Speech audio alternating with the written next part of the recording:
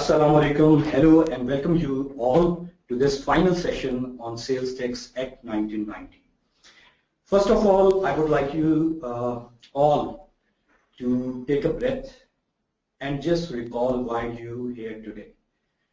You might want to learn a bit more about taxation because you want to excel in your career, because you want to diversify into taxation. Maybe you are just building your knowledge base, or perhaps you might want to gain local taxation laws to be able to secure some employment in a relevant field. Whatever your purpose may be, just remember that, because at times it do become a bit cumbersome in that, especially we are going to cover the schedules today. They are very detailed oriented. People who don't have the temperament even go to the extent to say it's less interesting than desirable. But if you remember why you're doing it, there's no reason we can't go through that. People before you have done that. We've been doing that, and you certainly can do that. So it's a beautiful Saturday morning here in Lahore. I hope wherever you are, the weather is similarly pleasant too. Let's begin the session for today. O Allah,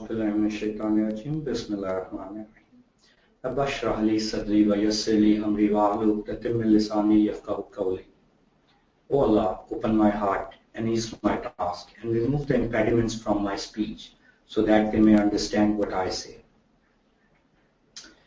I'll begin with my introduction because many of you would be new registrants. Some of you who have previously attended the sessions would be aware of that.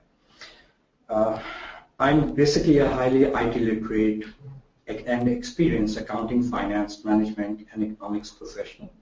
I currently hold a CFA charter. I'm a senior fellow ACCA member, Chartered Certified Accountant. I also have an anti-money laundering specialization from UK, besides the BSc Honours in Applied Accounting. In addition to this, I also hold several other professional qualifications and certifications from UK, and I have over 15 years plus fund of experience gained by working in top management positions in British and Pakistani companies. I started my career really early, and I normally advise others to do that too. While you're starting your ACC studies or in between, if you can get an opportunity, jump on it. It definitely helps you. At the moment, I'm serving as a managing partner at Millennium Law and Corporate Company. I'm also a director at Professional Social Network. As far as training is concerned, I'm an experienced trainer, and my portfolio includes working with esteemed organizations across sectors, including corporate, public, and academic.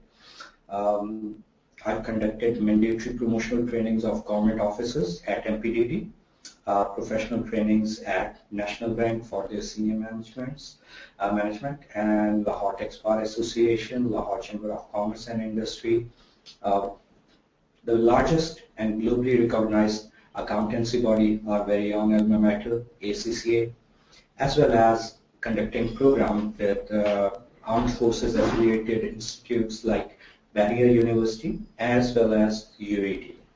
I also regularly write at various English language publications, including Daily Times, Nation, Pakistan Today, Express Tribune, and research journals like the renowned Blue Journal.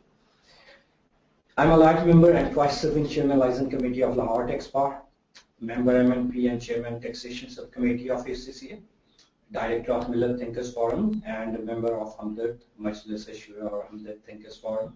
I'm also professionally associated with globally reputed organizations, which beside ACCA include UK Society of Investment Professionals, PIMA, Permia, MPDD, CFAI, MyMFP, etc.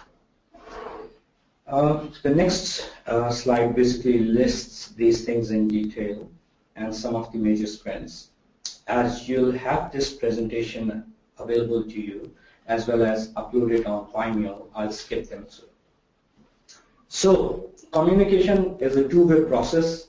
Ideally, I would love to know each and every one of yours introduction to. However, due to the nature of the training session here and the limited time, I'm afraid that might not be possible today. So we are going to just proceed straight away.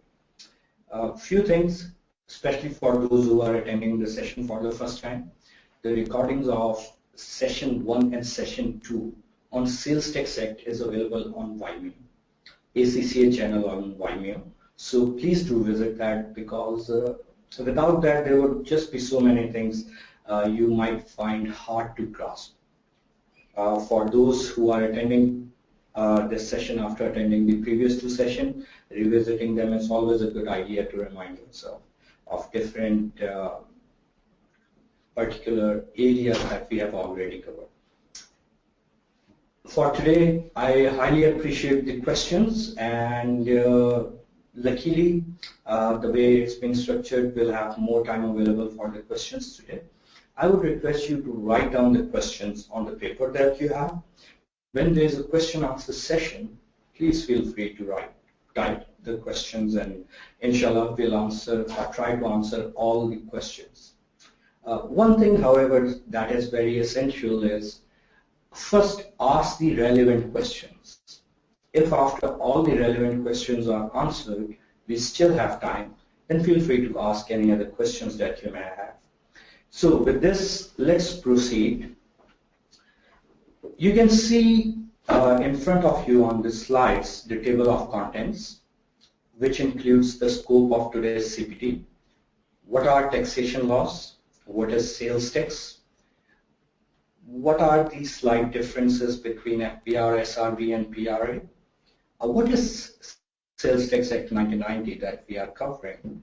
And what is Sales Tax Act 1990's relevant session? That just needed to be updated. Sections 59 to 75 plus the schedules. And then we'll have the question answer session. All of you were emailed the latest Sales Tax Act 1990.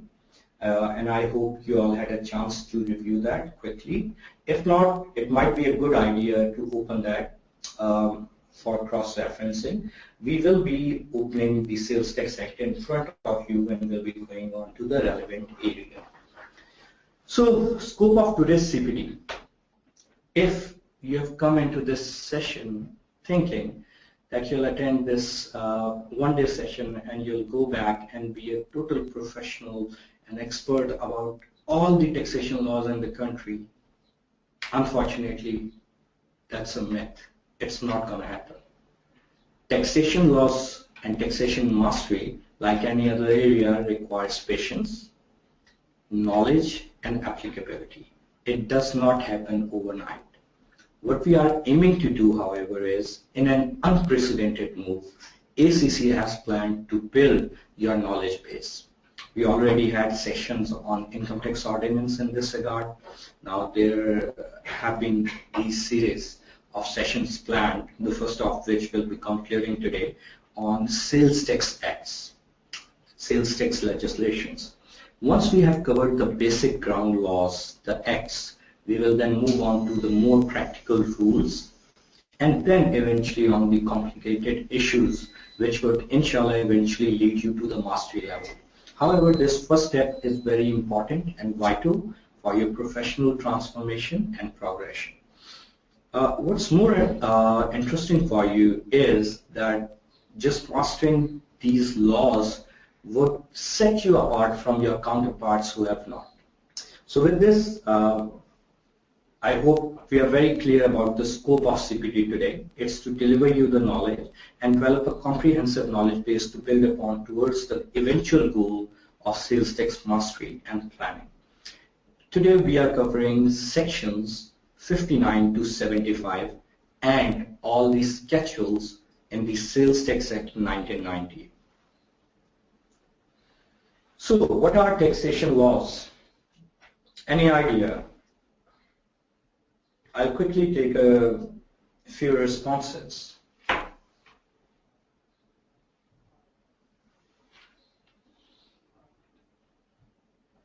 Gee, any response? Not yet. Okay, we have like 10 seconds more. Come on, no answer is the wrong answer. We will not name you here. It's government's major source of revenue. Okay, good. We generate revenue. Okay.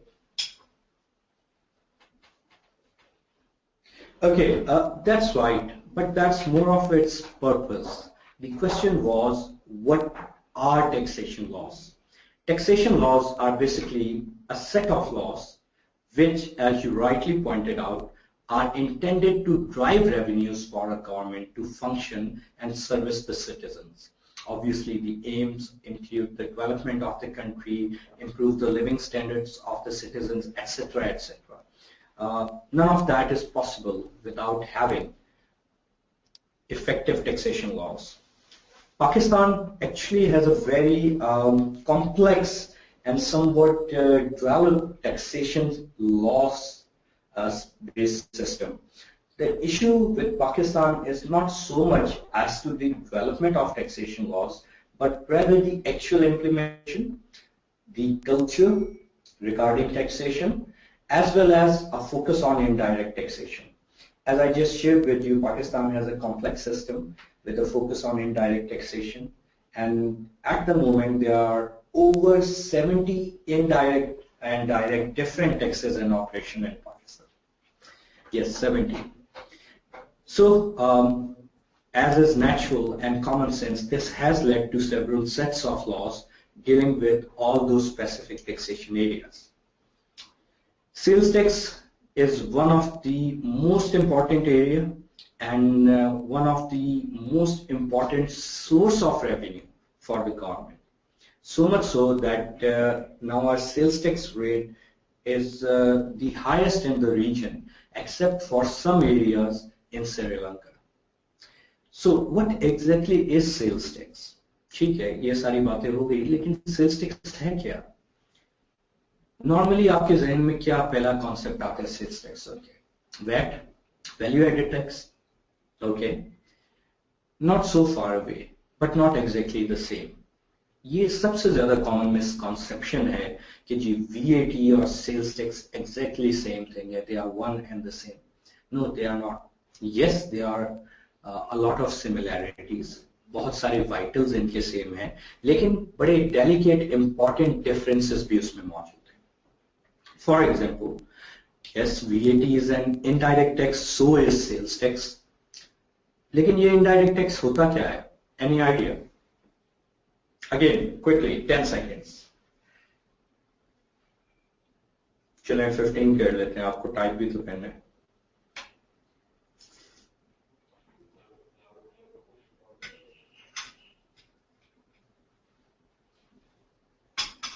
Tax applied on gross amount of sales.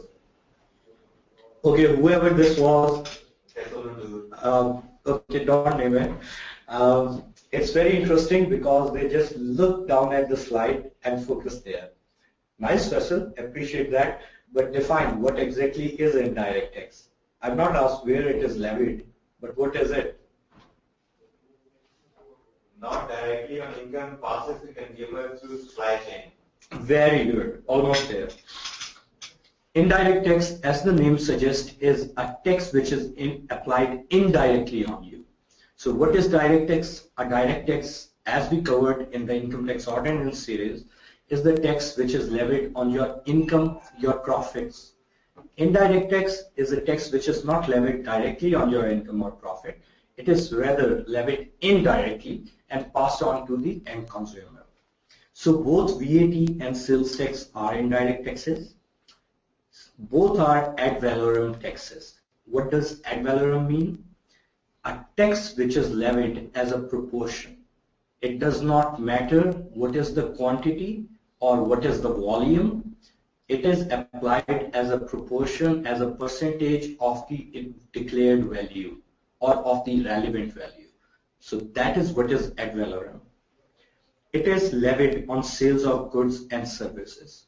So these first 2 points are absolutely similar between sales tax and VAT. Both are indirect taxes, both are ad valorem, and both are levied on the sale of goods and services. However, what is different is that unlike VAT, there is an element of at least partial double taxation in the sales tax regime which is operational in Pakistan. How does that happen? And that is also another difference. It's basically the way it is calculated.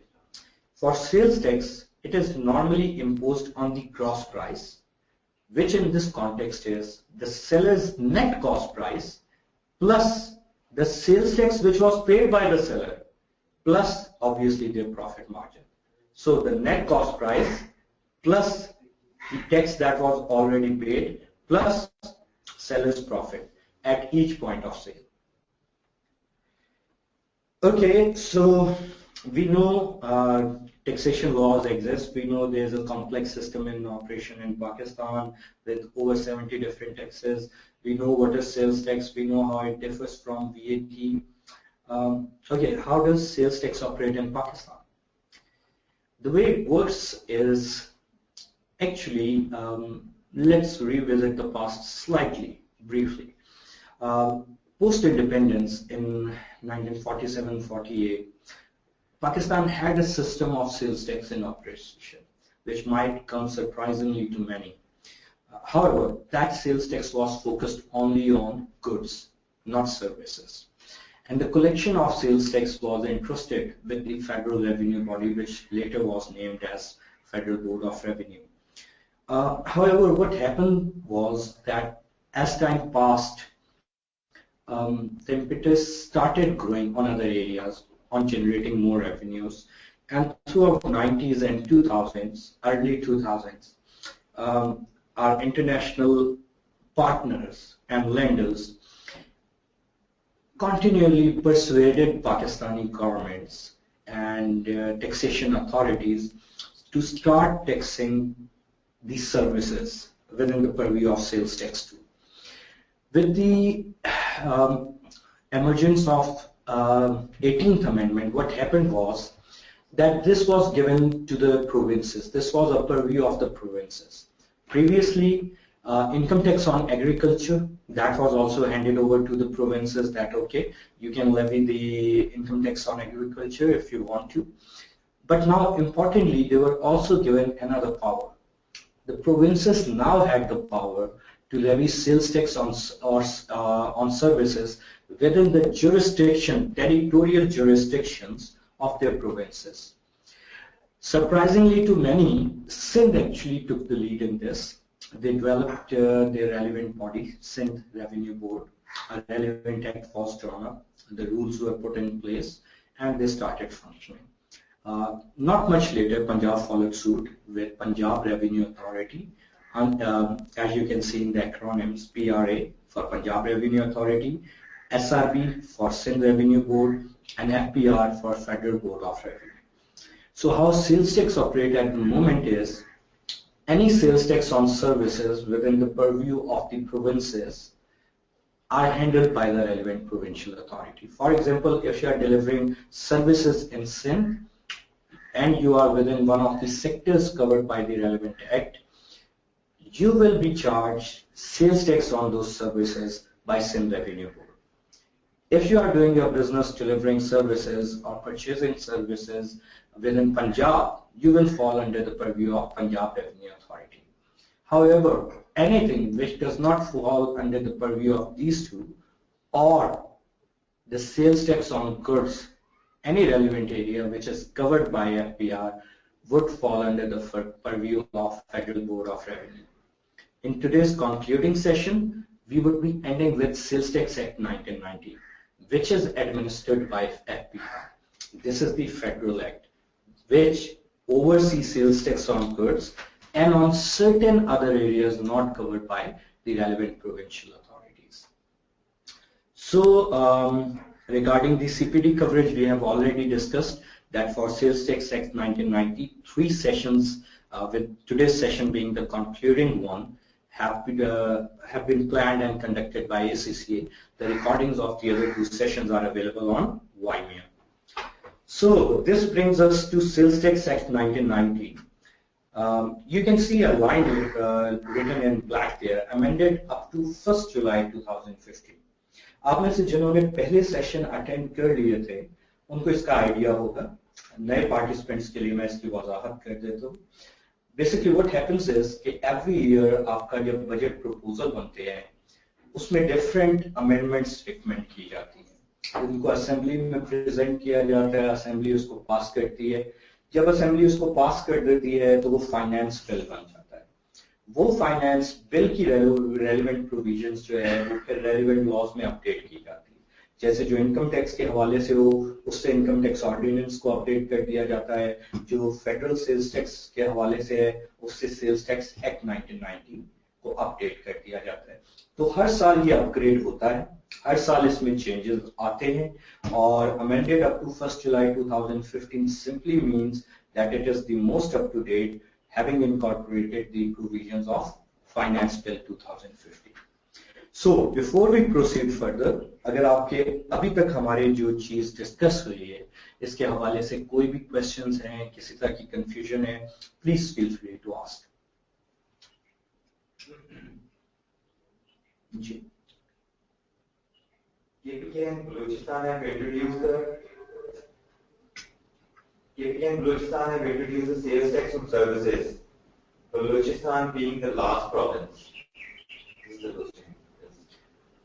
Are you sharing the observation or asking?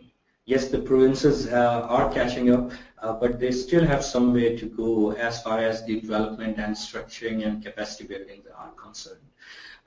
In our series, we are focusing on federal sales tax, PRA and SRB, and then maybe we'll move on to the situation in other provinces after looking at the scope and the interest level from you, the members.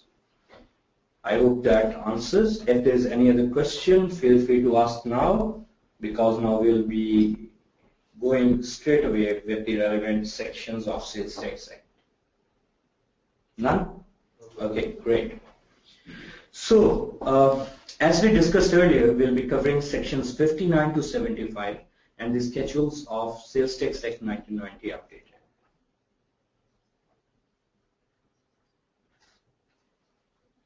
Okay, you have in front of you Sales Tax Act.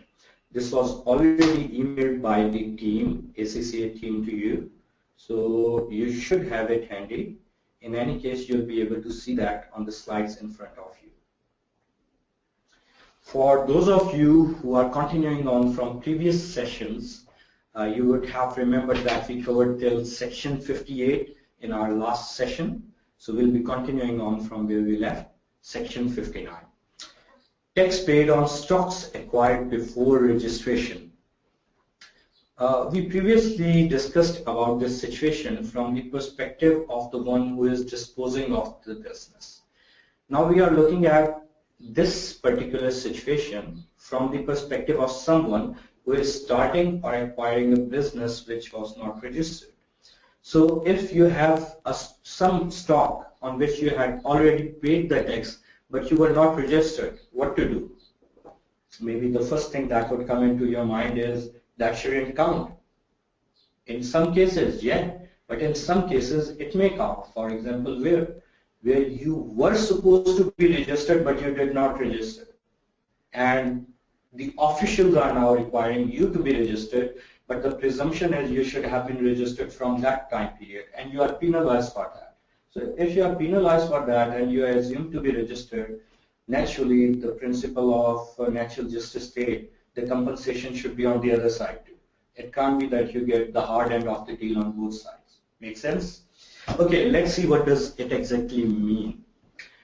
The tax paid on goods purchased by a person who is subsequently required to be registered under section 14. Section 14 याद है? हमने section 14 cover किया था.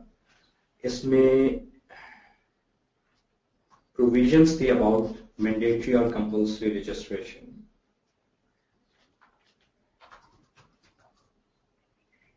I'll quickly go through the relevant section ताकि आप में से specially जो पहली दफा कवर कर रहे हैं उनको हम ये दिखा सकें.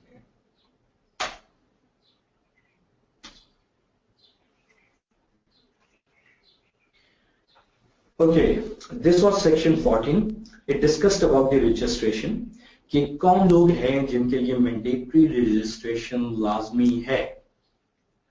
ये हमने डिटेल से पहले कवर कर लिया है तो इसको दोबारा मैं डिटेल से नहीं कवर करूंगा. आप हमारी रिकॉर्डिंग्स वाइनियो पे देख सकते हैं और इसको पढ़ भी सकते हैं.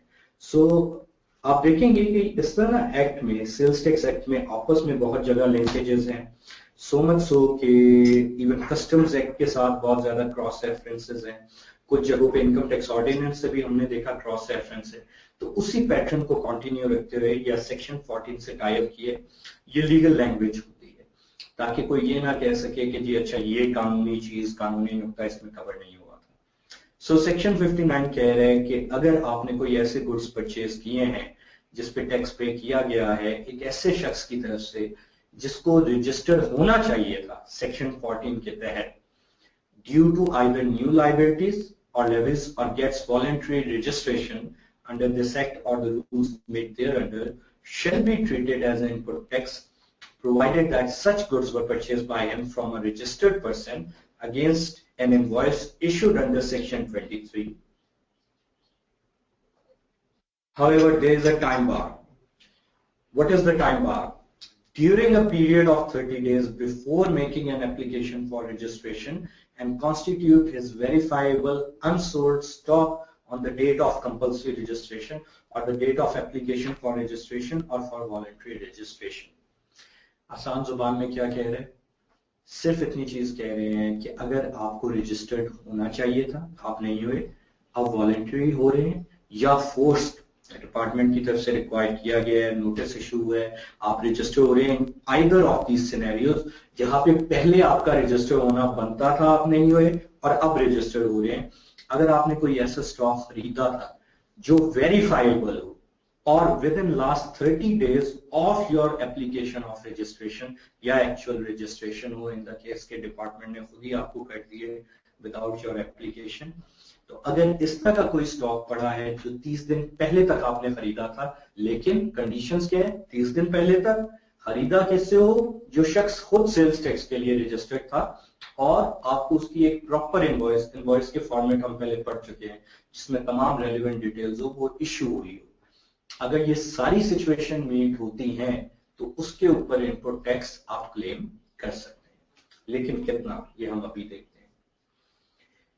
Provided where a person imports goods, the tax paid by him during a period of 90 days. अच्छा, आप एक फर्क देखिए कि जब हम लोकल डोमेस्टिक की बात कर रहे थे तो आपको टाइम पीरियड मिला था 30 डेज। अब हम इंपोर्ट की बात कर रहे हैं तो किस टाइम पीरियड की बात हो रही है, टाइम बार क्या है, 90 days. Provided that where a person imports goods, the tax paid by him thereon during a period of 90 days, again, before making an application of registration, shall be treated as an input tax subject to the condition that he holds the bill of entry relating to such goods and also that these are verifiable, unsold or unconsumed stocks on the date of compulsory registration or the date of application for registration or for voluntary registration.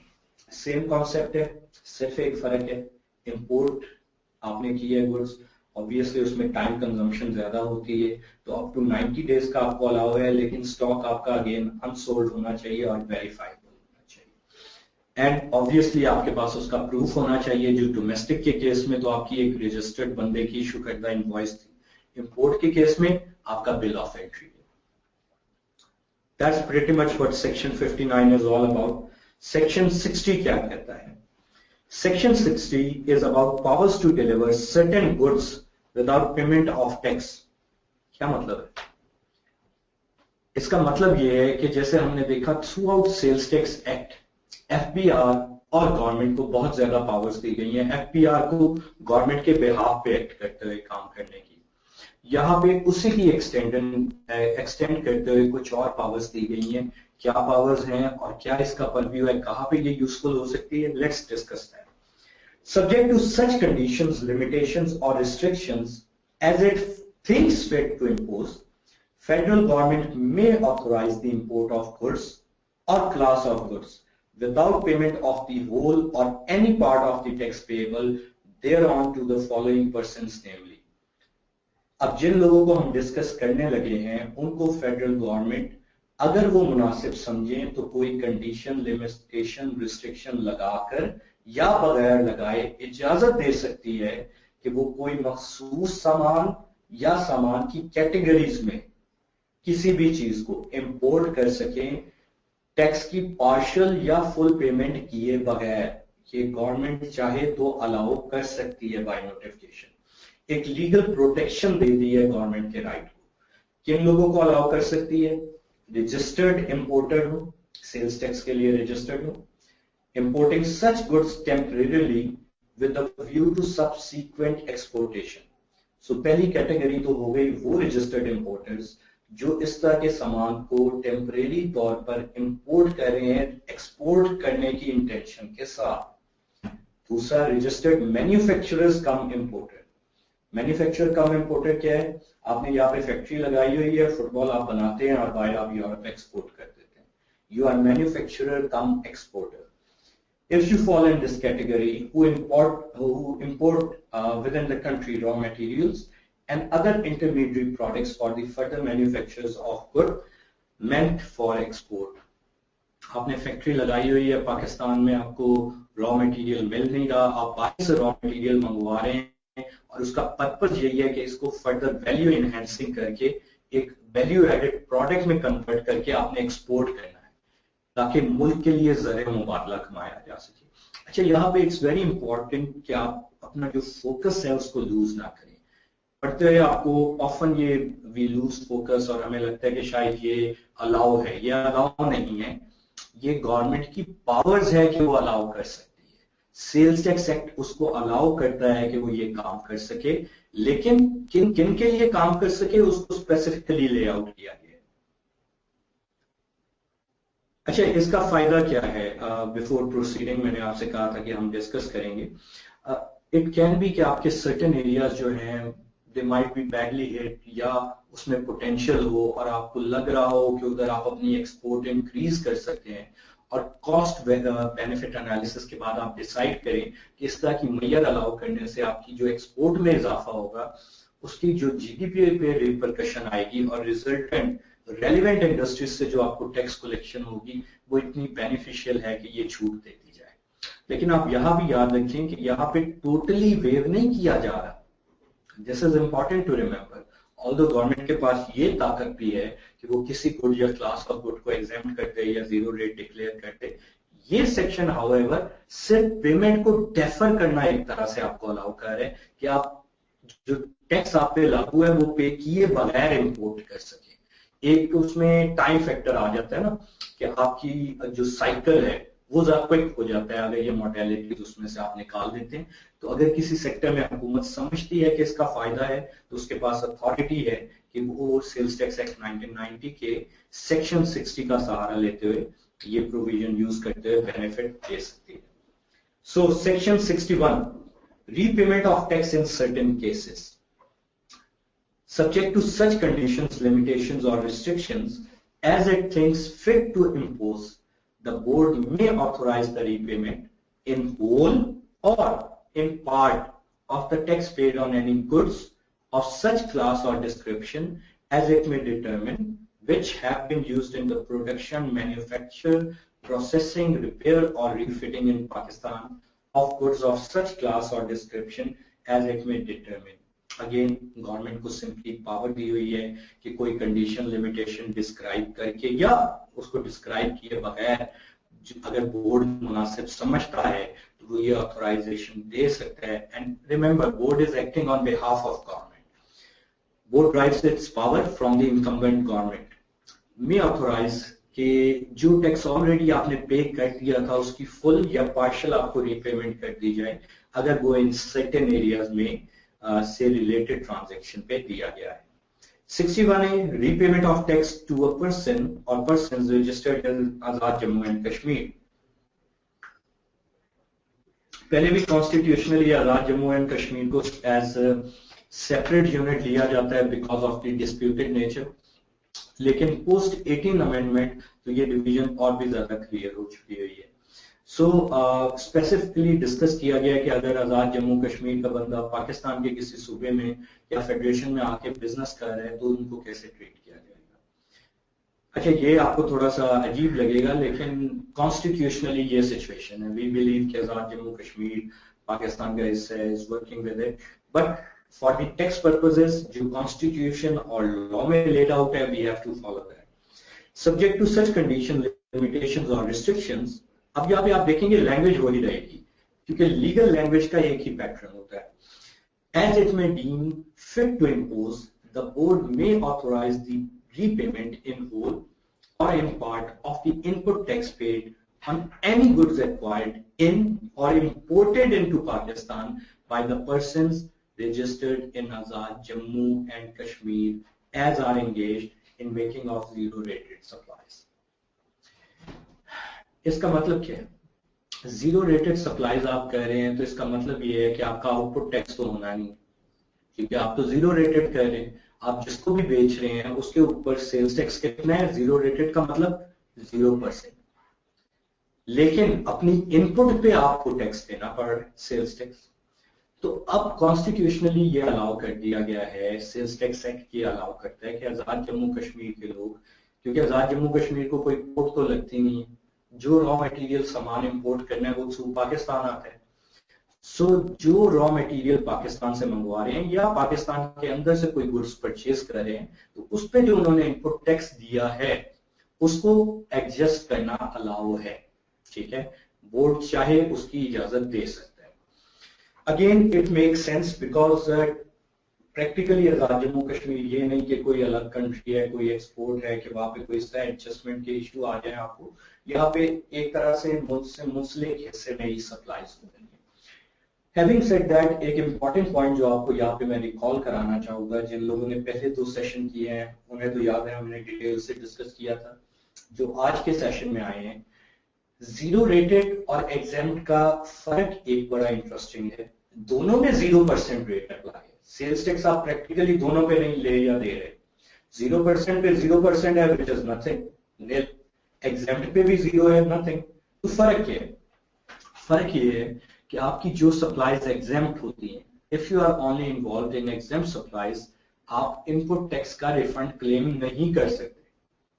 However, if you are involved in zero rated supplies, जिसका net effect वही है, however उसकी categorisation different है. ये exam नहीं, zero rated है.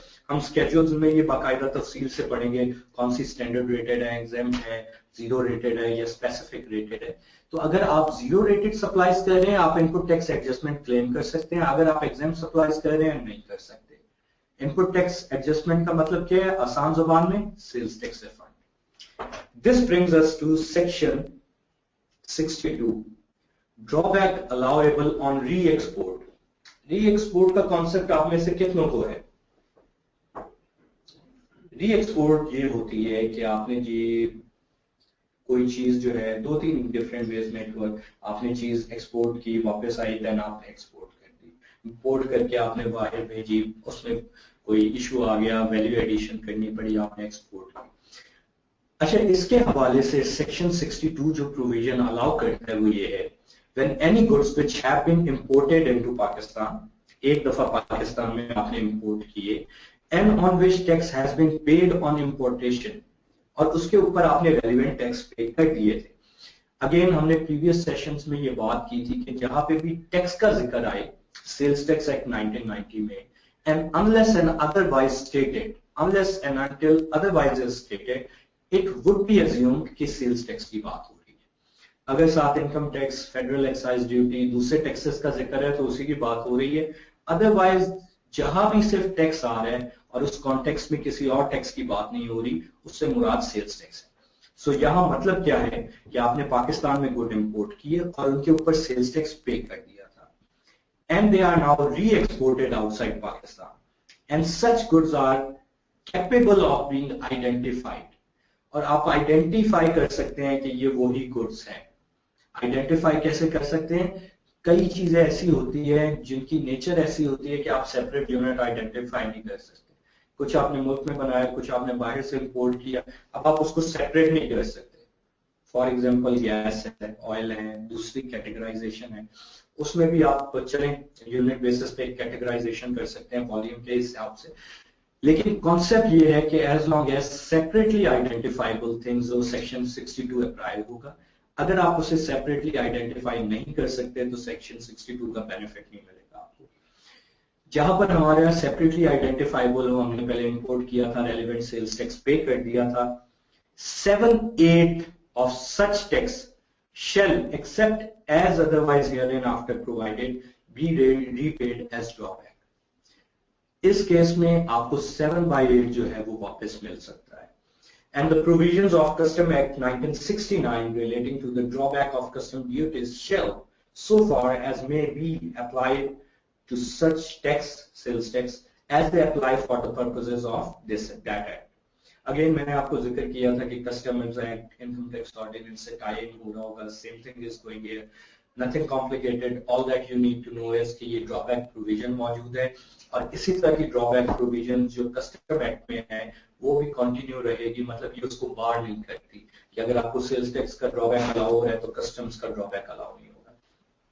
Provided that no such drawback shall be repaid unless made within a period of 2 years from the date of importation as shown in the record of the custom house. Again, जैसे हमने देखा throughout एक pattern रहा है sales tax act में कि जहां भी कोई बेनिफिट आ रहा होता है इस तरह का, specially in the context of import export, तो उसमें टाइम बार होती है. सेक्शन 60, 61 में भी हमने देखा. अगेन 62 में भी आपको ड्रॉबैक तो अलाउ है री एक्सपोर्ट पे, लेकिन यहाँ पे टाइम बार है कितनी, 2 years. Provided further that the board may, on sufficient cause being shown, in any case extend the period by a further period of 1 year. Board अगर चाहे तो इसको 1 साल तक एक्सटेंड कर सकता है. आई थिंक अभी तक तो everything is pretty straightforward, लेकिन अगर कोई आपके क्वेश्चंस हैं फील फ्री टू आस्क.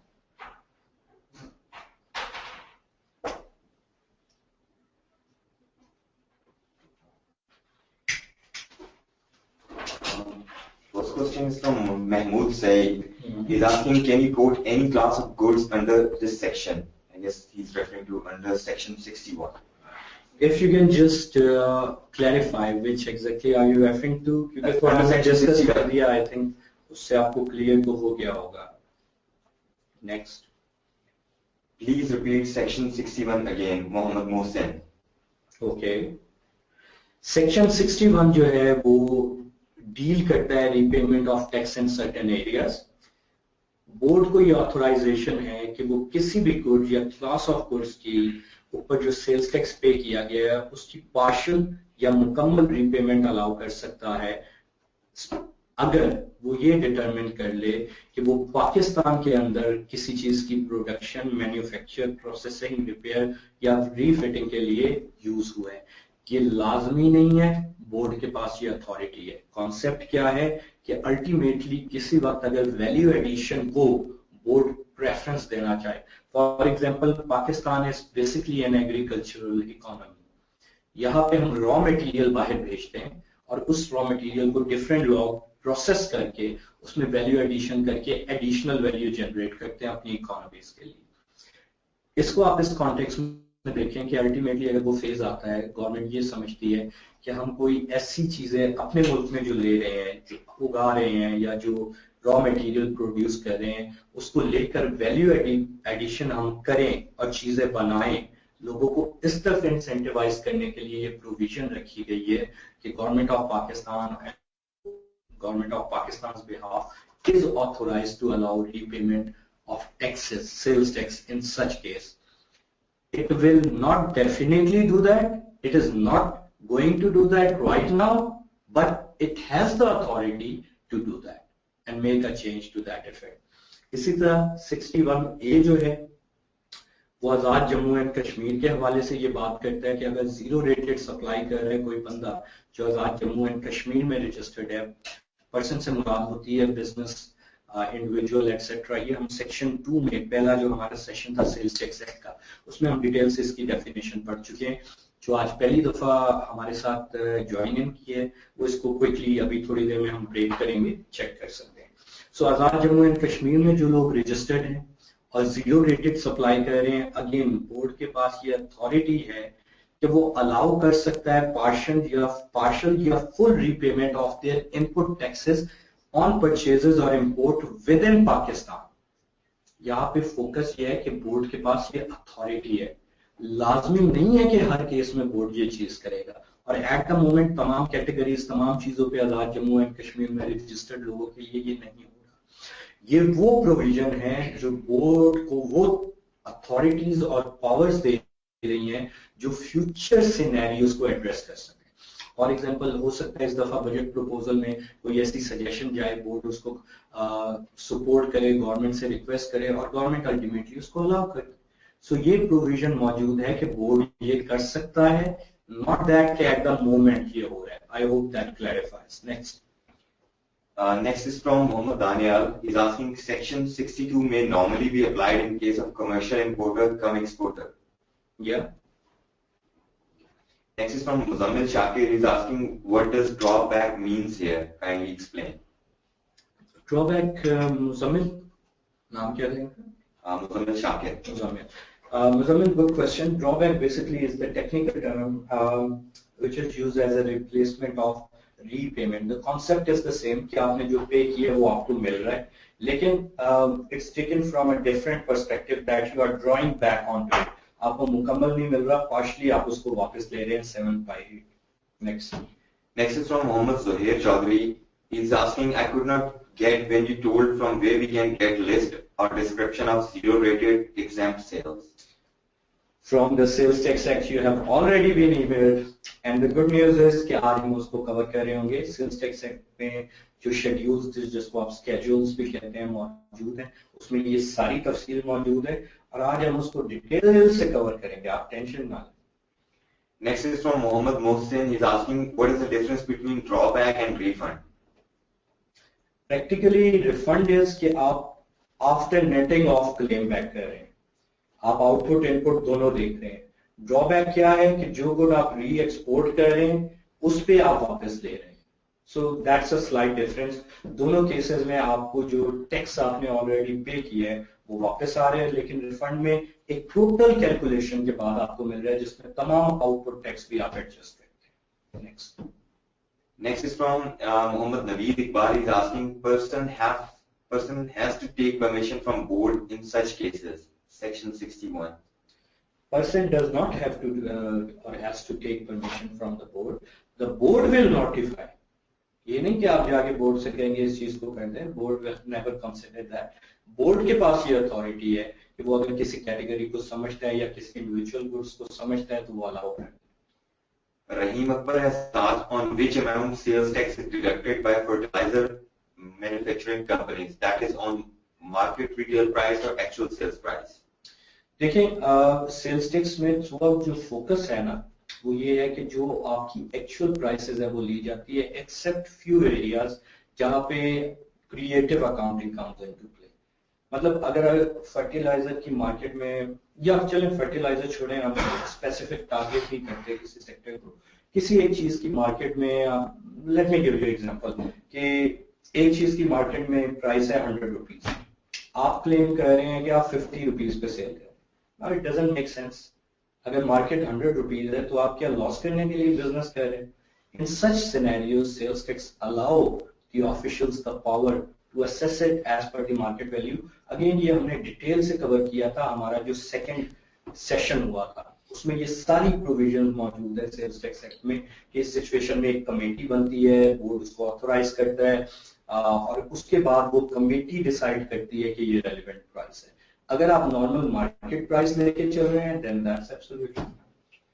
हाँ, यहाँ पे एक चीज ऐड करूंगा कि स्लाइड 0.5% ये वो ऊपर नीचे, दैट इज बिजनेस प्रैक्टिस, उसको वो मैन प्रैक्टिस नहीं समझा जाता। मतलब 100 रुपए आप कंपेटिटिव एज लेने के लिए 95-96 का बेचे हैं, okay it make sense, you want to gain cost edge, you want to be the cost leader, लेकिन ऑब्वियसली 100 की चीज आप 50 में बेच रहे हैं, that wouldn't make sense. Next is from Mohammed Mohsin. He's asking, is drawback allowed on such imported goods on which further processed in Pakistan and then exported? Good question, Mohsin. पहले तो आप ये correction कर लो, it is not allowed. It can be allowed. जैसे मैंने अभी तफसील से वजाहत की है कि ये प्रोविजंस बोर्ड को और thereby गवर्नमेंट को ये अथॉरिटी दे रही है कि अगर वो किसी केस में ये बिलीव करती है फॉर एनी रीजन, इकोनॉमी का बेनिफिट है, रिफॉर्म्स कर रहे हैं, किसी सेक्टर को ग्रो करना है, किसी बैकवर्ड एरिया को, जैसे बलूचिस्तान के लिए ये 2015 में बहुत ज्यादा प्रोविजंस रखी गई थी लोगों को इंसेंटिवाइज करने के लिए। तो इसी तरह बोर्ड के पास ये अथॉरिटी है कि किसी वजह से वो करना चाहे तो कर सकता है। It is again I am stressing not mandatory for the board that it must do it. Next is from Waleed Mujahid. He's asking, board never repays, so section 62 is adjusted against some other tax. Okay, yeah, that's one of the sad truths, sad realities where the theory, the law, and the practice differs. Normally ये होता है कि आप फिर adjust करते हो अपनी returns में उसको। रिफंड जो है वाकई बहुत बड़ा इशू रहा है, सेल्स टैक्स रिफंड। अभी भी मेरी 2-3 दिन पहले हारून साहब की कॉल आई, was sitting with the chief commissioner, वहां भी यही बात हो रही थी। बहरहाल डिपार्टमेंटल इश्यूज हैं, स्ट्रक्चरल इनएफिशिएंसीज हैं, and yes it is an issue. So normally people try to adjust as much as possible and then keep on pursuing their refunds. Next. Shehzad Abid has asked difference between rebate and drawback. Rebate आपको concession है जो already allow है, drawback जो आपने already पे कर दिया और वो आपको विदाउट टोटल कैलकुलेशन वापस मिल सकता है। Mansoor Arif has asked, obtaining refund is not easy in practice. Same is the case with drawback as well. आप लोग क्या चाहते हैं, मेरी एफपीआर के सारे जो दोस्त हैं उनसे दुश्मनियां हो रही। जी, ड्रॉबैक के केस में भी देखिए इशू आप समझ लें हैं क्या रिफंड या ड्रॉबैक के हवाले से। इशू ये है कि एफपीआर का इस वक्त जो स्ट्रक्चर है ना, उनको मिलते हैं रेवेन्यू टारगेट्स। ऑफिसर्स की पोस्टिंग होती है year 2 year 3 year terms extensions के साथ, शॉर्ट टर्म फोकस होता है बहुत, और उसका कोई GDP impact, economic growth impact नहीं देखा जाता। प्योर कलेक्शन टारगेट है। ये जिन्होंने लास्ट पूछा इनका नाम क्या था? इनका नाम है Mansoor Arif. Okay, Mansoor, let's assume कि आप एक चीफ कमिश्नर हो या आप एक कमिश्नर हो। आपको टारगेट दिया जाएगा कि आपके इस एरिया से इस साल 9 बिलियन कलेक्ट होना चाहिए, ठीक है, end of story, nothing else matters. अब अगर उसमें से आप रिफंड दे देते हो और आपकी नेट कलेक्शन 8 बिलियन है, आप नेगेटिवली पेनलाइज होते हो, आपके नीचे सारे लोग, आप क्या करोगे? क्या करोगे? आपका पहला फोकस होगा ये 9 बिलियन मीट हो, बाकी चीजें मैं उसके बाद देखूं। अच्छा, इसका बिल्कुल नेगेटिव इम्पैक्ट आता है बिजनेसेस पे आता है। Cash flow is the biggest reason most businesses fail. तो अगर आप उनसे एडवांस में ले रहे हैं with a promise to give them back what is due to them और नहीं दे रहे, तो obviously business is cash strapped. अगर वो फेल नहीं भी होता तो उसकी ग्रोथ कम से कम हिंडर हो जाती है। लेकिन मसला यही है कि मैं स्ट्रक्चरल इनएफिशिएंसी करता हूँ। अब मैंने आपको खोल के एक चीज समझा दी है, तो ये इस तरह की चीजें हैं, अनलेस अनटिल इनको आप एड्रेस करेंगे ये प्रॉब्लम इजीली एड्रेस नहीं हो सकेगी। बहरहाल अब इतना प्रेशर रहा है कि सुनने में आ रहा है कि FPR is now working out कि कुछ पार्शियल रिफंड्स इशू करना शुरू करें, बिकॉज बहुत ज्यादा सालों से ये स्टक अप है। Next is from Imran Khan. He's asking, under Section 62, does it include raw material or value-added goods or both for re-export purpose? Good question. आप अगर सेक्शन 62 देखें, ये मैं दोबारा आपके सामने आपकी स्क्रीन पे ले आया हूँ, इसमें इस चीज की डिफरेंशिएशन नहीं की गई। सिर्फ फोकस ये है कि कोई भी गुड जो पाकिस्तान में इंपोर्ट किया गया और री एक्सपोर्ट किया जा रहा। अब यहाँ पर अगेन ये ड्रॉबैक लाजमी नहीं है, मैंडेटरी नहीं है बोर्ड के लिए। ये नहीं कि आप जाके कहें जी मेरी ये मैंने इंपोर्ट की थी अब मैं री एक्सपोर्ट करूं, मुझे आपने ड्रॉबैक देना ही देना है। It is something the board can do, it is not required to do. Refunds के केस में board is required to do, जो कि प्रैक्टिकली नहीं हो रहा, स्टक अप है, लेकिन वो उनकी लीगल लायबिलिटी है। ड्रॉबैक के केस में बोर्ड के पास ये ताकत है कि बोर्ड ये चीज कर सकता है। When any goods which have been imported in Pakistan and on which tax has been paid on importation have been maybe here and after provided be repaid as drawback and provisions, ठीक है। अच्छा, यहाँ पे एक change ये आया हुआ है अभी 62 में कि 7/8 का जो ड्रॉबैक है वो अगर आपकी बाकी सारी कंडीशंस मीट हो रही हो तो वो अब मैंडेटरी कर दिया गया है बोर्ड के लिए कि वो उसने आपको पे करना है अगर वो लास्ट 2 इयर्स के अंदर आपने सामान इंपोर्ट करके एक्सपोर्ट किया। लेकिन इसमें प्रैक्टिकली ये है कि जो तो एफएमसीजी टाइप के गुड्स हैं या इस तरह के सेक्टर्स हैं वहां पे तो चलें ये ज्यादा उनको बेनिफिट देता है। जो इस तरह के प्रोसेस ओरिएंटेड चीजें हैं जहाँ पे टाइम लगता है टू कन्वर्ट देम, आपने रॉ मटेरियल लिए हैं, वो सेक्टर इससे ज्यादा बेनिफिट नहीं कर सकते. So anyway, to answer your question, yes, if you are importing something and re-exporting it outside Pakistan and you are fulfilling other criteria of time bar, etc., you shall be paid drawback. Next is from Hidayatullah. What is the difference between sales tax and VAT? I think Hidayat tuned in late. Hidayat, हमने ना इसको बड़ा तफसील से cover किया था सुबह. कितने क्वेश्चन हो रहे हैं? 5 to 6. चलें, फिर वी हैव टाइम. मैं आपके लिए इसको रिपीट कर देता हूँ. Hidayat, सेल्स टैक्स और वैट जो है उनमें बहुत सारी सिमिलरिटीज हैं, लेकिन कुछ सटल डिफरेंसेस भी. सिमिलरिटीज क्या है? दोनों इनडायरेक्ट टैक्सेस हैं, इसको हम डिस्कस कर चुके हैं. इनडायरेक्ट टैक्स क्या होता है? जो डायरेक्टली इनकम पे नहीं लगता और गुड्स सर्विसेज आप सेल कर रहे हैं उस पर लग रहा है, पास ऑन हो रहा है इवेंचुअल कंज्यूमर को. दोनों, जैसे अभी मैंने कहा, गुड्स और सर्विसेज की प्रोविजन पे लगते हैं अलोंग द सप्लाई चेन. दोनों एड वैलोरम है. एड वैलोरम का मतलब है as a percentage of invoice value, total value और रेलिवेंट वैल्यू अप्लाई होते हैं. डिफरेंसेस क्या है? वीएटी जो है ना, उसका टोटल बर्डन हर स्टेज पे आगे पास हो रहा होता है, कोई उसमें डबल टैक्सेशन नहीं. पास होता जाता है, होता जाता है, होता जाता है और एंड कंज्यूमर उसको सारा एब्जॉर्ब करता है. सेल्स टैक्स पाकिस्तान में जो ऑपरेट हो रहा है ना, उसका कुछ इंसिडेंस हर स्टेज पे रह जाता है. There is an element of double taxation. क्यों? जो प्राइस कैलकुलेट हो रही होती है, ग्रॉस प्राइस जिस पे सेल्स टैक्स लगता है, उसमें उसकी नेट परचेज प्राइस होती है.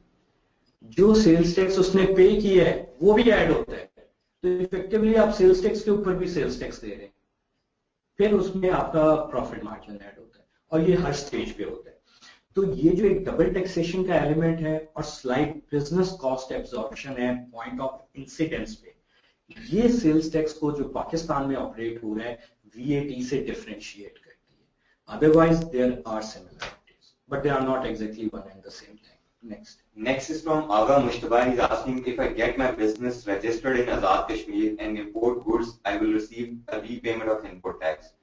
After import, I will transfer the goods to other parts of the country, so that way I can avoid input tax on purchases. Is this not a loophole in tax system? Actually not, because the presumption here is not sound. You are believing this is allowed. Let's have a quick look at the relevant section. It's in front of you on the screen. I hope you can all see it. 61A. Just read what it says. The board may authorize as it may deem fit. So it is not doing that. It is not required to do that. It may do that where it believes it to be beneficial. So अगर ऐसा board notify कर दे फिर yes. At the moment this is not the case. So no, it won't work like that. Next is from Sarmat Munir. He's asking, can we request board to allow us exemption in accordance to section 61? Yes, you can request that, but unless you have such convincing powers and prowess, the board would normally turn it off. Next is from Omer Zaheer Meer. He's asking, does section 61A refers to imports and purchases in Pakistan? Does section 61 also apply to purchases in Pakistan? It refers to the persons registered in Azad Jammu and Kashmir making zero rated supplies and giving the board the power to authorize repayment of in full or part of any input tax paid on goods acquired in or imported into Pakistan. So yes, any purchases made within Pakistan are covered within the purview of this. लेकिन देखें एक चीज को तवज्जो दें, ये board की power का जिक्र कर रहे हैं. The board may authorize, not that the board has authorized. इस डिफरेंस को ज़हन में रखें. Next is from Muhammad Yusuf Mehman. He has asked, according to section 60, board can defer or exempt tax payment. Yes, according to section 60, board can allow you to import certain goods or class of goods. If you fall one of the categories listed there, the board may allow you to import without payment. May. Again, the board is not required. It's a power that board holds within itself. Next. Second last question from Muhammad Naveed Iqbal. Is there any limit for registration in sales tax? I didn't get what you mean. If you are referring to the requirements for registration, yes, cottage industry को हमने cover किया था, हमारा जो session 1 था.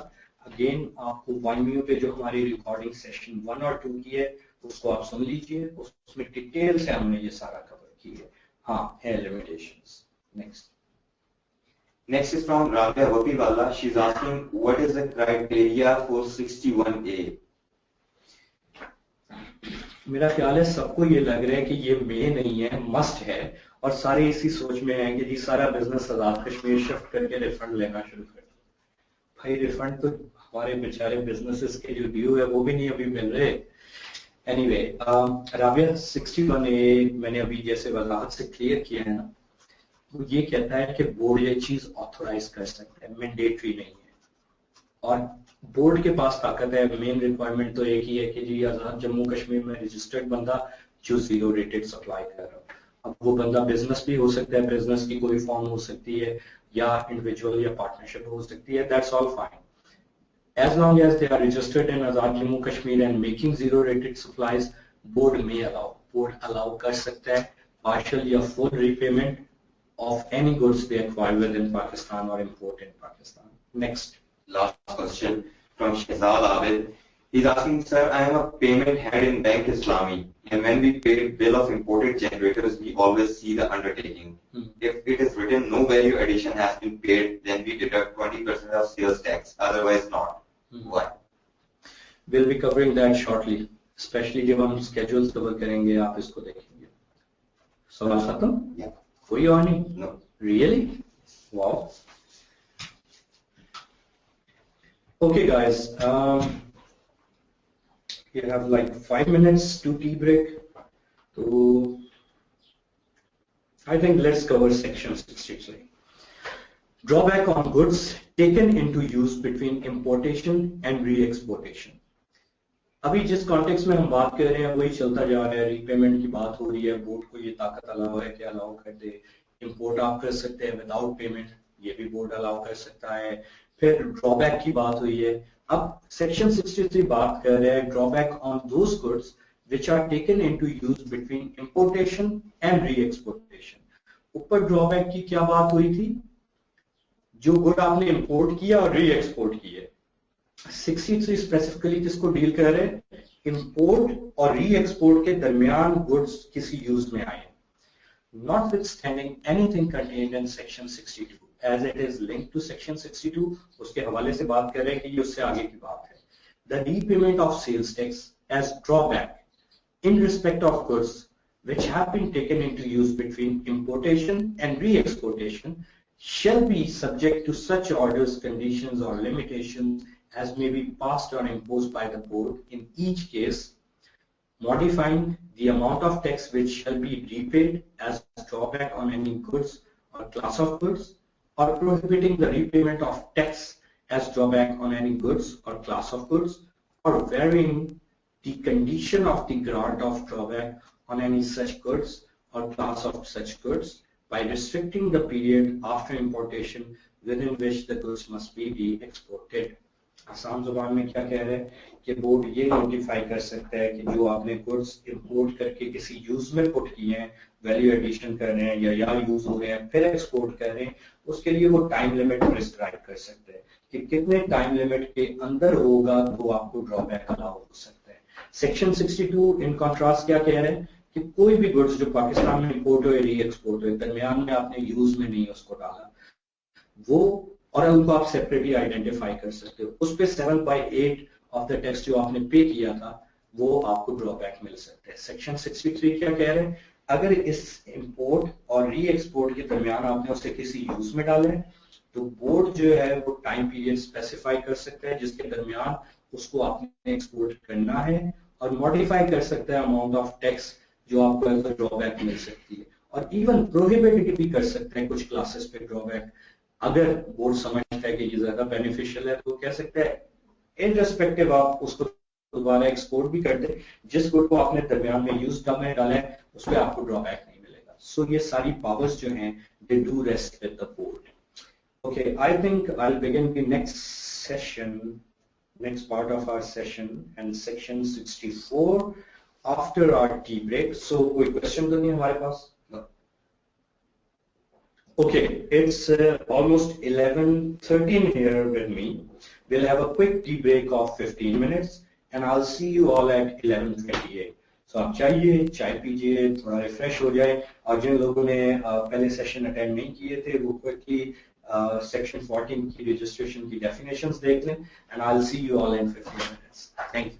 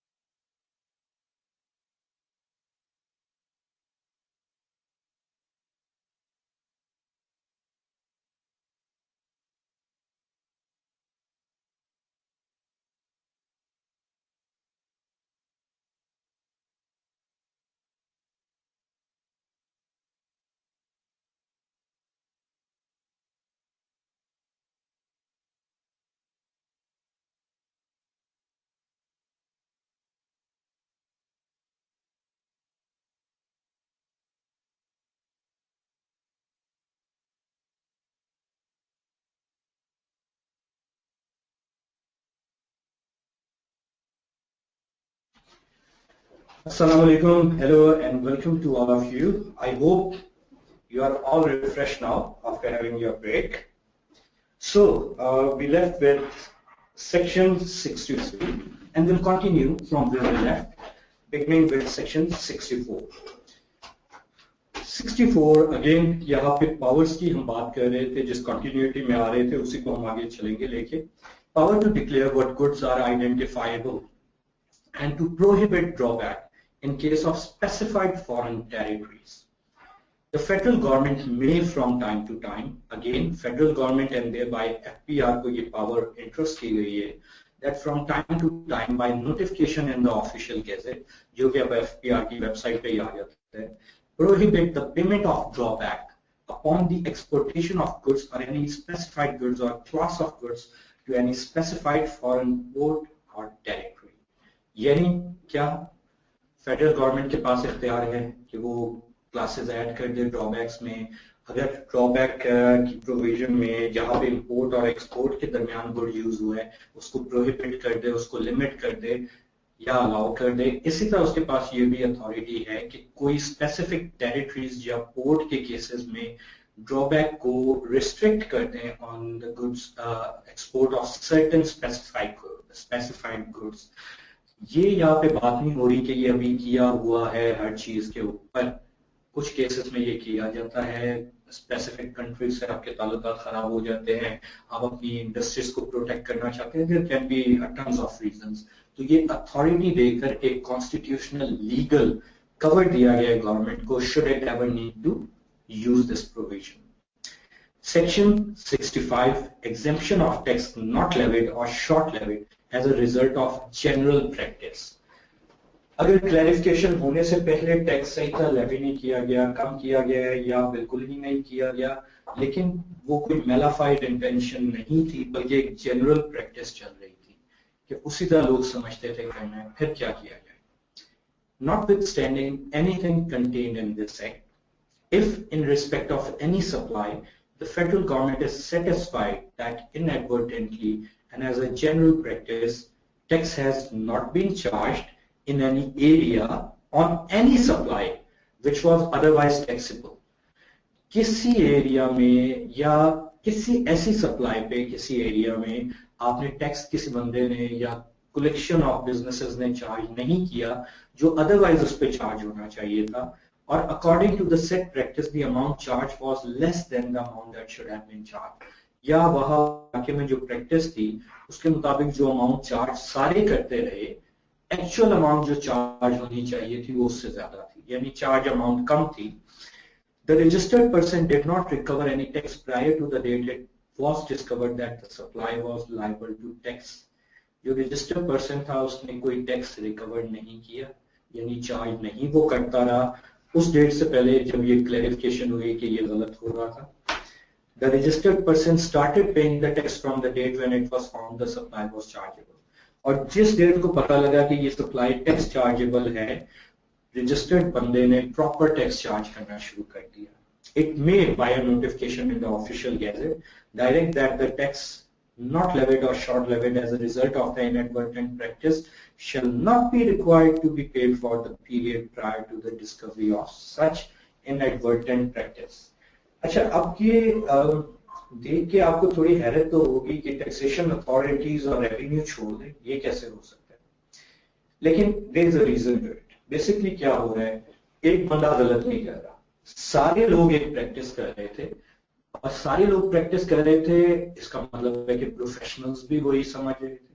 तो अगर ये सिचुएशन है तो inadvertently something was missing on both side, या तो सही क्लैरिफिकेशन इशू नहीं हुई या कंफ्यूजन हुई, तो समवट उसमें एक प्रॉब्लम आ जाएगी कि अगर बोर्ड पीनलाइज करने की कोशिश करेगा, क्योंकि एक बंदा तो नहीं कर रहा, दो बंदे तो नहीं कर रहे, जब सारे के सारे एक चीज कर रहे हैं तो सारे के सारे तो मेल इंटेंशन के साथ नहीं कर सकते ना, कि सारे प्रोफेशनल भी कर रहे हैं, सारे बिजनेसेस भी कर रहे हैं, everyone is doing that. In that case it is more likely than not that there wasn't sufficient clarification and the problem somewhat maybe lied with the board itself too. तो उसको कवर किया गया और यहाँ भी ये नहीं कहा गया कि लाजमी करेगा, बोर्ड के पास ये अथॉरिटी है कि वो अलाउ कर दे कि अच्छा ये जब तक ये गलती ट्रेस आउट नहीं हुई थी, जब तक एक इबाम था, क्लैरिफिकेशन नहीं थी, जो इस तरह का पहले चार्ज किया जाता रहा है उसकी आप रिकवरी ना करें। इसकी बहुत सारी फॉर्म्स हो सकती है, ये फॉर्म भी हो सकती है क्लियर कट बोर्ड ने कहा था चार्ज करो, कंफ्यूजन हो गई नहीं किया, ये भी हो सकता है clarification now. For example I am contesting a very important case on 153 section 153(1)(b). It's about minimum taxation refunds between 2009 and 2014. वहां पे अब क्या हुआ था कि पहले बोर्ड ने मिनिमम टैक्स डिक्लेयर किया, एक सेपरेट सेक्शन था 113 जो ऑलरेडी उसको डील कर रहा था। कंपनीज कॉर्पोरेट सेक्टर के लिए पहले जो टैक्स होता था ऑन टर्न ओवर वो मिनिमम नहीं एडजस्टेबल होता था। फिर बोर्ड ने एक नोटिफिकेशन किया कि जी मिनिमम है, फिर एक नोटिफिकेशन किया मिनिमम नहीं है, फिर एक नोटिफिकेशन किया मिनिमम है, फिर मामला एफटीओ में चला गया। Mean it's so complicated. अब यहाँ पर जब तक एक क्लैरिफिकेशन नहीं है, अगर सारे के सारे लोग एक प्रैक्टिस फॉलो कर रहे हो तो उनको शायद चार्ज करना इतना रीजनेबल नहीं रहता। So this is what section 65 is all about. Section 66, refund to be claimed within 1 year. No refund of tax claimed to have been made or overpaid through inadvertence, error, or misconception, or refund on account of input adjustment not claimed within the relevant tax period shall be allowed unless the claim is made within 1 year of the date of payment. So cut-off date है, जो refund आपने claim करना है 1 साल के अंदर कर लें, वरना नहीं मिलेगा। 1 साल के अंदर भी कर लें तो आपको बड़ा कॉन्टेस्ट करना पड़ेगा, लेकिन चले एटलीस्ट आप एडजस्ट तो कर ही सकते हैं ना उसे। Provided that in a case where a registered person did not deduct input tax within the relevant tax period, the commissioner may, after satisfying himself or herself that input tax adjustment is due and admissible, allow the registered person to take such adjustment in the tax period as specified by the commissioner. Again ये provision type होती है earlier section से जो हमने पढ़े थे। हमने ये पढ़ा था कि अप टू 6 पीरियड आप कैरी ऑन कर सकते हैं अगर आपकी एडजस्टमेंट मिसिंग है। अगर आप उस प्रोविजन के अंडर फॉल नहीं कर रहे, आपने रेलेवेंट पीरियड में इनपुट टैक्स एडजस्टमेंट क्लेम नहीं की, तो सेक्शन 66 आप अलाउ करता है कि आप अपने रेलेवेंट कमिश्नर ऑफिस जाएंगे, कमिश्नर को एविडेंस के साथ प्रूव करेंगे ये एरर हुआ। अगर कमिश्नर सेटिस्फाई है तो वो आपको अलाउ कर सकता है वो एडजस्टमेंट मेक करना। Provided further that in a case where the refund has become due on account of any decision or judgment of any officer of Inland Revenue or court or the tribunal, the period of 1 year shall be reckoned, no surprise, from the date of judgment or decision of such officer, court or tribunal. आपको board ने कहा जी ये tax पे करना है, आपने कहा ये तो बनता ही नहीं मेरा, आप बोर्ड के ऑफिसर के पास चले गए, उसने फैसला दिया, या आप ट्रिब्यूनल में चले गए, बोर्ड के ऑफिसर के फैसले से आप क्लियर नहीं, या अगर ट्रिब्यूनल के फैसले से भी मुतमईन नहीं आप कोर्ट चले गए, तो जिस डेट पे वो फाइनल डिसीजन आया है ये 1 साल की मुद्दत उस फाइनल डिसीजन से काउंट होगी। Again it's a law of natural justice कि आपको अनड्यू पेनलाइज नहीं किया जा सकता जब तक मामला सेटल नहीं हुआ, आपका वो टाइम पीरियड शुरू नहीं हुआ। ये इसकी क्रक्स है।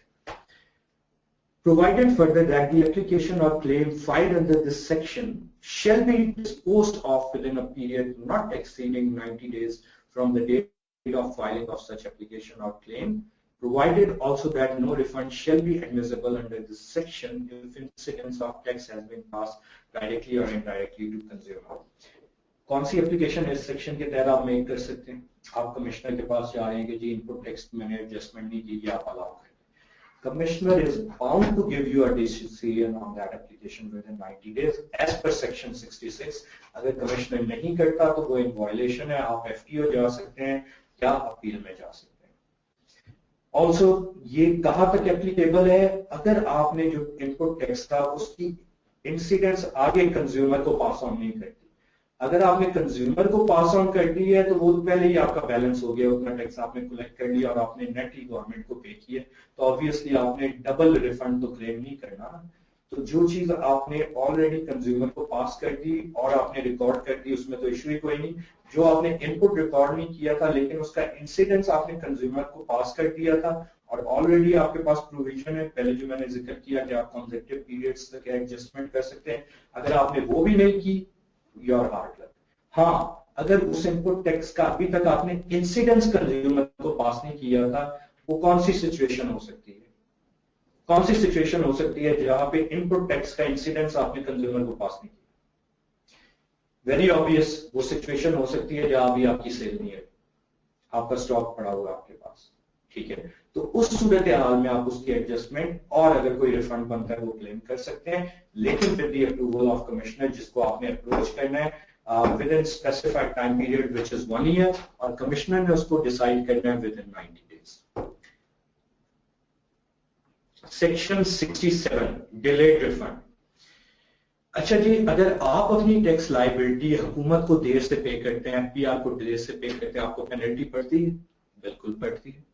हमने ये भी देखा कि इवन आपका कोई टैक्स नहीं बनता, आपकी अगर रिटर्न देर से सबमिट हो तो उस पर भी सेक्शन 32, 33 तरह के उस पर भी आपको पेनल्टी पड़ती है 5000 पर मंथ। तो फिर इज इट जस्ट कि अगर आपका रिफंड ड्यू बन रहा है और हुकूमत या एफपीआर उसको देर से पे कर रही है तो आपको कंपनसेशन ना मिले? That wouldn't be just. So keeping in view again the principle of natural justice enshrined in the Constitution of Pakistan, Section 67 gives you the provision to be compensated for a delayed refund. Good news for all the people जिनके refund जो है वो pending है. However, practice में क्या होता है वो मैं इसके बाद आपको बताता हूँ. Where a refund due under Section 10 is not made within the time specified in Section 10 from the date of filing of refund claim, there shall be paid to the claimant in addition to the amount of refund due to him a further sum equal to Khyber being Karachi Interbank offered rate per annum of the amount of refund due from the date following the expiry of the time specified in this behalf as aforesaid to the day preceding the day of the payment of refund. Section 10 को मैं दिखा देता हूँ अभी quickly उन दोस्तों के लिए जो आज पहली दफा हमारे कोलीग्स, एसीसीए मेंबर्स या एफिलिएट्स ज्वाइन इन कर रहे हैं। अगर आपने refund with in the time period file किया था और आपका जो रिफंड था वो आपको नहीं पे किया गया स्पेसिफाइड टाइम पीरियड में, तो आपको जितनी देर के लिए वो आउटस्टैंडिंग है उसके रेलिवेंट पीरियड पे उस रिफंड के ऊपर काइबर भी पे करने का पाबंद है एफपीआर। टाइम पीरियड क्या है? जो टाइम पीरियड जिस डेट को एक्सपायर हुआ कि इतने पीरियड में आपका रिफंड देना था, लेट्स से 1 जून को आपको रिफंड मिलना था, 1 जून से 1 नवंबर तक नहीं मिला, तो 1 जून से 1 नवंबर तक जो आपके रिफंड की आउटस्टैंडिंग अमाउंट है उसके ऊपर आपको काइबर पे होगा।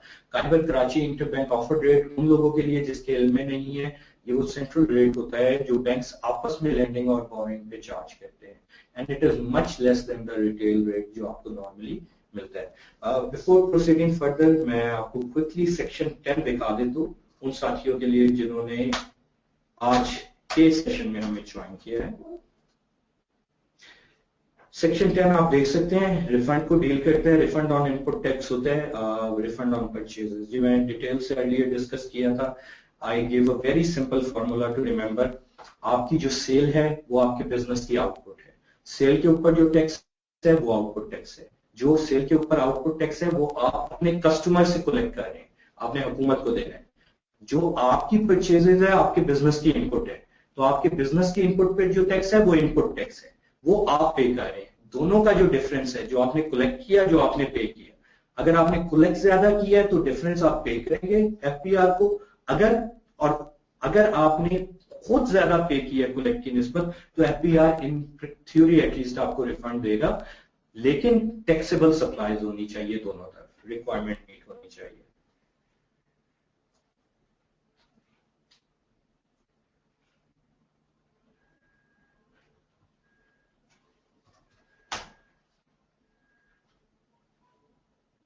Okay, continuing on from where we left, provided that where there is reason to believe that a person has claimed the refund which is not admissible to him, the provision regarding the payment of such additional amount shall not apply till the investigation of the claim is completed and the claim is either accepted or rejected. लेकिन अगर आपने एक ऐसा refund claim किया है जो FPR समझता है कि आपका बनता नहीं था और उसके ऊपर कोई इन्वेस्टिगेशन की जाती है या एफपीआर अपील में चला जाता है, तो जो एक कर्टसी आपको अवेलेबल है, एक रिलैक्सेशन आपको अवेलेबल है, ऑब्वियसली उनको भी अवेलेबल है। जब तक वो चीज डिसाइड नहीं हो जाती ये टाइम पीरियड काउंट नहीं होगा, ये काइबर एप्लीकेबल नहीं होगा। So expiry of time period would be when the matter is settled. Section 68 liability of the registered person for the act or for the acts of his agent. अच्छा, हम पहले ये cover कर चुके हैं, इनकम टैक्स ऑर्डिनेंस में भी हमने कवर किया है, सेल्स टैक्स के आरडीएस सेक्शंस में भी हमने कवर किया है कि आपके पास ये अथॉरिटी है टाइम बचाने के लिए या प्रोफेशनल कॉम्पिटेंस की वजह से आप किसी प्रोफेशनल को हायर करते हैं to act as your agent, legal terminology में उसको एजेंट कहा जाता है। एजेंट आपका एम्प्लॉय भी हो सकता है, आपके अकाउंट्स डिपार्टमेंट में काम कर रहा है, आपका वकील भी हो सकता है, आपका रिलेटिव भी हो सकता है, एक क्वालिफाइड चार्टर्ड सर्टिफाइड अकाउंटेंट भी हो सकता है। सो हूएवर इज योर एजेंट, जो हमने एसीसी स्टडीज में पढ़ा था ना, concept of management responsibility, again delegation does not absolve you of your responsibility.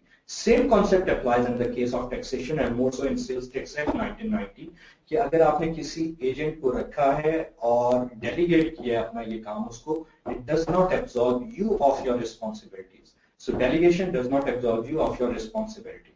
So अगर आप डेलीगेट कर रहे हैं अथॉरिटी, ये ख्याल रखें कि जिसको डेलीगेट कर रहे हैं वो कॉम्पिटेंट हो, क्योंकि अगर कोई इशू आया तो at the end of the day it would be your neck on the line. That's why it is said it's extremely important to have a good lawyer, good doctor, and a good chartered certified accountant to take care of your matters. When any person is expressly or impliedly authorized by a registered person to be his agent for all or any of the purposes of this act, the registered person shall be responsible for the act done by his agent, exactly as we just discussed and I elaborated. So, section 69, issuance of duplicate of sales tax document.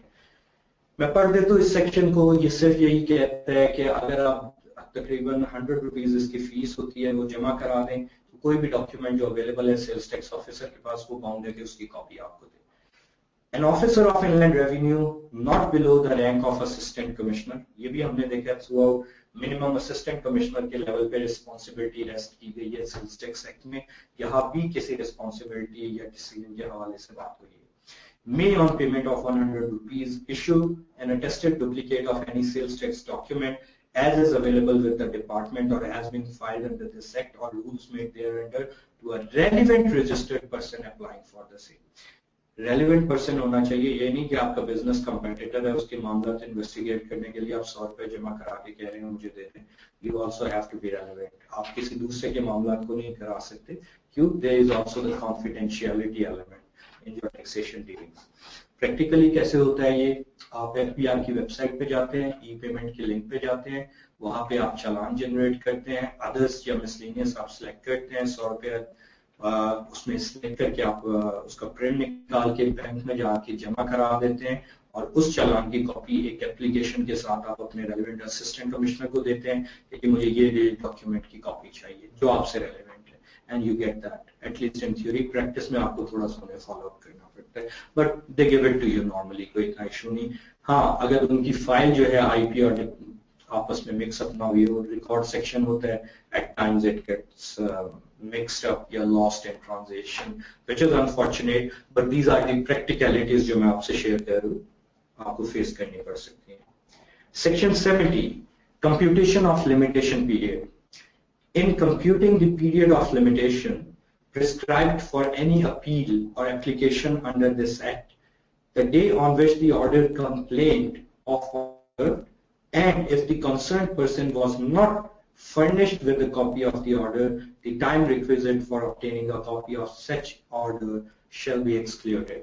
Legal terminology इस्तेमाल की है, क्या क्या रहा है, आपको notice issue हुआ, आपको नहीं मिला, अगर आप प्रूव कर सके आपको नहीं मिला तो उस पीरियड से तो आपका टाइम पीरियड काउंट नहीं होगा, लिमिटेशन पीरियड. मिसाल के तौर पे आपको नोटिस भेजा गया 15 फरवरी को, आपको टाइम दिया गया 14 डेज का, you were to respond by 29 फरवरी, आपको एक्चुअली नोटिस मिला ही नहीं, आप किसी और केस के हवाले से गए थे अपने ऑफिसर से डील करने, उसने जिक्र किया 29 फरवरी को आपने नोटिस ली, तो अब आपके 14 डेज अगर आप प्रूव कर सकें कि आपको नोटिस नहीं मिला, वो 29 फरवरी से ऑनवर्ड काउंट होंगे. This is what section 70 says. But normally practice में ये होता है कि ये इस तरह के नोटिस जो भेजते हैं वो पोस्ट के थ्रू भेजते हैं. यूएमएस, हमारी पोस्टल सर्विसेज का हाल हम सबसे छुपा हुआ नहीं, लेकिन पोस्टल रिसीव को यही माना जाता है कि वो रिसीव हो गया था, unless somehow you can prove कि आपको रिसीव नहीं हुआ. 71 special procedure. Notwithstanding anything contained in this Act, the federal government may, by notification in the official gazette, prescribe special procedure for scope and payment of tax, registration, bookkeeping, and invoicing requirements and returns, etc. in respect of each supplies as may be specified there. अब थोड़ा सा हम different area की तरफ जाने लगे हैं special procedures पे. तो उससे पहले अगर आपके कोई questions हैं तो please feel free to ask.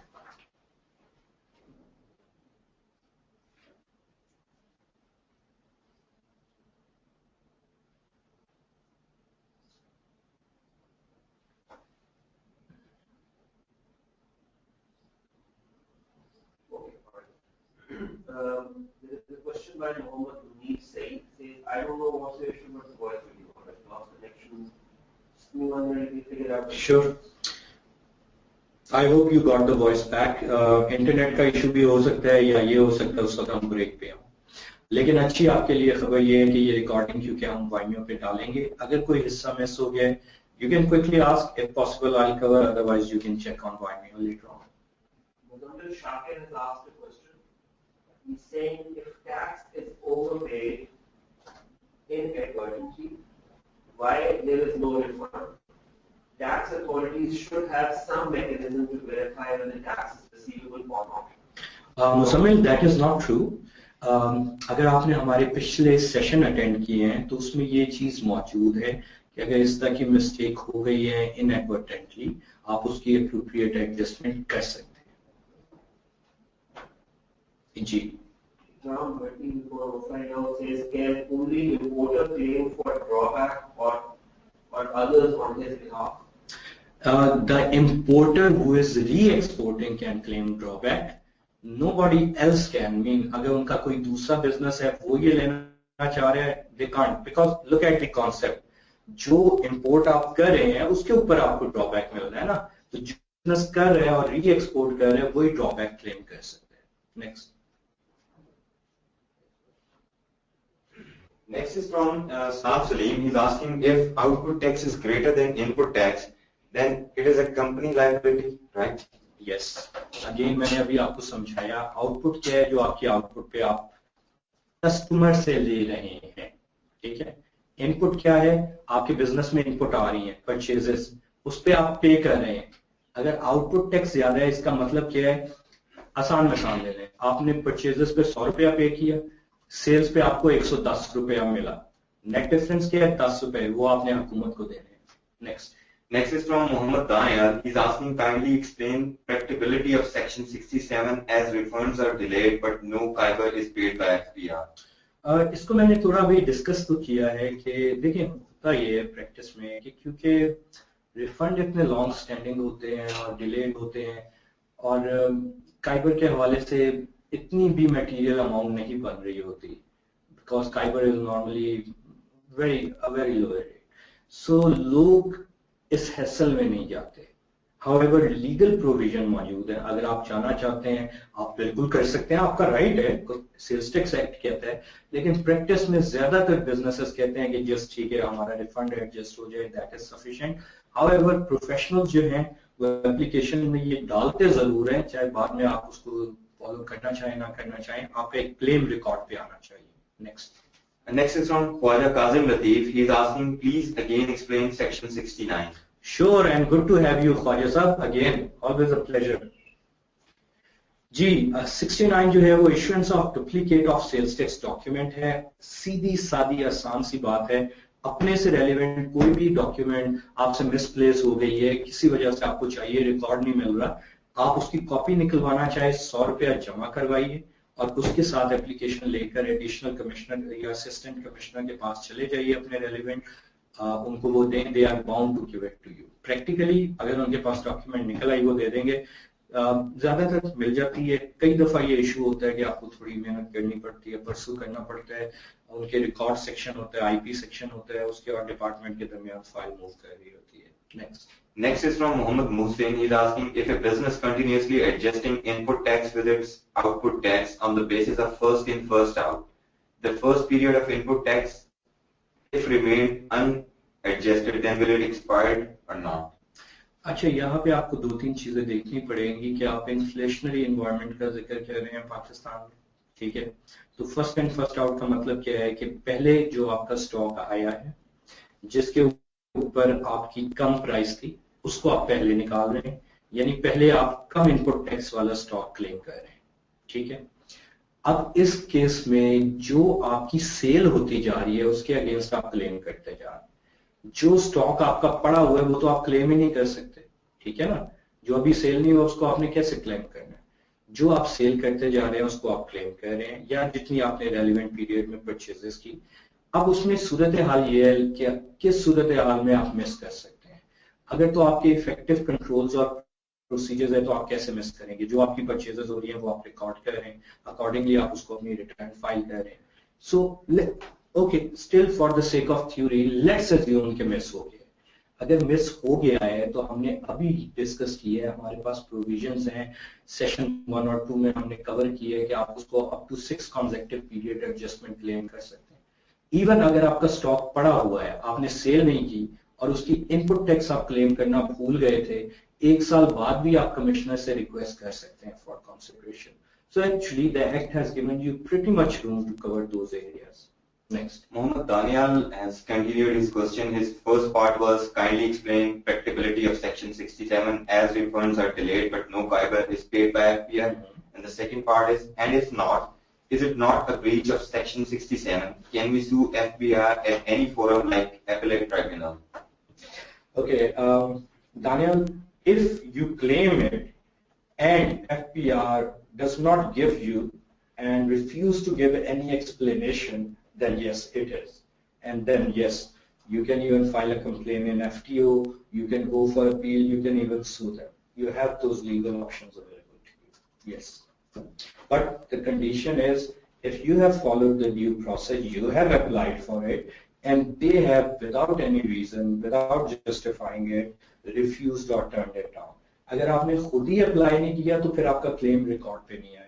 मैंने जो बात पहले की थी कि प्रोफेशनल्स कहते हैं एटलीस्ट आप क्लेम कर लें, बाद में आपने जो भी करना हो, क्यों, वो आपका क्लेम स्टैब्लिश हो जाता है। अगर आप खुद क्लेम नहीं कर रहे देन फिर आपके लिए सू करना शायद इतना आइडियल ना हो। Next. Mohammed Shaikh Shakir is asking, missed the refund claim within 1 year part. Kindly explain. Okay, I think he is referring to this thing we just covered in section number 67 and 66. बात ये हुई थी कि अगर आपके कोई ऐसा input tax है जो आपने क्लेम नहीं किया, उसकी एडजस्टमेंट आप क्लेम नहीं कर सकते और उसका इंसिडेंस एंड कंज्यूमर के ऊपर पास नहीं हो, ये किस सूरत हाल में हो सकता है। हमने डिस्कस किया ये सिर्फ उस सूरत हाल में हो सकता है जब आपने वो आपका स्टॉक पड़ा हुआ अभी सेल नहीं हो, तभी एंड कंज्यूमर पे इंसिडेंस पास नहीं हुआ ना। तो इस अनलेस ऑब्वियसली कि आप जीरो रेटेड सप्लाईज कर रहे हैं, which would be a very tricky situation कि आप उसको कन्वर्ट करके इस तरह की सप्लाईज में दे रहे हैं। एनीवे, अगर इस तरह का आपका इनपुट टैक्स है और आपने क्लेम नहीं किया तो एक्ट आपको अलाउ करता है कि अप टू 1 ईयर आप कमिश्नर के पास जाके विद एविडेंस उनको रिक्वेस्ट कर सकते हैं, and if the commissioner is satisfied वो आपको अलाउ कर देगा रेलिवेंट एडजस्टमेंट अपनी सेल्स टैक्स रिटर्न में करने के लिए। Next. Similar question from Muhammad Ali. He's asking, according to Section 66, refund to be claimed in 1 year. If 1 year if we had not been able to claim, can we adjust it later on? If you have not been able to claim it for 6 consecutive periods, if you have not been able to claim it for an adjustment within 1 year, and if your system were failing so much that you missed it out in the first place, then unfortunately not. Next is from SN Ahmed. He is asking, please tell basic about HS code. HS code जो है basically categorisation code है जिनको देख के हम treatment जो है वो डिसाइड करते हैं।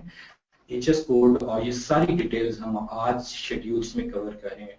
इनफैक्ट 75 तक हमने कवर करना है ये हमारे सेक्शंस, तो आई एम एक्सपेक्टिंग कि शॉर्टली मे बी 12:30 के आसपास होपफुली या 12:45 और maximum till lunch break will be covering all of this. और फिर उसके बाद बाकी सारा दिन हमने स्केड्यूल्स करने हैं और उसमें मैंने आपको जाने नहीं देना। अगर आपको बोरिंग भी लगा, you will have to sit and it would be beneficial for you इंशाल्लाह। Next. Another question from Muhammad Ali. He's asking if we receive legal notice late, then the refund payment can be claimed compensation with respect to Kaiba. If we receive legal notice late, can we claim compensation payment on refund? With respect to Kaiba. You are probably mixing two things. If you can just ask your question again, मैं दोनों की वजाहत कर देता हूँ. अगर उसमें आपके सवाल का जवाब ना हो तो दोबारा पूछ लीजिए. अगर आपको लीगल नोटिस लेट मिले तो इस सूरत में इफ यू कैन प्रूव कि आपको रिसीव नहीं हुआ, आपका लिमिटेशन पीरियड उस डेट से काउंट होगा जिस डेट से आप कॉपी लें. लिमिटेशन पीरियड क्या है? जितने पीरियड में आप लिमिटेड थे टू एक्ट. ये एक चीज होगी. दूसरी चीज, अगर आपका रिफंड डिले हुआ है as per section 67, as per I think it was 67, yes. As per section 67, आप उसके ऊपर जो कंपनसेशन है वो क्लेम कर सकते हैं. जितने पीरियड तक वो डिले हुआ है उस पे आपका काइबर आपको पे होगा. अच्छा, पीरियड क्या है? Once the issue is settled. If the issue is under litigation, under appeal, that does not count. When it is decided, full and final, उस डेट से जिस डेट पे जाके आपको एक्चुअली पे हो, अगर आपका रिफंड ड्यू था, इस टाइम पीरियड के ऊपर आपको काइबर पे होगा. वो आप क्लेम कर सकते हैं and department is bound to pay you. So ये सेक्शन 67 और सेक्शन 70 जो है ये दो अलग अलग चीजें हैं. मैंने वजाहत दोनों की कर दी है. अगर आपका सवाल कुछ और था आप पूछ लीजिए. Next is from Muzammil Shakir. He's asking what documents are required by authorities to verify that a person has lost the actual documents. You just need to give an application authorized by the relevant person. Sole proprietor है तो honour खुद करेगा, partnership है तो partner में से एक करेगा, या अगर आपने पावर ऑफ अटर्नी दे दी है तो फिर आपका ऑथोराइज रिप्रेजेंटेटिव भी कर सकता है. Similarly in the case of company the relevant signatory, आपने जस्ट एप्लीकेशन देनी है कि जी ये मेरी मिसप्लेस हुई है, इसकी आप कॉपी दे दें. अगर आप अपनी जिंदगी ज्यादा कॉम्प्लिकेट करना चाहते हैं तो फिर आप उसको इस तरह भी कर सकते हैं कि जी ये चोरी हो गई थी या आग लग गई थी, उस सूरत में आपने साथ पुलिस रिपोर्ट अटैच करनी. Otherwise you can simply just give an application practically कि जी ये मिसप्लेस हो गई, इसकी कॉपी दे दें. आप उन्हें पैसे दे रहे हैं, उन्हें क्या टेंशन है? 1 रुपए की या 2 रुपए की फोटोकॉपी होती है, आप 100 रुपीज की करा के दे रहे हैं. Next is from Sarmat Munir. He's asking, can you please explain section 65 again? Okay.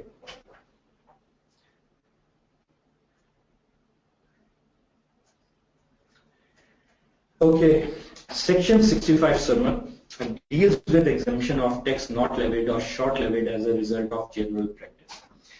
अभी तक हमने पहले जो इनकम टैक्स ऑर्डिनेंस पे सेशन किए थे और जो हमने ये सेल्स टैक्स पे सेशन किया, इसमें एक चीज हमने जिक्र की है, जहां पे आप मिस्टेक कर रहे हैं इंडिविजुअली, आपके लिए पेनल्टीज हैं, पनिशमेंट्स हैं, इवन सो मच सो कि जुर्माने के अलावा इम्प्रिजनमेंट भी मौजूद है. लेकिन अगर एक जनरल प्रैक्टिस ओवरऑल एक एरिया में ऐसी हो रही है कि सारे बिजनेसेस ये एक चीज कह रहे हैं, सारे प्रोफेशनल्स एक चीज कह रहे हैं, इसका मतलब है कि वहां पे कोई ना कोई कंफ्यूजन थी. सारे लोग अगर एक चीज कह रहे हैं, परहैप्स एफपीआर भी सही तरह उसको क्लैरिफाई नहीं कर सका था. तो ऐसी सिचुएशन में एफपीआर के पास ये राइट है कि वो ये अलाउ कर सकता है में डायरेक्ट कि टैक्स जो प्रॉपरली कलेक्ट नहीं किया गया दैट इज गॉन, उसको परसू करने की जरूरत नहीं, उसके लिए पीनलाइज करने की जरूरत नहीं. अगर जिस डेट को क्लैरिफिकेशन आ गई है उस डेट से ऑनवर्ड ये लोग सारे सही ट्रीटमेंट करना शुरू कर दें. I hope that answers your question. Next is from Muhammad Tafsif. He's asking, my question is related to time bar on GST adjustment. We had sold goods to our consumer in July and paid output tax accordingly. Now in December, in the 6th month, the customer returns goods partially unutilized and serves a debit note in Jan in the 7th month. Will we be able to get the credit of GST on the debit note in our return of January? Yes. Next is from Zain Ahmed Siddiqui. He's asking what will be the implication where a business sells 0% rated goods and have developed a good amount of input tax receivable from FBR. Now, as FBR is a bit reluctant in paying out the amount, how this can be dealt with? In theory, you will be issued your refund. in practice, if your refund is successfully processed, पहले तो वो delay करेंगे आपके refund की processing, आप apply करेंगे. Once it's processed, उसके बाद आप उसको pursue करेंगे. मैंने आपसे share किया कि the other day I met a few chief commissioners and they were also sharing कि as a policy it's been decided कि अब कुछ ना कुछ refund release करना शुरू करने चाहिए. However, अगर आपके दूसरे businesses हैं या आगे going forward आपके टैक्स ड्यू बन रहे हैं उसके अगेंस्ट आप एडजस्ट कर सकते हैं. Practically this is the option most businesses are pursuing. Having said that, उसके साथ साथ आप अपना रिफंड भी परसू कर सकते हैं और करना चाहिए. Next is from Hidayatullah. He's asking if you have net input tax receivable, we should receive 100% input, but why we receive 90% tax receivable? If you have net, I think you mean net input tax excess, which means a refund is due to you. Okay. Okay, I'm going to repeat the question. Yeah. If you have net input tax receivable, we should receive 100% input. But why we receive 90% input? We covered that in detail in the previous sessions. It applies in specific areas, and since it is law, we may not like it, we may disagree with it, and we may give proposals for the upcoming budget sessions. In fact, I would also share my details at the end of the session. ACCA's Taxation Committee is in the process of finalizing the proposals and receiving inputs from members in this regard, so you can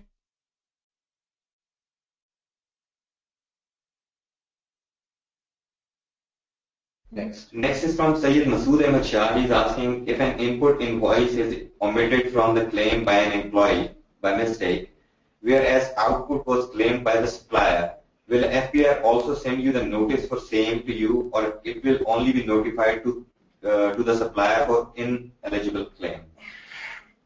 देखें, the essence is such कि FPR एक महीने की गलती पे आपको परसों नहीं कर रहा. Practically capacity भी नहीं है. It's very hard to do for all the businesses. You might be one of the unlucky ones अगर वो करें. लेकिन आप देखिए पेनल्टी भी आपको कब पड़ती है जब 2 कॉन्सेक्टिव महीने में आप गलती करें. 2 दफा आपने रिटर्न जमा नहीं कराई, 2 महीने में एरर की, और ये तो आपको अलाउ है कि अगर 1 महीने में आपकी स्किप हो गई आप नेक्स्ट महीने में उसकी एडजस्टमेंट कर सकते हैं. So if it was a one-off mistake, you don't need to worry about it. You can adjust for it in the next month. हाँ, अगर FPR उसको आप अगर उसको लॉन्ग टाइम पीरियड में नहीं प्रॉपर्ली एडजस्ट करे, और if it comes to the fore, FPR can also pursue you. Simple as that. लेकिन अगर ये वन ऑफ हुई है तो कोई घबराने की जरूरत नहीं. आप इसको नेक्स्ट मंथ की रिटर्न में एडजस्ट कर सकते हैं, नाइस एंड इजी. इवन इस मंथ की रिटर्न भी आप रिवाइज करा सकते हैं एप्लीकेशन देके. लेकिन अगर आप किसी वजह से नहीं कराना चाह रहे, नहीं आपकी एम्प्लॉयमेंट है, एम्प्लॉयर नाराज ना हो जाए, एनी इशू, तो उसको आप नेक्स्ट मंथ में एडजस्ट कर सकते हैं. Next is from Mohammed Yusuf Naiman. He is asking either refund is adjustable in next period tax liability. Refund is adjustable in next period tax liability. जी, अगर आपका refund outstanding है, आपको पे नहीं हो रहा और आपकी वही सेल्स टैक्स की लायबिलिटी ड्यू बन रही है, ऑब्वियसली आप उसके अगेंस्ट रिफंड एडजस्ट कर सकते हैं. Next is from Mohammed Muhsin. He is asking we can claim input tax if supplying zero rated supply. Then why section inserted which referred registration in Azad Jammu Kashmir? There are two different things. Azad Jammu Kashmir के लोग जो हैं उनका constitutionally एक different status. उस provision को इसलिए डाला गया है कि बोर्ड को एक ताकत दी गई है उनके हवाले से कि आजाद जम्मू कश्मीर के रजिस्टर्ड लोग जो 0% क्लेम कर रहे हैं वो पाकिस्तान के थ्रू जो इम्पोर्ट्स और जो गुड्स परचेज कर रहे हैं उसका रिफंड एफपीआर के हवाले से अगर वो एफपीआर से क्लेम करना चाहें बोर्ड उसको अलाउ कर सकता है. नॉट लाजमी कि हमेशा करेगा. अब तो वैसे भी आप देखिए ना कि जो 18 अमेंडमेंट के बाद हुए हमने डिटेल से डिस्कस की है कि प्रोविंसेस को पावर दे दी गई है sales tax on services. Azad Jammu Kashmir is not a province of Pakistan, so it doesn't really come within the purview. Constitutionally, Azad Jammu Kashmir is quasi, how to put it, not really a separate entity, but it's constitutionally not a part of Pakistan. So उसको एक तरह से एक special status और special power दी गई है within Constitution FBR को to make this kind of flexible and favorable tax treatment where it deems appropriate. I hope that answers. Next. Another question from Mohammed Asif. He's asking, in continuation to my last question, I would like to state that while submitting the return, this invoice is said to be over 180 days and thereby it does not accept the invoice. Please guide. You said it was just 1 month, so why is it over 180 days? If it is over 180 days, then it will become an issue now. Now you can write to the commissioner under the relevant section we just discussed to be allowed to claim this adjustment. Go with the invoice, go with the relevant documentation, and then the commissioner should adjust that. Having said that, अगर आपकी invoice 1 महीने old है और system उसको over 180 days दिखा रहा है, फिर आप कांटेक्ट करें पराल को. ठीक है, ये रेवेन्यू ऑटोमेशन विंग है एफपीआर का. इसका मतलब है कि सिस्टम पे एरर है, उनसे आप बैकएंड से रेक्टिफाई कराएं. अगर आपकी इनवॉइस लेस देन 180 डेज है लेकिन वो दिखा ज्यादा है, अगर आपकी वाकई 6 मंथ डिले हो चुका हुआ है, फिर अब आपको कमिश्नर के पास जाना पड़ेगा और रिक्वेस्ट करनी पड़ेगी. नेक्स्ट इज फ्रॉम अली ओसजा Mohammad.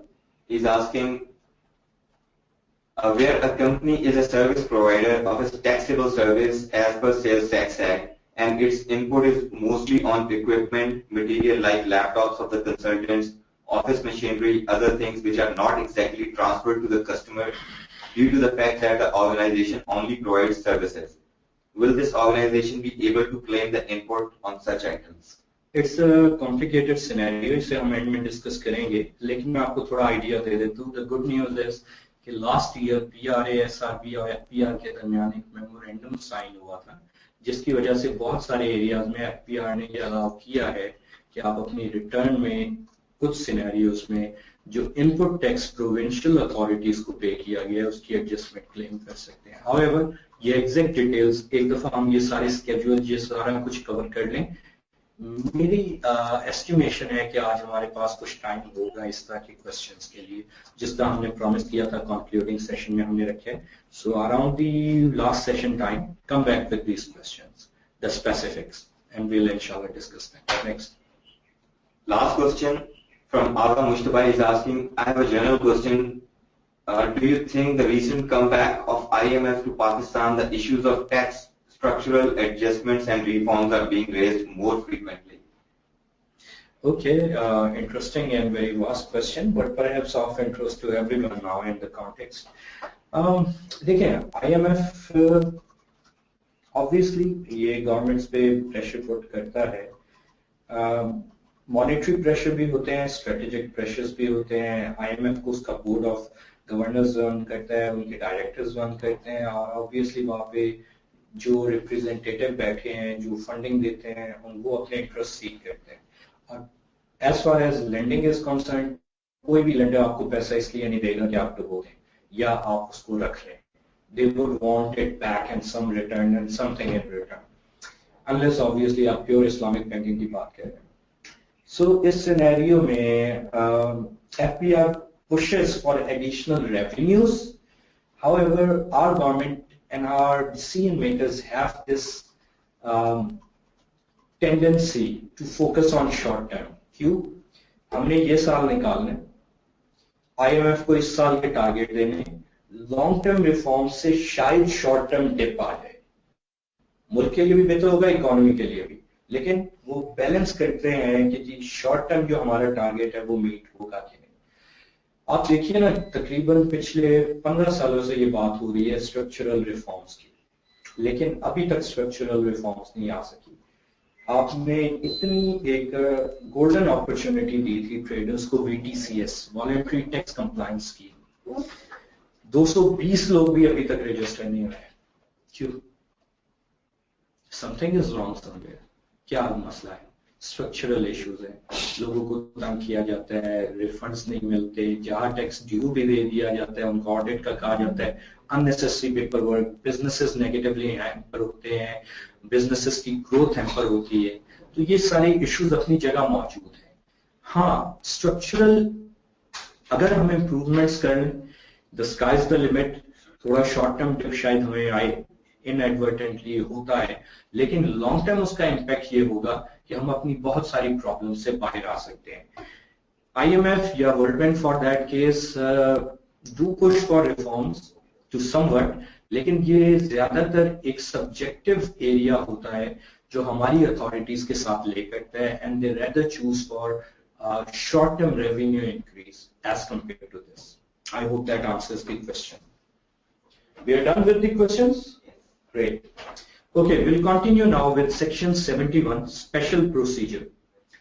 Notwithstanding anything contained in this act, the federal government may, by notification in the official gazette, prescribe special procedure for scope and payment of tax, registration, bookkeeping and invoicing requirements and returns, etc. in respect of such supplies as may be specified therein. Government अगर किसी specific supply के हवाले से, specific areas के हवाले से कुछ specific rules prescribe करना चाहे कि जी क्या रजिस्ट्रेशन में कोई डिफरेंस आ जाए, पेमेंट ऑफ टैक्स में बुक कीपिंग की एडिशनल रिक्वायरमेंट्स हो जाए या इनवॉइसिंग या रिटर्न की, तो the government has this authority to notify that in official gazette and it would take effect. Again it's just one of those things कि आप गवर्नमेंट को पावर दे रहे हैं एक लीगल वे में कि उसके पास कॉन्स्टिट्यूशनल कवर है. Notwithstanding anything contained in this act or any other law for the time being in force or any decision of the court, अगर उससे contrary ना हो, the trade enrollment certificate schemes जो पहले थी immediately enforced before commencement of Finance Act 99 shall be deemed to be valid under this act. Okay, straightforward, nothing complicated. Section 72, officers of sales tax to follow boards, orders, etc. Pure and simple section है जो ये कहता है कि जी board के जो orders हैं officers ने उसको फॉलो करना है. Let's read that and discuss this a bit more in detail. All officers of Inland Revenue and other persons employed in the execution of this act shall observe and follow the orders, instructions and directions of the board, provided that no such orders, instructions or directions shall be given so as, now this is important, provided that none of these shall be given so as to interfere with the discretion of officers of Inland Revenue in the exercise of their quasi-judicial functions. So जो subjective powers officers को दी गई हैं, unless उनको आप directly खत्म करें, अगर board को ऐसे orders दे जो उनको दी गई subjective power में interfere करे, तो वहाँ पे they can take a stand. Otherwise they have to follow all the other orders of board. This basically ties in with the concept कि अगर लीगली उनको एक पावर आपने दी है तो या तो वो लॉ चेंज करें, अगर आप वो लॉ चेंज नहीं कर रहे तो फिर उसके अगेंस्ट आप उन्हें ऑर्डर कैसे कर सकते हैं. यहाँ पे आपने बाकी बहुत सारी चीजें बोर्ड के पास रखी हैं. If you feel something is like that उसको आप बोर्ड के पास रख सकते हैं. Okay, 72A, reference to the authorities. Any reference to the collector, additional collector, deputy collector. अब यहाँ पे थोड़ी आपकी टर्मिनोलॉजी कस्टम्स की भी आ रही है. Assistant collector, superintendent, senior auditor and an officer of sales tax wherever occur in this act and rules, notification, clarifications, general orders or order made or issued thereunder shall be construed as reference to the Commissioner Inland Revenue, Additional Commissioner Inland Revenue, Deputy Commissioner Inland Revenue, Assistant Commissioner Inland Revenue, Superintendent Inland Revenue Audit Officer, and an Officer of Inland Revenue. 99 में जब finance act आया और sales tax act आया 1990 में, उससे पहले जो terminology use होती थी वो ये थी जो ज्यादातर कस्टम्स एक्ट में चल रही है. 72A ने बेसिकली उसको रिप्लेस किया है ताकि कंफ्यूजन जो एक थी जिसको लीगली यूज किया जाता था कि अच्छा रेफरेंस तो उनको दिया जा रहा है, वो कंफ्यूजन एक तरह से दूर हो जाए. कंफ्यूजन क्या दूर की है कि जी पहले जिसको आप कलेक्टर कहते थे वो आप कमिश्नर इनलैंड रेवेन्यू हो गए, जिसको आप एडिशनल कलेक्टर कहते थे वो एडिशनल कमिश्नर इनलैंड रेवेन्यू हो गया, जिसको आप असिस्टेंट कलेक्टर कहते थे, डिप्टी कलेक्टर कहते थे वो आप डिप्टी कमिश्नर इनलैंड रेवेन्यू हो गया, assistant collector assistant commissioner inland revenue हो गया, सुपरिटेंडेंट इनलैंड रेवेन्यू हो गया, senior auditor inland revenue audit officer हो गया, और ऑफिसर ऑफ सेल्स टैक्स जो है वो officer of inland revenue. So it's just purely theoretical stuff के जो relevant designation है उनके हवाले से clarity आ जाए. 72, something that would interest most of you and most of the businesses with regards to sales tax. 72B, selection of audit by the board. The board may select persons or classes of persons for audit of tax affairs through computer ballot, which may be random or parametric as the board may deem fit. पहली चीज, board के पास ये authority है कि वो किसी शख्स, अफराद के मजमूए या क्लासिफिकेशन को ऑडिट के लिए सिलेक्ट कर सके थ्रू अ कंप्यूटर बैलेट। अब ये बैलेट रैंडम भी हो सकता है, पैरामेट्रिक भी। क्या मतलब है इससे? रैंडम ये कंप्यूटर में सारों की रजिस्ट्रेशन है, लाइक जो बाय लॉटरीज एक सिस्टम्स चलते हैं, ऑटोमेटिक उनकी रोटेशन हुई और रैंडमली कोई भी नंबर सिलेक्ट हो गया, ये तो हो गया रैंडम बैलेट। लेकिन रैंडम बैलेट इस लिहाज से थोड़ा अनजस्ट है कि you are treating everyone together. अब एक बंदा है, स्मॉल बिजनेस है, उसकी टैक्स लायबिलिटी 5000 बन रही है, आप उसको ऑडिट में लेके आ रहे हैं, जितनी उसको डॉक्यूमेंटेशन, अपने लॉयर्स को, अपने अकाउंटेंट को फीस देनी पड़ेगी, उतना उसका टैक्सेशन रेवेन्यू नहीं बनता। So it doesn't make much sense.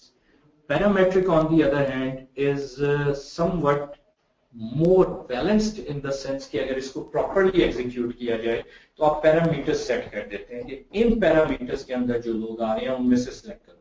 मिसाल के तौर पे जिसका टैक्सेशन रेवेन्यू जो है कम से कम 1 मिलियन हो, 1 मिलियन या ओवर का टैक्स हो, या जिसके पास्ट में कोई ऑडिट के केसेस चले हैं, प्रॉब्लम एरिया रहा हो, एक्सेट्रा एक्सेट्रा, डिफरेंट इसके बेंचमार्क हो सकते हैं।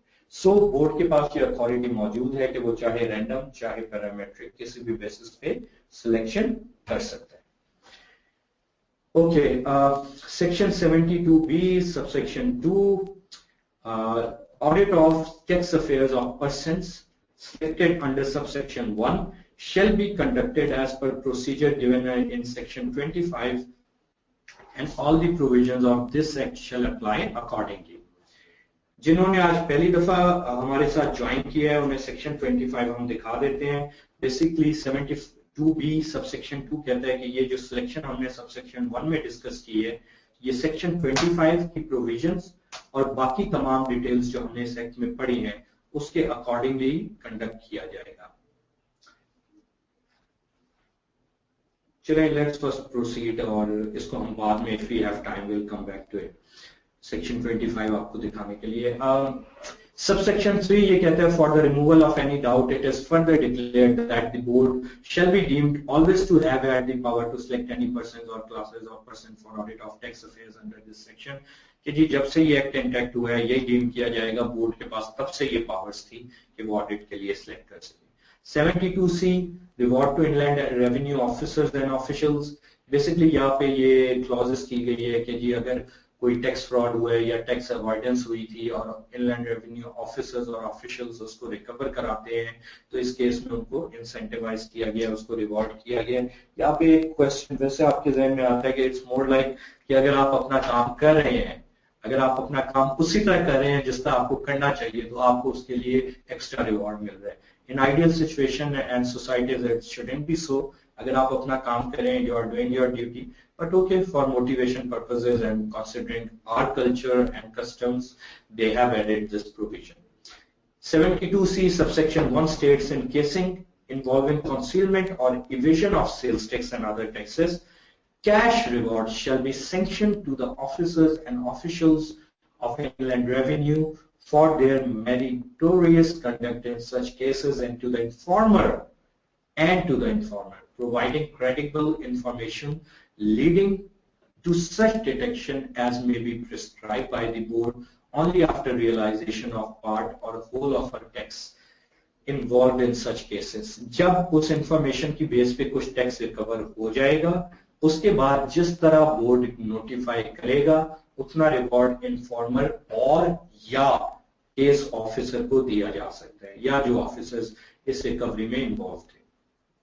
The board may, by notification in the official gazette, prescribe the procedure in this behalf and specify the apportionment of reward sanctioned in this section for individual performance or to collective welfare of the officers and officials of inland revenue. इस हवाले से exact procedure जो है board official gazette में notify कर सकता है।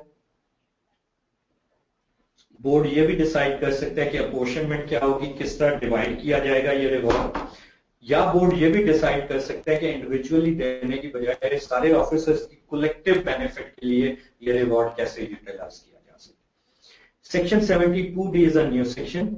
ये ब्लू आप देख सकते हैं कि ब्लू में है, और मैंने ये शुरू के सेशन में बताया था कि ब्लू में आपको जो नजर आ रहा है ये फाइनेंस एक्ट 2015 के थ्रू इंसर्शन हुई। जो हमारा लास्ट बजट अप्रूव हुआ उसको फाइनेंस बिल या फाइनेंस बिल के अप्रूवल के बाद फाइनेंस एक्ट 2015 कहा गया, और ब्लू में जो इंसर्शन है वो प्रोविजन है जो फाइनेंस एक्ट 2015 से ली गई है। सो 72D में इसी कॉन्सेप्ट को आगे लेके चला गया है। पहले रिवॉर्ड की बात हो रही थी इन्फॉर्मर के लिए, अ लिटिल बिट इन्फॉर्मर का जिक्र था, लेकिन फोकस इनलैंड रेवेन्यू के ऑफिसर्स के ऊपर था। अब विसल ब्लोअर के ऊपर फोकस किया गया है। विसल ब्लोअर क्या है, इसकी एक स्पेसिफिक डेफिनेशन भी दी गई है। जनरली विसल ब्लोअर को हम क्या समझते हैं, any insider in any business जिसके पास इंफॉर्मेशन होती है और वो गलत काम होता हुआ देख रहा होता है और इन्फॉर्म कर देते हैं, hence the term blowing whistle on the malpractice. Ethical practices से लिंक्ड है, जिस पे इसी बहुत ज्यादा इम्पेटस देते हैं। सेक्शन 72D सबसेक्शन 1 कहता है the board may sanction reward to whistle blowers in cases of concealment or evasion of tax, tax fraud, corruption or misconduct, providing credible information leading to such detection of evasion of tax fraud. Again वही language है, legal terminology है। Board reward को allow कर सकते हैं, notify कर सकते हैं उन केसेस में जहां पे इवेजन या टैक्स फ्रॉड की detection as a result of the information of whistleblower can come to light. Subsection 2 कहते हैं the board may by notification in official gazette prescribe the procedure in this behalf and also specify the apportionment of reward sanction under this section for whistleblower. Again, वही terminology है जो 72C से continue हो रही है। Board को उसी तरह राइट है कि वो ऑफिशियल गैजेट में नोटिफाई करके अपोर्शनमेंट का भी बता सकते हैं, किस तरह अपोर्शन किया जाना चाहिए रिवॉर्ड, और प्रोसीजर को भी डिटेल में लेड आउट कर सकते हैं। सबसेक्शन 3 जो है वो कहते हैं the claim for reward by the whistleblower shall be rejected किन केसेस में, in 4 conditions. Number 1, if the information provided is of no value, company bankrupt हो गई, डिसीज हो गई, ऑनर की अल्लाह ताला के पास चले गए, 50 साल उसको गुजर गए, या वो इन्फॉर्मर आके कहता है जी मेरे जमीर पे बड़ा बोझ है, 50 साल पहले उन्होंने ये किया था। Okay, thank you very much, but there is not nothing much that we can do now or pursue them now. So it is of no value, अब आपको इसका कोई रिवॉर्ड नहीं मिल सकता। B, the board already had information. Board के पास पहले information है, परसू कह रहे आप लेके आ रहे हैं, thank you very much, but we already have the information. C, the information was available in public records. उनकी फाइनेंशियल स्टेटमेंट से पता लग रहा है कि ये मैल प्रैक्टिस हो रही है। ओके, यहाँ पे थोड़ा सा कंट्रोवर्शियल है कि बोर्ड को खुद तो पता नहीं लग रहा था, आपने उनको वो पॉइंट आउट किया, लेकिन the law says if it was already available in public information. The concept of whistleblower here is someone possessing insider information about tax practices and bringing it to the notice of taxation authorities. D, no collection of taxes is made from the information provided from which the board can pay the reward. That is the underlying theme कि आपने अगर कोई recovery कराई है तो उसमें से आपको रिवॉर्ड, अगर बाकी सारी चीजें रिकवरी नहीं उसके रिजल्ट के तौर पे हो सकी तो very sorry but no reward for you. Subsection 4 states, जैसे मैंने आपको बताया था यहाँ पे डेफिनेशन है स्पेसिफिकली, सबसेक्शन 4 डिफाइन करता है विसल ब्लोअर है क्या। For the purpose of this section, whistle blower means a person who reports concealment or evasion of sales tax and tax fraud leading to, से ये नहीं कि रिपोर्ट करे, but leading to detection or collection of taxes, fraud, corruption or misconduct to the competent authority, in this case which is FPR, having power to take action against the person or a sales tax authority committing fraud, corruption, misconduct or involved in concealment or evasion of taxes is a whistleblower. So section 73 के बाद हम थोड़े से questions ले लेंगे। Section 73 deals with certain transactions which are inadmissible. Section 73 subsection 1 says, notwithstanding anything contained in this act or any other law for the time being in force, payment of the amount for a transaction exceeding the value of 50,000 rupees, excluding Payment against a utility bill shall be paid by a cross-check drawn on a bank or by a cross-bank draft or cross-pay order or other cross-banking instrument showing transfer of the amount of the sales tax invoice in favor of the supplier from the business bank account of the buyer. कुछ याद आया? आप में से जितनों ने income tax ordinance के sessions cover किए थे या जो ऑलरेडी इनकम टैक्स से डील कर रहे हैं उनको तो इसका बड़ी अच्छी तरह है। देखिए, इशू क्या है कि हमारे मुल्क में डॉक्यूमेंटेड इकोनॉमी नहीं है, थोड़ा सा वहां उस तरफ लेके आने की कोशिश की गई है 73 सबसेक्शन 1 में कि जो तो आप यूटिलिटी बिल पे कर रहे हैं वो तो डॉक्यूमेंटेड है, आप चाहे कैश में पे कर रहे हैं, सरकारी इदारे या अगर प्राइवेट आईपीपी है उससे वो वेरीफाई किया जा सकता है, बिल की कॉपी मौजूद है। जो बाकी कोई आप प्राइवेट रजिस्टर्ड अनरजिस्टर्ड सप्लायर्स को पेमेंट कर रहे हैं उसका कहां से ट्रेस करें? उसके लिए रिक्वायर्ड ये है कि जो भी मटेरियल अमाउंट आप पे कर रहे हैं, मटेरियल को या डिफाइन कर दिया गया 50,000 रुपीज की कट ऑफ करें, 50,000 या above की जो भी आप पेमेंट कर रहे हैं वो बैंकिंग इंस्ट्रूमेंट के थ्रू करें। अगर नहीं करेंगे तो क्या होगा, आगे वो इसको कवर कर रहे हैं, इनएडमिसिबल हो जाएगा, उस पर फिर आप कोई रिफंड नहीं क्लेम कर सकते, उसकी कोई आप एडजस्टमेंट नहीं कर सकेंगे।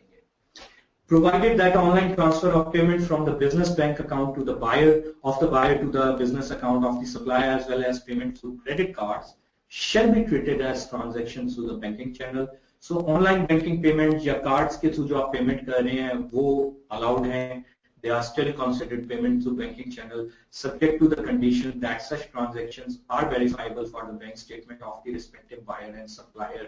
लेकिन अगेन कंडीशन वही है जो इसका सोल पर्पस है, जो मेन एम है कि वेरीफाई हो सके बैंक स्टेटमेंट से ये ट्रांजैक्शन, और नॉर्मली ये वेरीफाइबल होती है, आपकी बैंक स्टेटमेंट में शो हो रही होती है।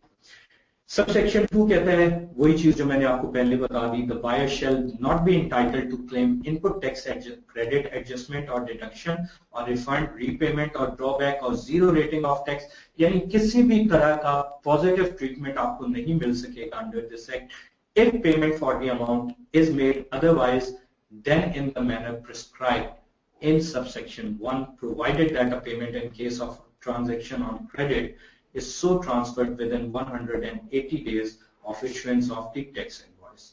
ये थोड़ा सा बिजनेस के हवाले से कन्वर्सन हो सकता है, स्पेशली जो क्रेडिट ओरिएंटेड बिजनेस है, कि जो आपकी क्रेडिट ट्रांजैक्शन है वो भी वो कहता है कि 180 डेज के अंदर नॉर्मली पे हो जाए, और नॉर्मली वैसे मेजॉरिटी ऑफ बिजनेस में क्रेडिट पीरियड इतना ही होता है 180 डेज के अंदर।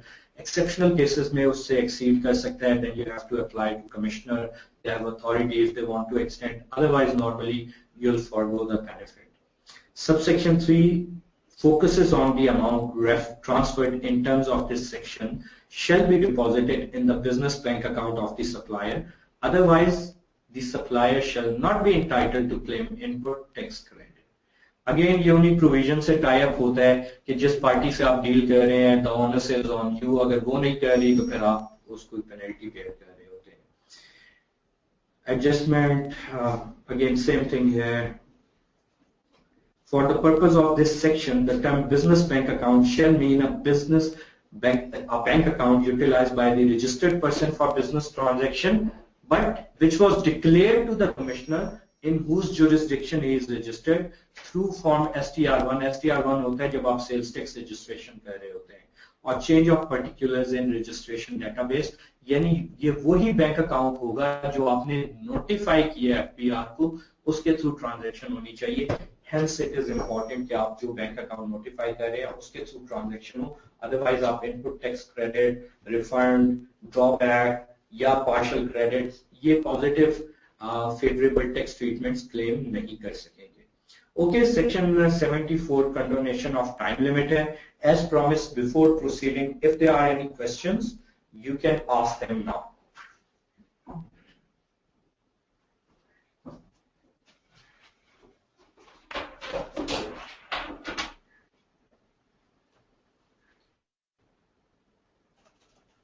जी Bilal ji, so many questions. अच्छा, मैं देख रहा था सुबह में अहमद बिलाल का चेहरा जो है बड़ा सीरियस था, क्वेश्चन 5 आए हुए थे, जैसे जैसे क्वेश्चन बढ़ते जाते हैं आई डोंट नो हाउ इनका चेहरा खिलना शुरू हो जाता है। जी Ahmad, First question is from Mohammed Ali. He's saying, sir, this is really a great step by ACC Pakistan. Please let me know the section which deals with the nature of businesses that fall in withholding tax. Also, why it is compulsory to collect tax from customer. Thank you, Ali. ACCA always aims to do what is beneficial for its members. It's your association, your body. And in fact, Harun Saab and I were discussing about future taxation CPD events to build on the knowledge. The aim is to take you to the level where you can be at the expert level. Now, as for your specific query, the concept of withholding is that you are holding on to a part of the payment to take out the tax that needs to be paid to the government.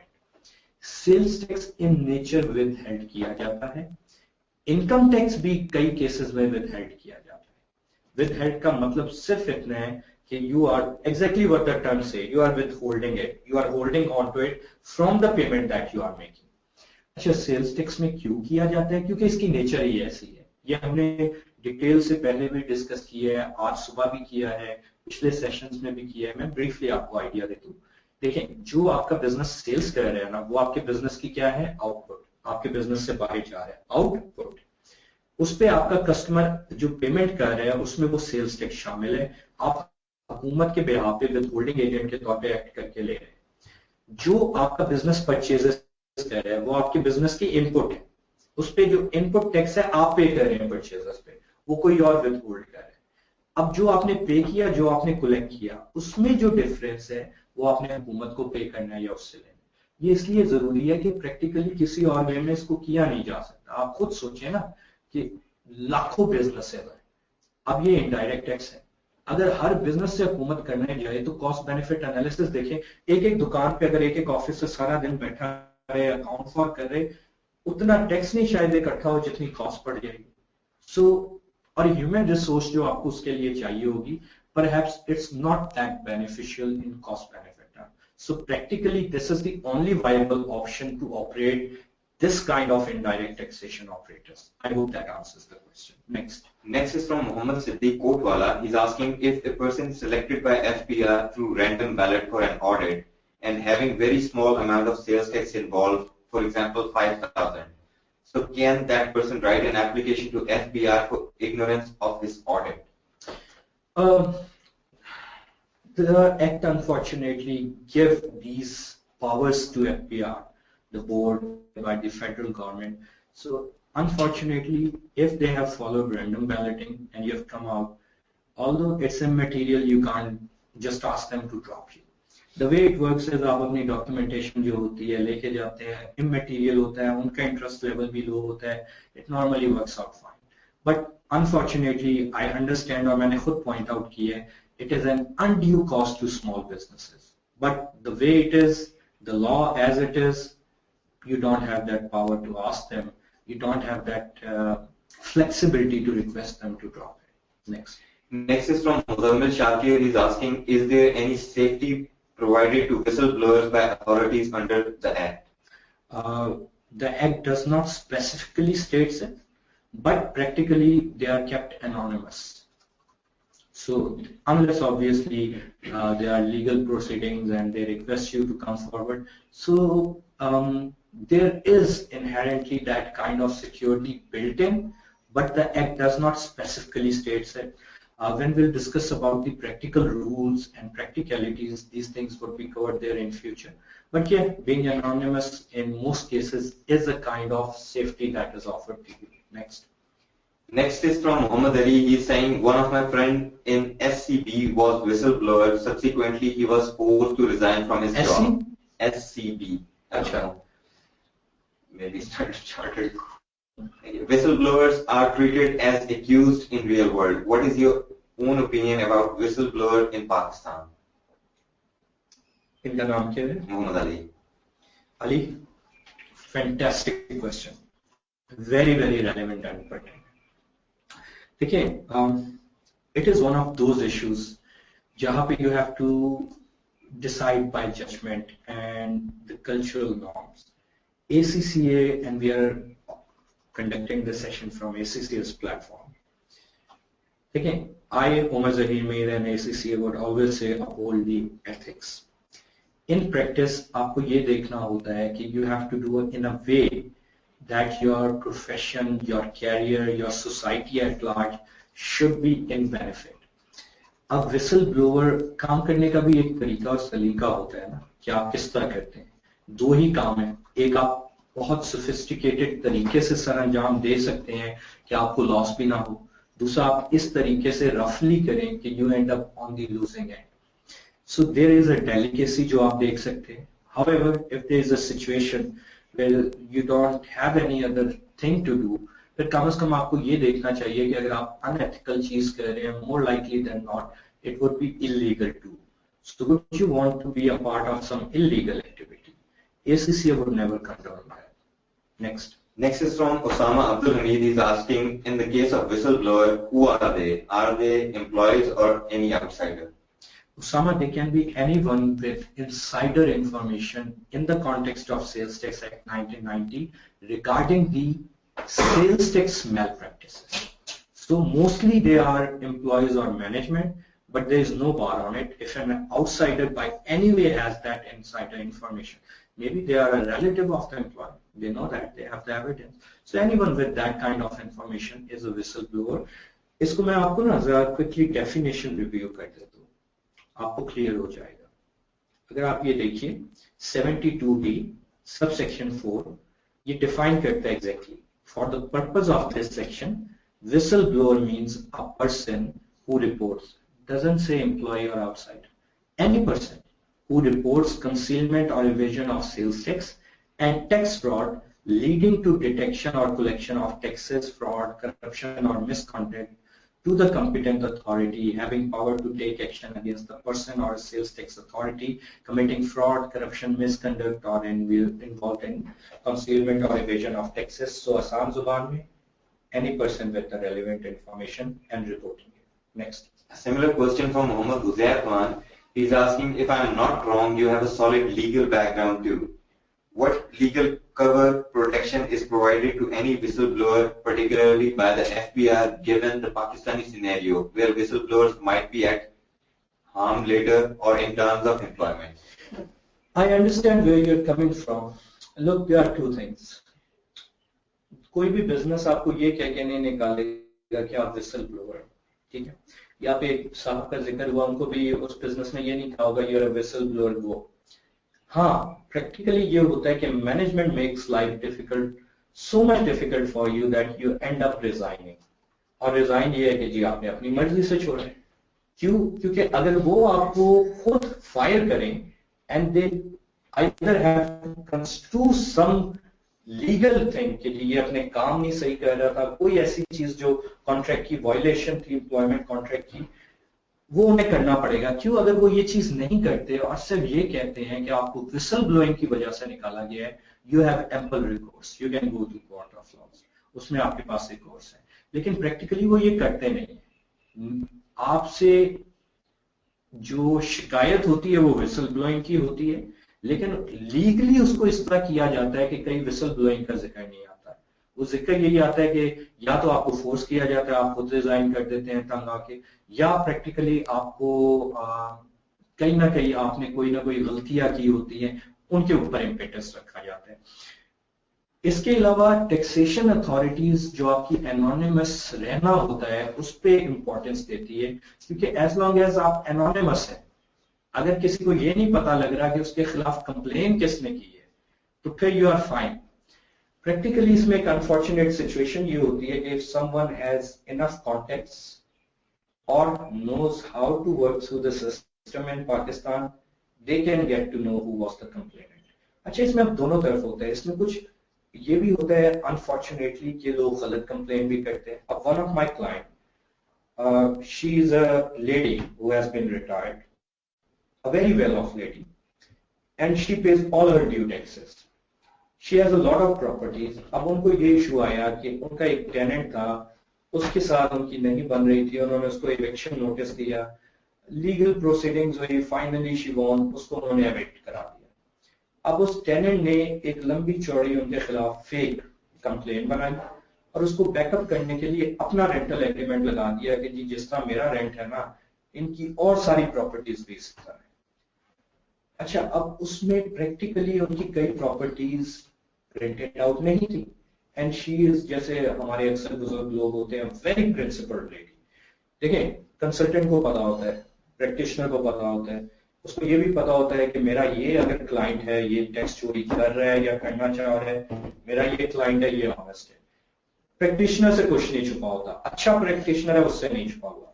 Confidentiality की वजह से वो नहीं कहता, क्योंकि वो professional है, अपने क्लाइंट को एथिकली उसको रिकमेंड करना चाहिए कि यार ये चीज ना करो, सही चीज करो, एटसेट्रा एटसेट्रा, लेकिन उसे पता होता है।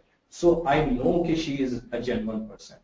लेकिन अब ये जो उसकी कंप्लेन हुई उसकी वजह से उसका पहले एक ऑडिट हुआ, फिर 176 उस पर लागू हुआ, वो सारा हमने हैंडल तो कर लिया, लेकिन अब उस बंदे के लिए कोई पेनल्टी नहीं है जिसने गलत ये कंप्लेन की थी। So it goes both way. जो जेन्युइन कंप्लेन कर रहे हैं, जेन्युइन इश्यूज ला रहे हैं, उन विसल ब्लोअर्स को प्रैक्टिस में प्रॉब्लम होती है, और जो लोग इस तरह की कंप्लेन कर रहे हैं क्योंकि उनका नाम कॉन्फिडेंशियल रखा जाता है तो उनके खिलाफ पीनल एक्शन नहीं हो सकता। Any how, of the record, frankly speaking, I pulled out the detail who it was, and I got to know it was the same guy.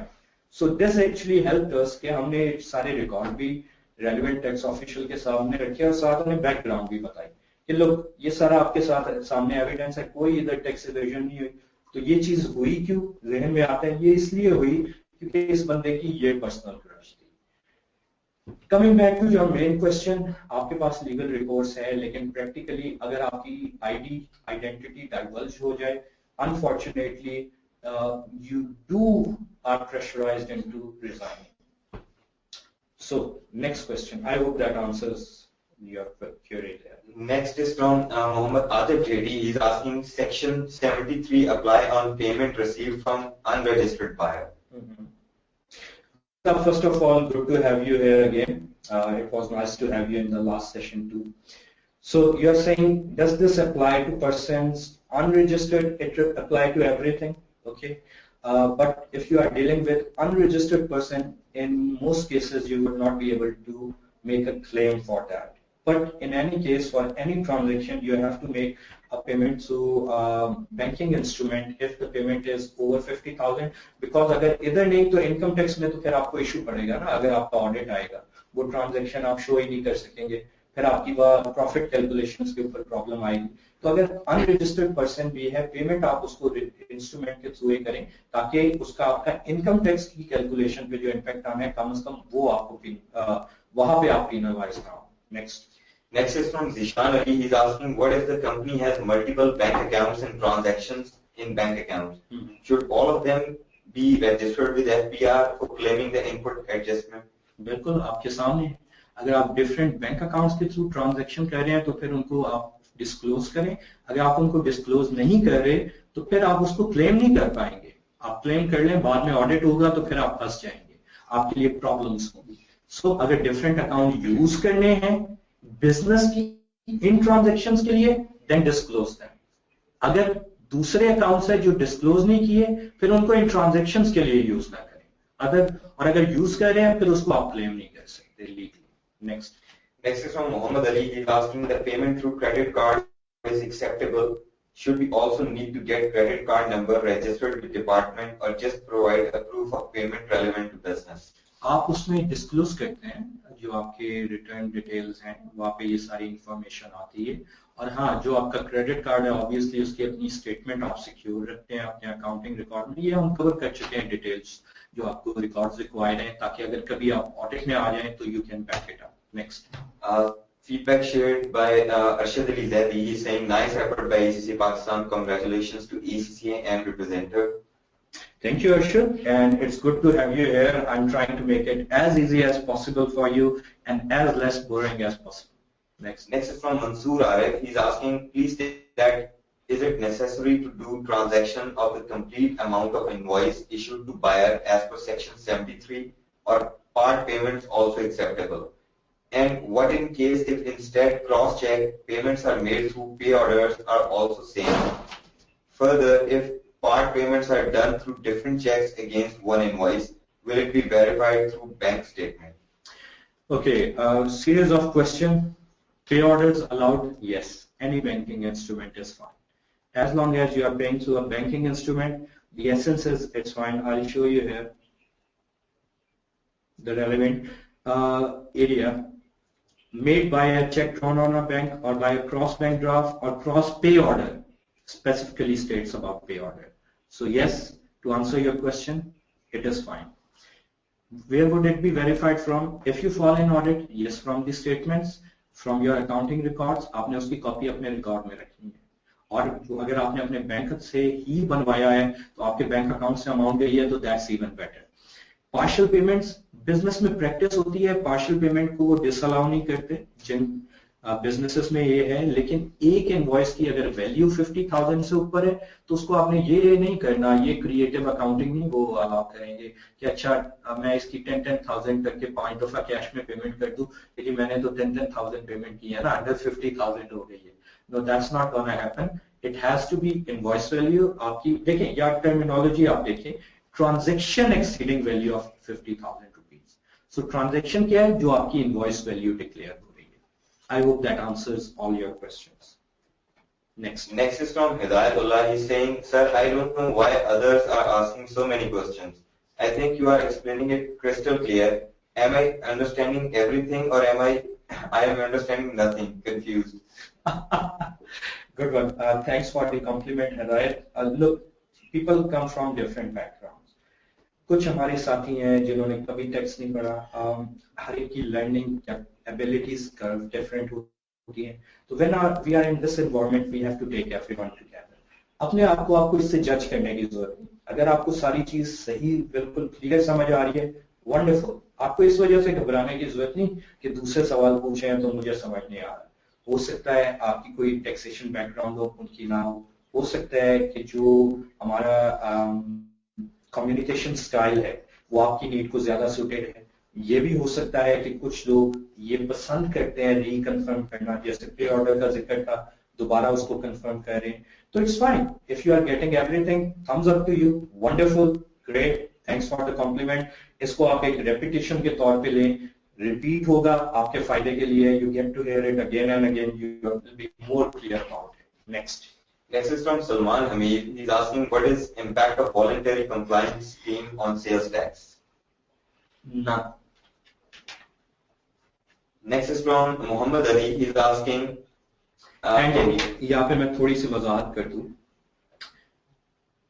VTCS voluntary tax compliance scheme को जो advertise किया गया है उसमें कहा गया है कि जी उसमें फिर सेल्स टैक्स आप पे एप्लीकेबल नहीं होगा. लेकिन VTCS की जो डॉक्यूमेंट मैंने पढ़ी है, जो एक्चुअल लॉ अमेंड किया गया है, उसमें कहीं सेल्स टैक्स का जिक्र नहीं है. This is one of the reasons along with the possible applicability of revision of assessments under section 122 of income tax ordinance, जिसकी वजह से रिस्पॉन्स इतना लो रहा है. आप 10 बातें कहें, देखें एक्ट में एक एक चीज आपने देखे कितनी खूबसूरती से तमाम एंगल कवर किए हैं, बल्कि हद से ज्यादा तफसील में गया है. ये कानूनी रिक्वायरमेंट होती है. आप जुबानी चाहे लाख चीज करें, अगर वो कानून में मौजूद नहीं है तो कोई भी प्रोफेशनल, कोई भी प्रैक्टिशनर, कोई भी कंसल्टेंट और समझदार बिजनेसमैन उस पर नहीं जाएगा. क्यों? कल को अदालत में चीज चली जाए तो फिर आप क्या करेंगे? कानून में तो नहीं लिखी ना. आप क्या कहेंगे? हुकूमत ने जुबानी बोला था, तो उसकी वैल्यू नहीं है. अखबार में ऐड दिया, उसकी वैल्यू नहीं है. जो लॉ में लिखा हुआ है उसकी वैल्यू है.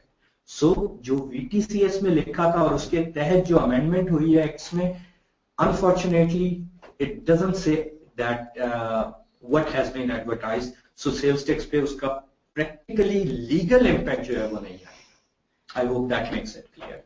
next is from Muhammad Ali. He's asking, and ये जो आपको हमने एडवाइस दी है ना, बाय द वे, ये हमारे पास क्लाइंट बड़ी हैवी फीसेस देके एडवाइस लेने आते हैं जो आपने मुफ्त में ही ले लिया. थैंक्स टू एसिस. Next is from Muhammad Ali. He's asking, can you guide us the channel of whistleblowing? It depends कि whistle blowing आप टैक्सेशन के हवाले से कर रहे हैं, किस हवाले से करना चाह रहे हैं. टैक्सेशन के हवाले से तो आपका रेलिवेंट कमिश्नर ही होता है जिसकी जुरिस्डिक्शन में आप सवाल कर रहे हैं. अगर कुछ और स्पेसिफिकली पूछना चाह रहे हैं, फील फ्री टू आस्क. और उसमें अगर आप एनोनिमस करना चाहते हैं, ये सवाल पूछता है तो मेंशन कर दीजिएगा. I would request Ahmed not to call name in that case. See, we are very concerned about keeping your anonymous. Next is from Shehzad Abed. He's asking, what if we making a payment of party which is a company we only deduct sales tax if services provided in Sindh. Why? Because आपके question से मैं अंदाजा लगा रहा हूँ कि आप सिंध में बेस्ड हैं, ठीक है। सिंध की रेवेन्यू बोर्ड जो है वो सिर्फ सिंध की टेरिटोरियल जुरिस्डिक्शन को कवर करता है, इसलिए जो लोग सिंध में प्रोवाइड कर रहे हैं उनकी डिडक्शन को वो कवर करेगा। अगर पंजाब के अंदर वो डिलीवर कर रहे होंगे उसको पीआरए कवर करेगा। अब क्या हो सकता है आपके केस में ये होगा लाइकली कि आप सिंध में रजिस्टर्ड है और सिंध में ही बिजनेस कर रहे हैं, इसलिए आप सिर्फ एसआरबी से रजिस्टर्ड है और फिर आप सिर्फ उन लोगों के लिए कंसर्न है जो सिंध में सर्विसेज प्रोवाइड कर रहे हैं। लेकिन जब आप एक्सपेंड करके पंजाब में आएंगे और पीआरए से रजिस्टर्ड होंगे फिर आप उनसे भी कंसर्न हो जाएंगे जो पंजाब में कर रहे हैं। फिर जब आप एक्सपेंड होकर इस्लामाबाद जाएंगे तो कैपिटल टेरिटरी से भी आप कंसर्न हो जाएंगे। फिर आप एफपीआर से अगर नहीं रजिस्टर्ड नए बिजनेस हैं, यू प्रॉब्ली शुड बी, क्योंकि आप सिंध में भी हैं तो जो गुड्स के ऊपर सेल्स टैक्स है वो तो एफपीआर के परव्यू में आ रहा है। सो एट द मोमेंट सर्विसेज के हवाले से शायद आप सिंध बेस्ड हैं, तो जब आप एक्सपैंड करेंगे दूसरे एरियाज में तो you would be required to cover that too. Next is from Chris Godwin. He's asking, I want some brief highlights on retail business sales tax implication on fabric sales and orders of entire house for curtain making and interior decor, purchase and sales transactions. What are the sales tax method and section applied to it? Okay, Chris, you have to come back to us after we have covered the schedules. That I believe would be post-lunch or in the session after that. So those sessions are very important. As I've discussed before, ACCA team has requested me that we first cover all these schedules and our relevant sections of the Act, and then if we have spare time, we cover these specifics which are not directly related to our CPT coverage today. I will try to answer that today. If, however, we end up not having the time, I will be sharing my personal details. Feel free to email me, and I would reply to you as soon as possible. It might take a bit of time because nowadays these are the taxation deadlines. However, we might just have the time today to address your queries. So come back with the specific queries later on. Next is from Mansoor Arif. He's asking if at year end, in case it is identified that some invoices transactions were not completely performed through banks, say 20%, while 80% are either transacted via bank or under 50,000 invoices, then what will be consequences? Will there be penalty or no input adjustment of those? Any transaction that you carried out with a transactional value of 50,000 or more Pak rupees, but did not pay in via any banking instrument, you can't claim input adjustment on that. That's the first thing.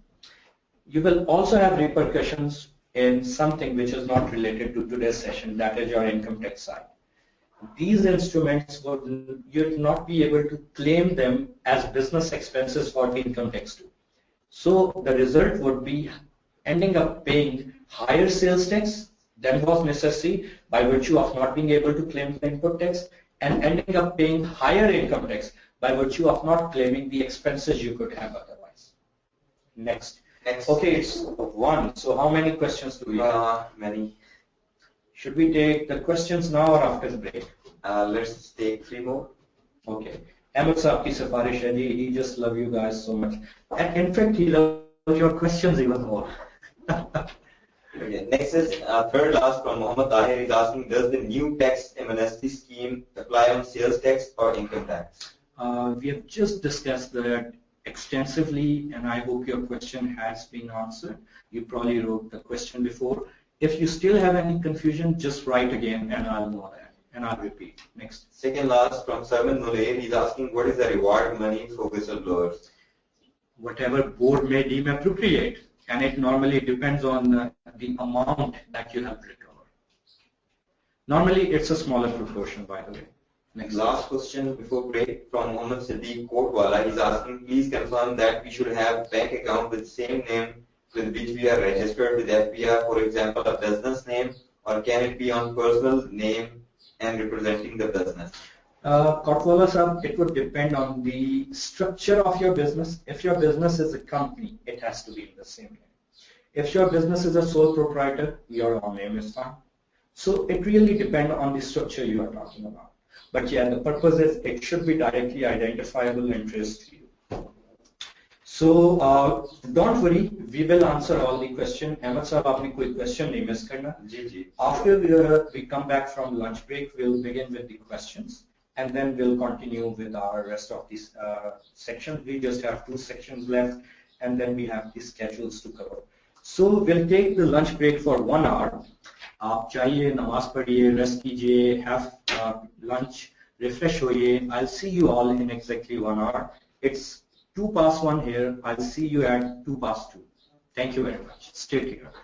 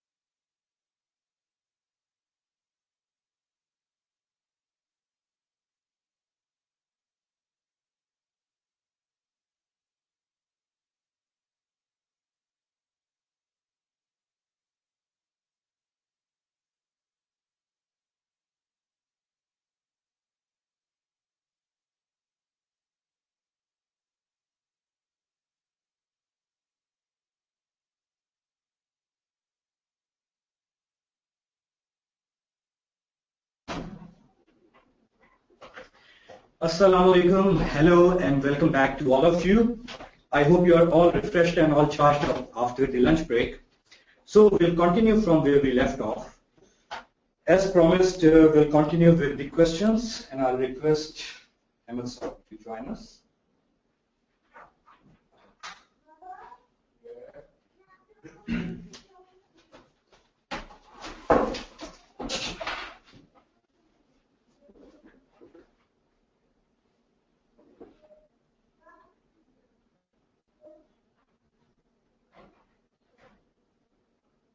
It's okay, no problem. Today it's structured in this way that we are able to take more questions.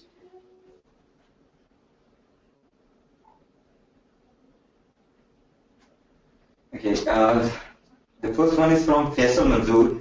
He asked, if input tax has not been claimed for previous years, can it be claimed in next year's STR? After a lapse of 1 year, you cannot. Next one is from Naeemullah Malik. He has asked, if a fund is exempt from taxation like Provident Fund and the fund filed tax return also, then on banking transaction, will the fund also exempted from tax on banking transaction or will be chargeable on filer basis? Unfortunately, the provision regarding filer is not within the scope of today. However, good news is I'll still answer you. The fund, the institution, whatever it is, would need to file the return. At the moment, there is no such provision allowing any such exemption. Filer doesn't mean you have to pay tax. Filer simply means you have to file a return. Just say, we are not taxable. That's it. Next is from Shehzad Hanan. He has asked, if input tax on purchase invoices is time barred, how can input tax be claimed using Section 73? Within that time period?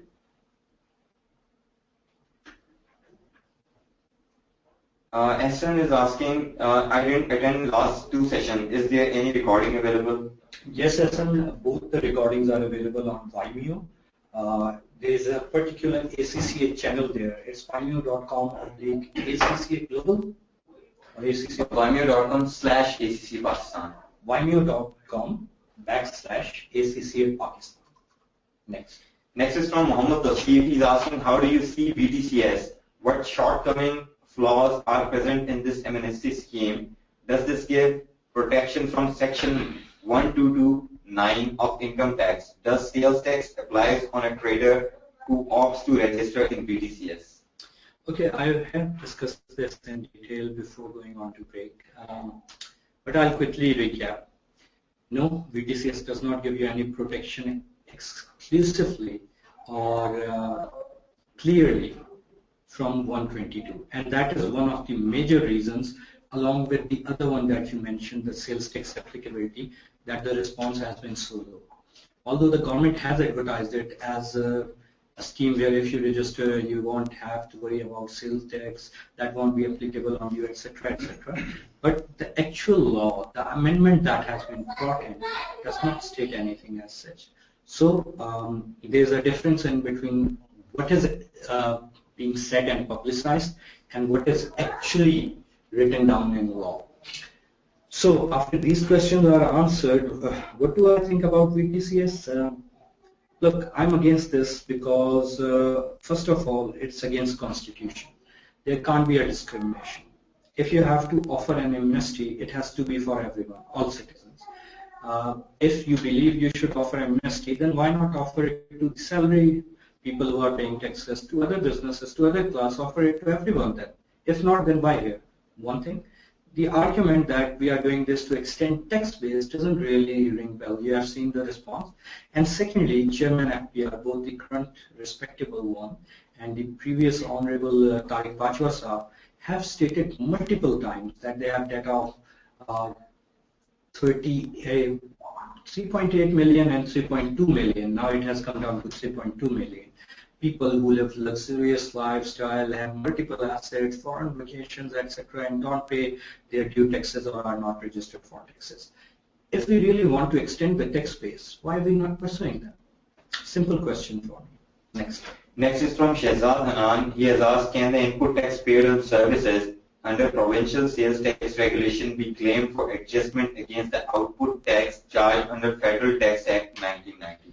We'll try to cover that in detail, but yeah, the good news is last year there was a memorandum signed between FPR, PRA and SRB which covered exactly this scenario, allowing the adjustment of provincial sales tax in the returns filed to FPR, etc.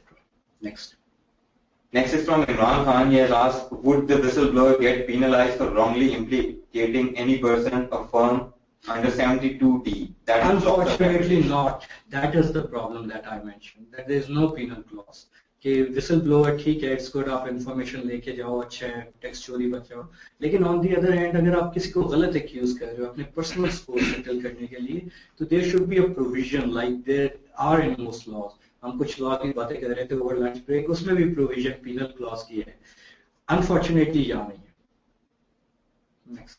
Next is from Chris Godwin. He's asking, we are also planning a business all over Pakistan of hotels. So different sections of provisional sales tax will be applied, or there can be possibility where we can apply for sales tax %. I request some highlights over it. Thank you. Chris, we are going to cover these schedules, and hopefully we'll start in this session and end in the next one. And in those schedules, we will be covering all the industries and sectors, including hotel industry and ancillary industries that supply to hotel industry itself. So stay tuned, and inshallah we'll be covering the relevant areas that apply to you. Next. Next is from Hassan Ahmed. He's asking, please do tell me the basics about what are schedules, as I am new to sales tax area of Pakistan. Essence schedules or schedules as they are referred to in Urdu, ये वो आपके act का हिस्सा है जहाँ पे detail दी जाती है कि क्या रेट अप्लाई होंगे, क्या कैटेगराइजेशन है, किन पे एग्जेम्पशन है.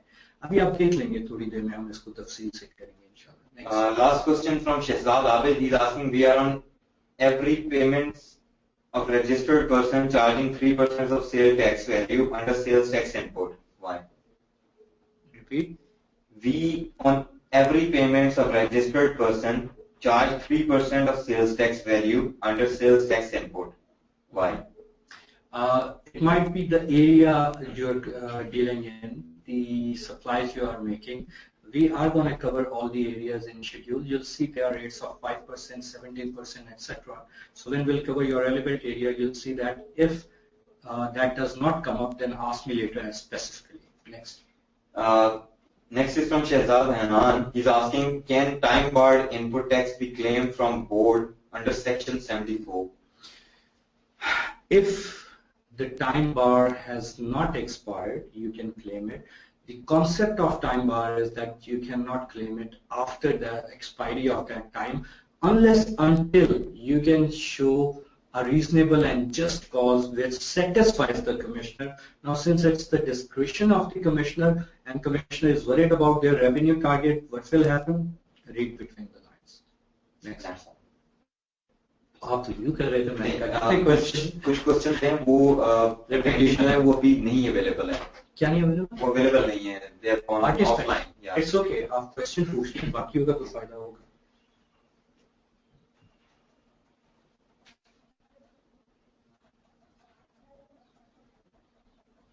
There is one from Mohammed Siddiq Kotwala. He has asked, we usually receive number of notices from FPR regardless of facts that all of our return payments are always filed with FPR on time.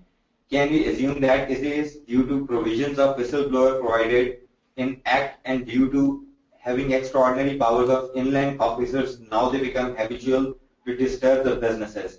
All I mean to say that such provision of whistleblower should not be applicable to FPR employees. Sir Omer, your opinion required on this.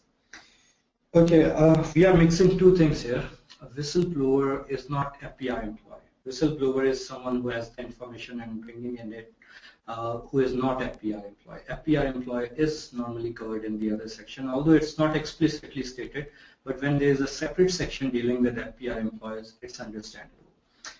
Second thing, the notices you receive would depend on the nature. Normally, it does not entail anything relating to the whistleblower.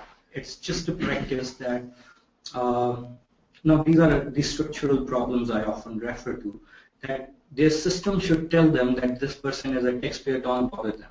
but they send out notices in bulk, including the people who are already paying taxes. Sometimes these notices are relevant, sometimes they are not relevant. In either way, you have to respond to them. For example, if you have received a notice, you haven't filed a return, and you actually have filed a return, you still have to respond along with a copy of the return that, hello, actually, you are disturbing us, you're making an error. This was actually filed, and here is the copy.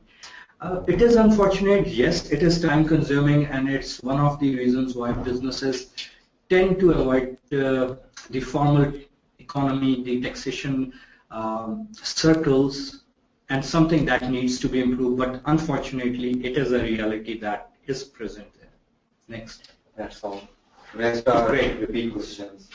Okay, we'll continue with section 74, condonation of time limit, where any time or period has been specified under any of the provisions of the Act or rules made thereunder, within which any application is to be made or any act or thing is to be done, the board may in any case or class of cases permit such applications to be made or such act or thing to be done within such time or period as it may consider appropriate. तो ये जो अभी आपका आ रहा था एक question time बार का जो मैंने आंसर किए, वही चीज यहाँ पे डिस्कस भी हो रही है कि जहाँ पहले ही कोई ना कोई टाइम या पीरियड स्पेसिफाई है टाइम बार में की हुई है, तो कोई भी एप्लीकेशन हो या आप उसके हवाले से परमिट चाहते हो, तो बोर्ड के पास ये अथॉरिटी है कि अगर आप उसको सेटिस्फाई कर सकें तो उसको अलाउ कर दें. But in practice normally the board does not do that.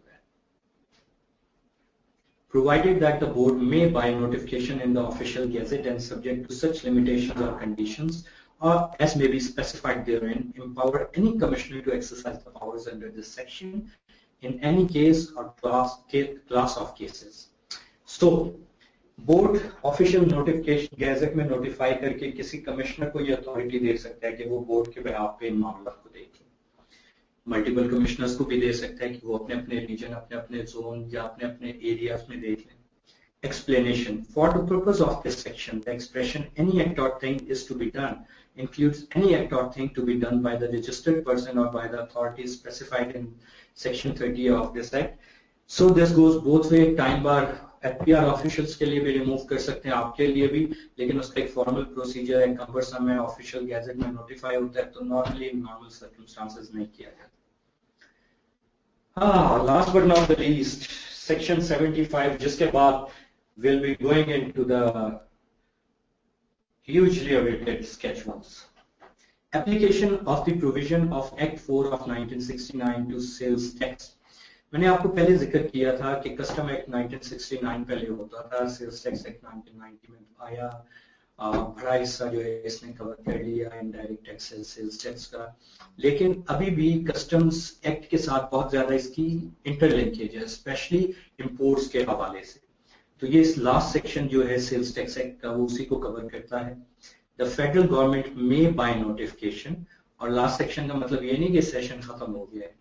अभी आपके क्वेश्चंस के बाद हमने शेड्यूल शुरू करना है जो एक्सट्रीमली इंपॉर्टेंट है, और आपके ज्यादातर क्वेश्चंस उसी से रिलेटेड आ रहे थे, and it would B hugely informative for you कि कौन से एरियाज एग्जाम्प्ट है, कौन से स्टैंडर्ड रेटेड है, कौन से स्पेसिफाइड रेटेड है, etcetera etcetera. So I would advise to state here.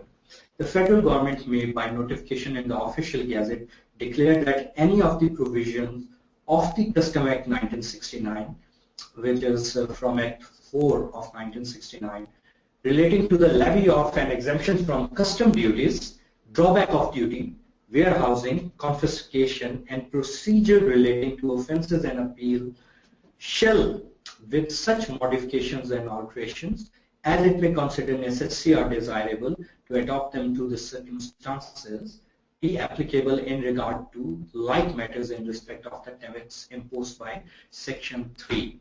So sales tax के relevant areas में Customs Act 1969 की जो भी relevant provisions हैं, या उसको जिस तरह modify करके इस्तेमाल करना चाहे वो किया जा सकता है, और उसको consider ये किया जाएगा कि वो इसी act का हिस्सा है.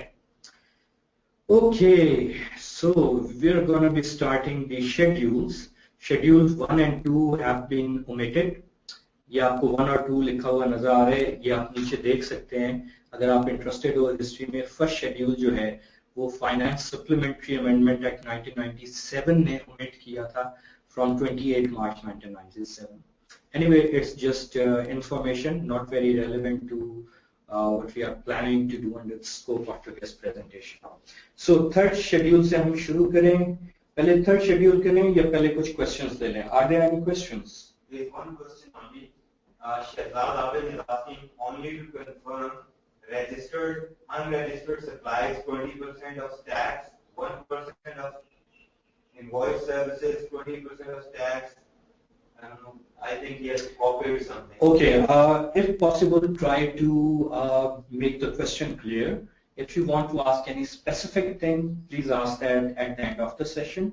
If you want to ask anything about what we have covered, please feel free to ask. Method schedule करने लगा हूँ. First two जो है omit हो चुके हैं. Schedule cover करने से पहले अगर अभी तक हमने जो एक्ट कवर किया है इसमें किसी भी तरह का कोई भी क्वेश्चन है तो आप अभी पूछ लीजिए. मैं आपको 30 सेकेंड्स देता हूँ, 40 सेकेंड्स, ताकि आप क्वेश्चन लिख लें, क्योंकि उसके बाद then we'll start with the schedules.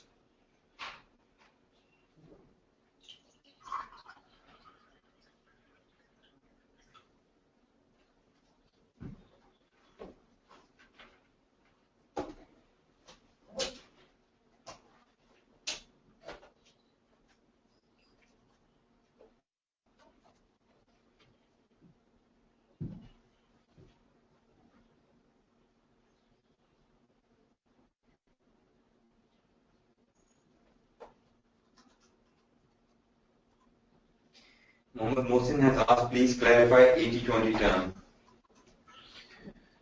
80-20 को हम एंड में करेंगे. बेसिकली कॉन्सेप्ट वही है जो आप रेफर करना चाह रहे थे. ये जो एग्जांपल इसमें आई है जहाँ पे आपकी दो तीन डिफरेंट वेज में ये डिस्कस होती है. एक सेल्स टैक्स के हवाले से होती है जहाँ आपकी 80% टैक्सेबल सप्लाईज हो, 20% नॉन टैक्सेबल हो, या आपकी पार्शियल नॉन टैक्सेबल हो, तो अप टू 80% आपको अलाउ होता है क्लेम करना input tax. Hence the term 80-20. Next. बस that's it. Okay, we are doing great then. ठीक है जी. हमने बात की throughout sales act tax act 1990 के कि इसके दो कंपोनेंट है मेजर. एक है इसके sections, main body of the act, और ये बिल्कुल इसी तरह इनकम टैक्स ऑर्डिनेंस में भी है. Main body of the act है जहाँ पे आपके सेक्शंस हैं, सब सेक्शंस हैं, लॉ लेड आउट किया गया है. उस लॉ को रेफर किया गया है स्केड्यूल्स, जहाँ पे फर्दर डिटेल दी गई है कौन सी कैटेगरीज हैं, जिन पे क्या रेट अप्लाई होंगे, एग्जाम्पशन है किस एरिया में, और अगर कोई और रिक्वायरमेंट है. अब हमने अपनी मेन बॉडी कवर कर ली है सारी, जिसमें हमारे सारे 75 सेक्शंस, सब सेक्शंस, एवरीथिंग इज कवर्ड. अब हम कवर करने लगे हैं जो ये डिटेल स्केड्यूल्स हैं, जहाँ पे हमारी वो सारी इंफॉर्मेशन है जो मेन बॉडी ऑफ लॉ से लिंक है और उसको बैकअप करती है.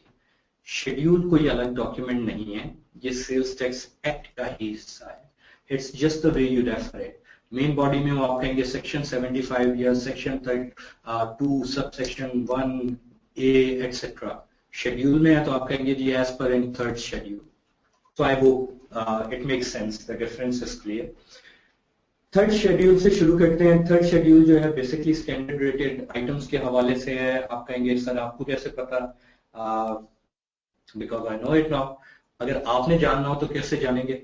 ये आपकी आसानी के लिए यहाँ लिखा हुआ है see clause A of sub section 2 of section 3. तो चले हम सेक्शन 3 को क्विकली विजिट कर लेते हैं ताकि हमें पता लग जाए कि जो हम कह रहे हैं वाकई में वहां से पता लग जाता है कि नहीं थर्ड शेड्यूल के हवाले से.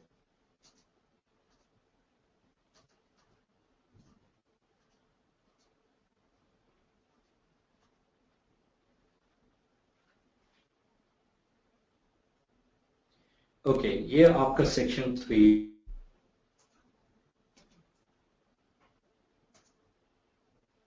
Scope and payment of tax के अंदर.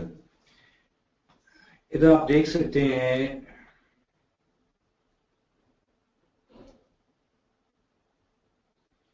32A रेफर किया गया था. 32A क्या है? Notwithstanding the provisions of subsection 1 taxable supply specified in the third schedule, जो आप कवर कर रहे हैं. So see it is interlinked with the main body of the act. Shall be charged to tax at the rate of 17% of the retail price.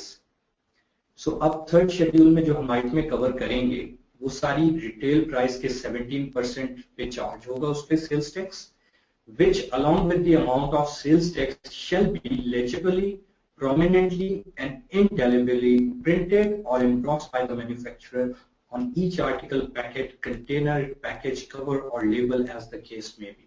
देखते नहीं juice का डब्बा होता है, दूध का डब्बा, कोई और चीज उसके ऊपर लिखी होती है net price, sales tax, total price, because of this 3(2)(a legal requirement है, provided by the federal government में gazette. Okay, that's fine.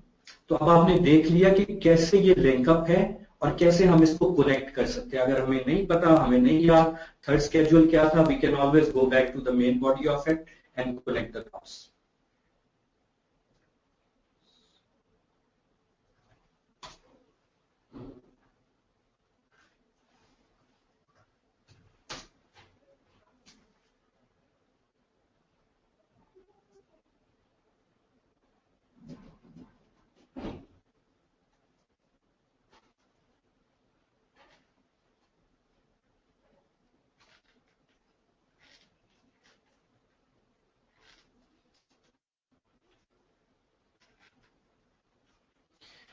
Okay, अब आप अगर अपने सामने स्क्रीन पे देखिए, आपके सामने 3 कॉलम है. Serial number which is understandable, description है, और heading numbers of the first schedule to the customs act 1969.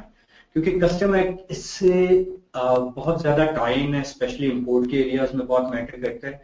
तो यहाँ पे बाकायदा रेफरेंस उसके फर्स्ट स्केड्यूल का भी दिया गया है कि जो यह चीज यहाँ पे इस थर्ड स्केड्यूल में इस सीरियल नंबर से मौजूद है, उसका हेडिंग नंबर कस्टम एक्ट के फर्स्ट स्केड्यूल में क्या है. इंशाल्लाह हम कस्टम एक्ट भी डिटेल से कवर करेंगे, मार्च के बाद होगा. नेक्स्ट हमारे आगे जो सेशंस होंगे तो वहां पे आप ये डिटेल से देखेंगे. अभी आपको उसके बारे में परेशान होने की जरूरत नहीं, आप ये डिस्क्रिप्शन वाले कॉलम पे फोकस रखिए. हमने देख लिया जी कि sub section 2 clause A of section 3 कहती है कि 17% रिटेल प्राइस पे टैक्स चार्ज होगा. Tax mean sales tax. किसके? Fruit juices, vegetable juices, ice cream. तो आप सब जो आइसक्रीम खा रहे होते हैं इस पे 17% आप टैक्स दे रहे होते हैं. एरेटेड वाटर और बेवरेजेस, ये जो आप कोल्ड ड्रिंक्स वगैरह मंगवा रहे हैं, ये आपकी मिनरल वाटर है, all that. Syrups and squashes, cigarettes, toilet soap, detergents, shampoo, toothpaste, shaving cream, perfume, cosmetics. ये जो आपको स्टार नजर आ रहे हैं ये ओमिट कर दिए गए हैं. जैसे मैंने आपको बताया हर साल रिवीजन होती है, कभी एक शेड्यूल से निकल के दूसरे शेड्यूल में चला जाता है, कभी स्केड्यूल से आइटम बिल्कुल डिलीट कर देते हैं, कभी ऐड करते हैं, तो वो जगह खाली रह जाती है क्योंकि उसको वो सीरियल नंबर दिया होता है. टी, ये जो हम चाय पी रहे होते हैं इस पे भी हम 17% टैक्स दे रहे हैं. फिर हुकूमत कहती है कि हम टैक्स नहीं देते. बताएं तो सही कितने टैक्स हम दे रहे हैं. Powder drinks, milky drinks, toilet paper, tissue paper, spices sold in retail packing bearing brand name and trademarks. यहाँ पे एक डिफरेंस नोट करें, ये रिटेल पैकिंग में जो सेल हो रही है उसकी बात हो रही है. हमारी मार्केटों में खुला भी सेल होता है, उसका ट्रीटमेंट डिफरेंट है, वो कवर होगा. Shoe polish and shoe cream. So that's pretty much it. इन सारी आइटमों पे नहीं, fertiliser, cement sold in retail packing, इन सब के ऊपर जो है 17% रिटेल प्राइस के ऊपर सेल्स टैक्स चार्ज होगा और वो डिस्क्लोज करना होगा कि ये प्राइस थी, ये सेल्स टैक्स चार्ज हुआ, ये टोटल. फोर्थ शेड्यूल हमें क्या चीज दिखाता है? अगेन स्पेशली जिन लोगों ने आज हमें ज्वाइन किया, हमें हेल्प करने के लिए और बाकी साथियों की रिवीजन के लिए, हम फोर्थ सेक्शन 4 को देखते हैं कि क्या कहता है फिफ्थ स्केड्यूल के हवाले से. क्वेश्चन, हम फिफ्थ स्केड्यूल पे क्यों आ गए हैं? क्योंकि फोर्थ स्केड्यूल जो है वो ओमिट हो गया हुआ है by finance act 1998. So fifth schedule के लिए let's go to section 4.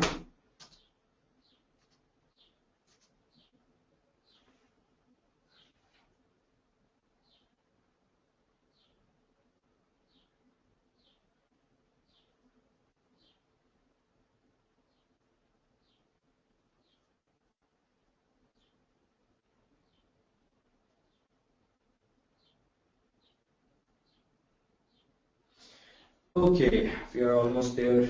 The controls are slightly funny, so taking me some time to adjust to them.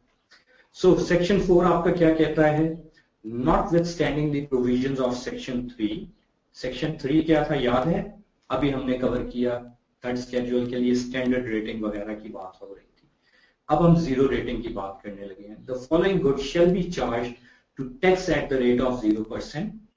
अब उसमें क्या शामिल है? सबसे पहले गुड्स एक्सपोर्टेड, जो हमने गुड एक्सपोर्ट किए हैं उस पर क्या सेल्स टैक्स है? 0%। और the goods specified in fifth schedule. Fifth schedule को हम अभी कवर करेंगे। Supply of stores and provisions for consumption aboard a conveyance to a destination outside Pakistan as specified in Section 24 of Customs Act 1969। इसको हम अपने पहले session में cover कर चुके हैं जो वाइंडियो पे अवेलेबल है। आसान बता दे तो जिन्होंने आज ज्वाइन किया उनके लिए कि जैसे आपकी पोर्ट से शिप गई है आपका सामान लेकर फॉर डेस्टिनेशन अब्रॉड, तो जो सप्लाई स्टोर्स और प्रोविजंस उसकी कंजम्पशन के लिए आपने उधर सप्लाई की है उस पे 0 रेटिंग है। Such other goods as the federal government may by notification in the gazette specify। ठीक है। Nothing, however, in this section shall apply in respect of supply of goods which are exported but have been or intended to be re-imported into Pakistan। Creative accounting को बंद किया, अगर export करके वापस ला रहे हैं फिर वो 0 रेटिंग एज पर लॉ नहीं रहेगी। Have been entered for export under section 131 of the Customs Act 1969, लेकिन एक्चुअली उन्हें एक्सपोर्ट नहीं किया गया। Have been exported to a country specified by federal government जिस पे 0 rating apply now। Such other goods as may be specified by Federal Board of Revenue, ये जी FPR की like other areas जहाँ भी उनको authority दी गई है कि वो reduced rate पे जिन areas को promote करना चाहें कर सकते हैं। So let's go to our fifth schedule। अब हमें पता लग गया कि थर्ड स्केड्यूल में हमने स्टैंडर्ड रेटिंग को कवर किया है, फिफ्थ स्केड्यूल में हम 0 रेटेड आइटम्स को कवर करने लगे हैं। यहाँ पे आप देखिए अब आपके सामने 2 कॉलम्स आ जाते हैं, सीरियल नंबर और डिस्क्रिप्शन। ठीक है, description is what we are focusing on कि इन तमाम एरियाज के ऊपर हमारा सेल्स टैक्स जो है वो 0 रेटेड चार्ज होगा। मैंने आपको पहले बताया था 0 रेटेड और एग्जेम्प्ट आइटम्स के फर्क ये है। इससे आगे हम फिर एग्जेम्प्ट का शेड्यूल देखेंगे। एग्जेम्प्ट के स्केड्यूल में भी इसी तरह आइटम्स डिटेल से लिस्टेड है। 0 रेटिंग का फायदा क्या है? You can claim your input tax which means you can get a refund, you can claim refund or drawbacks, etc. In the case of exempt items, you can't do that. So let's proceed with the fifth schedule। 0 rating किन आइटमों पे है? Supply, repair और maintenance of any ship. आपकी transport carriage companies ships hire करती हैं, बनाती हैं। Which any ship which is neither a ship of gross tonnage of less than 15 LDT or a ship designed or adopted for use for recreation or pleasure। किसी भी ऐसी ship की supply, repair और maintenance पे 0% sales tax होगा जो कि किसी भी और काम के लिए यूज हो रही है सवाए इसके कि वो रिक्रिएशन या प्लेजर के लिए आप यूज कर रहे हैं या उसका वजन जो है 15 LDT से कम है। ठीक है, यानी 15 LDT से ज्यादा होना रिक्वायरमेंट है for 0 rating. Supply, repair or maintenance of any aircraft which is neither an aircraft of weight less than 8,000 kilogram, यानी सप्लाई, रिपेयर और मेंटेनेंस किसी भी ऐसे जहाज की जो 8,000 किलो से ज्यादा का वजन रखता हो, nor an aircraft designed or adopted for use for recreation or pleasure, और जो जाती प्लेजर या रिक्रिएशन के लिए यूज नहीं हो रहा, बिजनेस पर्पसेस के लिए यूज हो रहा। Supply of spare parts and equipment for ships and aircraft falling under the above categories। Supply of equipment and machinery for pilotage, salvage और coverage service। ये बेसिकली सीरियल 1 जो है ये रिलेटेड है हमारी एविएशन और शिपिंग इंडस्ट्री से। इसी तरह supply of equipment and machinery for air navigation services. Thank you, आज तो आप बगैर कह ले। Supply of equipment and machinery for other services provided for the handling of ships or aircraft in a port or customs airport। So this is pretty self-explanatory। कोई confusion हो आप लिख लें, अभी question answers में पूछ लीजिएगा। Supply to diplomats, diplomatic missions, privileged persons, which FPR will define what they are। and privileged organizations, which are also covered under various acts, orders, rules, regulations, and agreements passed by the Parliament or issued or agreed by the Government of Pakistan, उनकी supply zero rated. क्यों? Foreign government से आपके agreement है या acts ने उनको allow किया हुआ है, तो उनको आप टैक्स चार्ज नहीं कर सकते। Supplies to duty free shop, क्यों? Because that is duty free. ये कस्टम्स की प्रोविजंस थी जो आगे कंटिन्यू है यहाँ पे। Provided that in case of clearance from duty free shops against various baggage rules issued under the Customs Act 1969, the supplies from duty-free shops shall be treated as import for the purpose of levy of sales tax. Duty free shop को supply करना zero rated है, लेकिन duty free shop से customs act के baggage rules के मुताबिक जो आगे मिल रहा है उस पे सेल्स टैक्स की लेवी जो है वो इंपोर्ट के हिसाब से की जाएगी।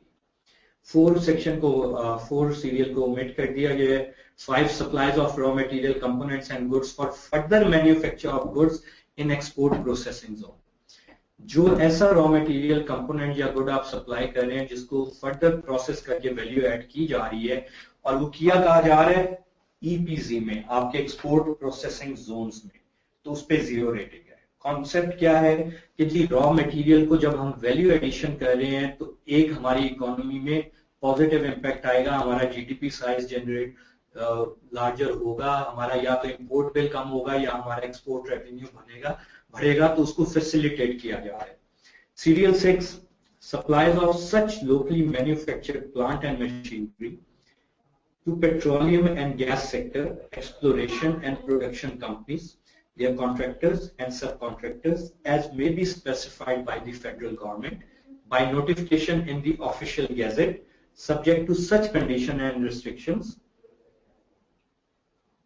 as may be specified in such notification. So locally manufactured plant and machinery की supply पेट्रोलियम या गैस एक्सप्लोरेशन और प्रोडक्शन कंपनीज को, उनके कॉन्ट्रैक्टर्स को, सब कॉन्ट्रैक्टर्स को, और यहाँ कौन कौन सी चीजें कवर है जो भी फेडरल गवर्नमेंट ने ऑफिशियल गैजेट में नोटिफाई कर दी। ये 6 से इंपॉर्टेंट है। इस साल मैन्युफैक्चरिंग की एक्सपोर्ट प्रोसेसिंग जोन के हवाले से फाइनेंस बिल में कुछ प्रपोजल दिए गए थे जिसको असेंबली ने पास करके फाइनेंस एक्ट का हिस्सा बनाया। फाइनेंस एक्ट 2015 से वो इनकॉर्पोरेट हुए हैं रेलिवेंट एक्ट्स में, including here in sales tax act 1990। So 6A क्या कहता है कि ये भी जीरो रेटेड होंगे supplies of locally manufactured plant and machinery of the following specification to manufacturers in the export processing zone subject to condition and restrictions and procedures given below, which are plant and machinery operated by power of any description as is used for the manufacture or production of goods by that manufacturer. So पहली condition तो ये आ गई कि ये plant and machinery आप actual अपने core process जो आपकी कोर मैन्युफैक्चरिंग प्रोसेस है उसमें यूज कर रहे हो और उसकी पावर पे कोई बार नहीं है, किसी भी पावर की हो सकती है। Apparatus, appliances and equipment specifically meant or adopted for use in conjunction with the machinery specified in clause 1 above.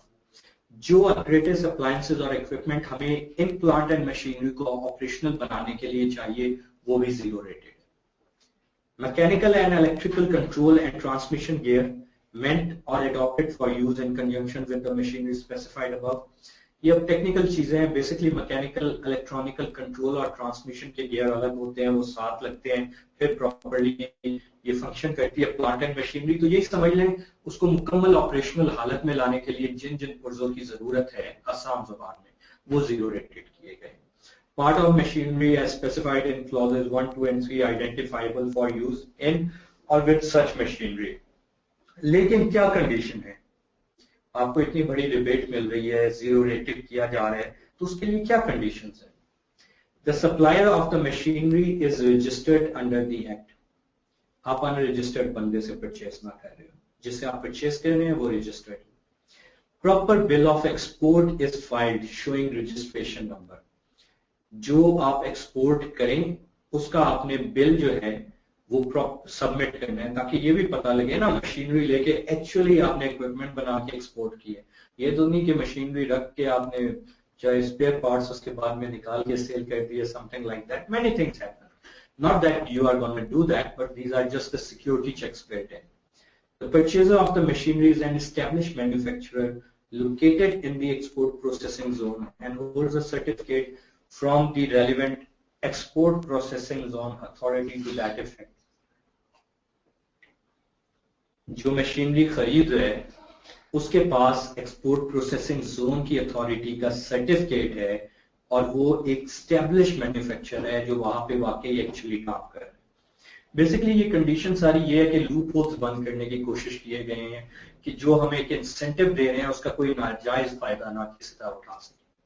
The purchaser submits an indemnity bond in proper form to the satisfaction of the concerned Commissioner Inland Revenue that the machinery shall, without prior permission from the said Commissioner, not be sold, transferred, or otherwise moved out of the export processing zone before a period of 5 years from the date of entry into the zone. 5 साल से पहले commissioner की इजाजत के बगैर ना निकालेंगे, मेरी फैक्ट्री शिफ्ट हो रही है, ना डिस्पोज ऑफ करेंगे. If the machinery is brought to tariff area of Pakistan, sales tax shall be charged on the value assessed on the bill of entry. Tariff area of Pakistan होता है rest of the Pakistan. Export processing zone जो है इनको preferential treatment दिया हुआ है government ने, legal protection है, एक्सक्यूटिव यहाँ पे lower rate है जैसे zero rated जा रही है. लेकिन अगर उधर से आप बाहर निकालेंगे तो फिर जो बिल ऑफ एंट्री है आपका, जहां पे आप सामान लेके जा रहे हैं उस पे जो वैल्यू आपकी डिक्लेयर्ड है उस वैल्यू पे आपको सेल्स टैक्स चार्ज होगा. And breach of any of the conditions specified herein shall attract legal action under the relevant provisions of the Act, besides recovery of the amount of sales tax along with the default surcharge and penalties involved. अगर इनमें से किसी भी provisions को आप violet करेंगे तो आपके खिलाफ एक्शन लिया जा सकता है.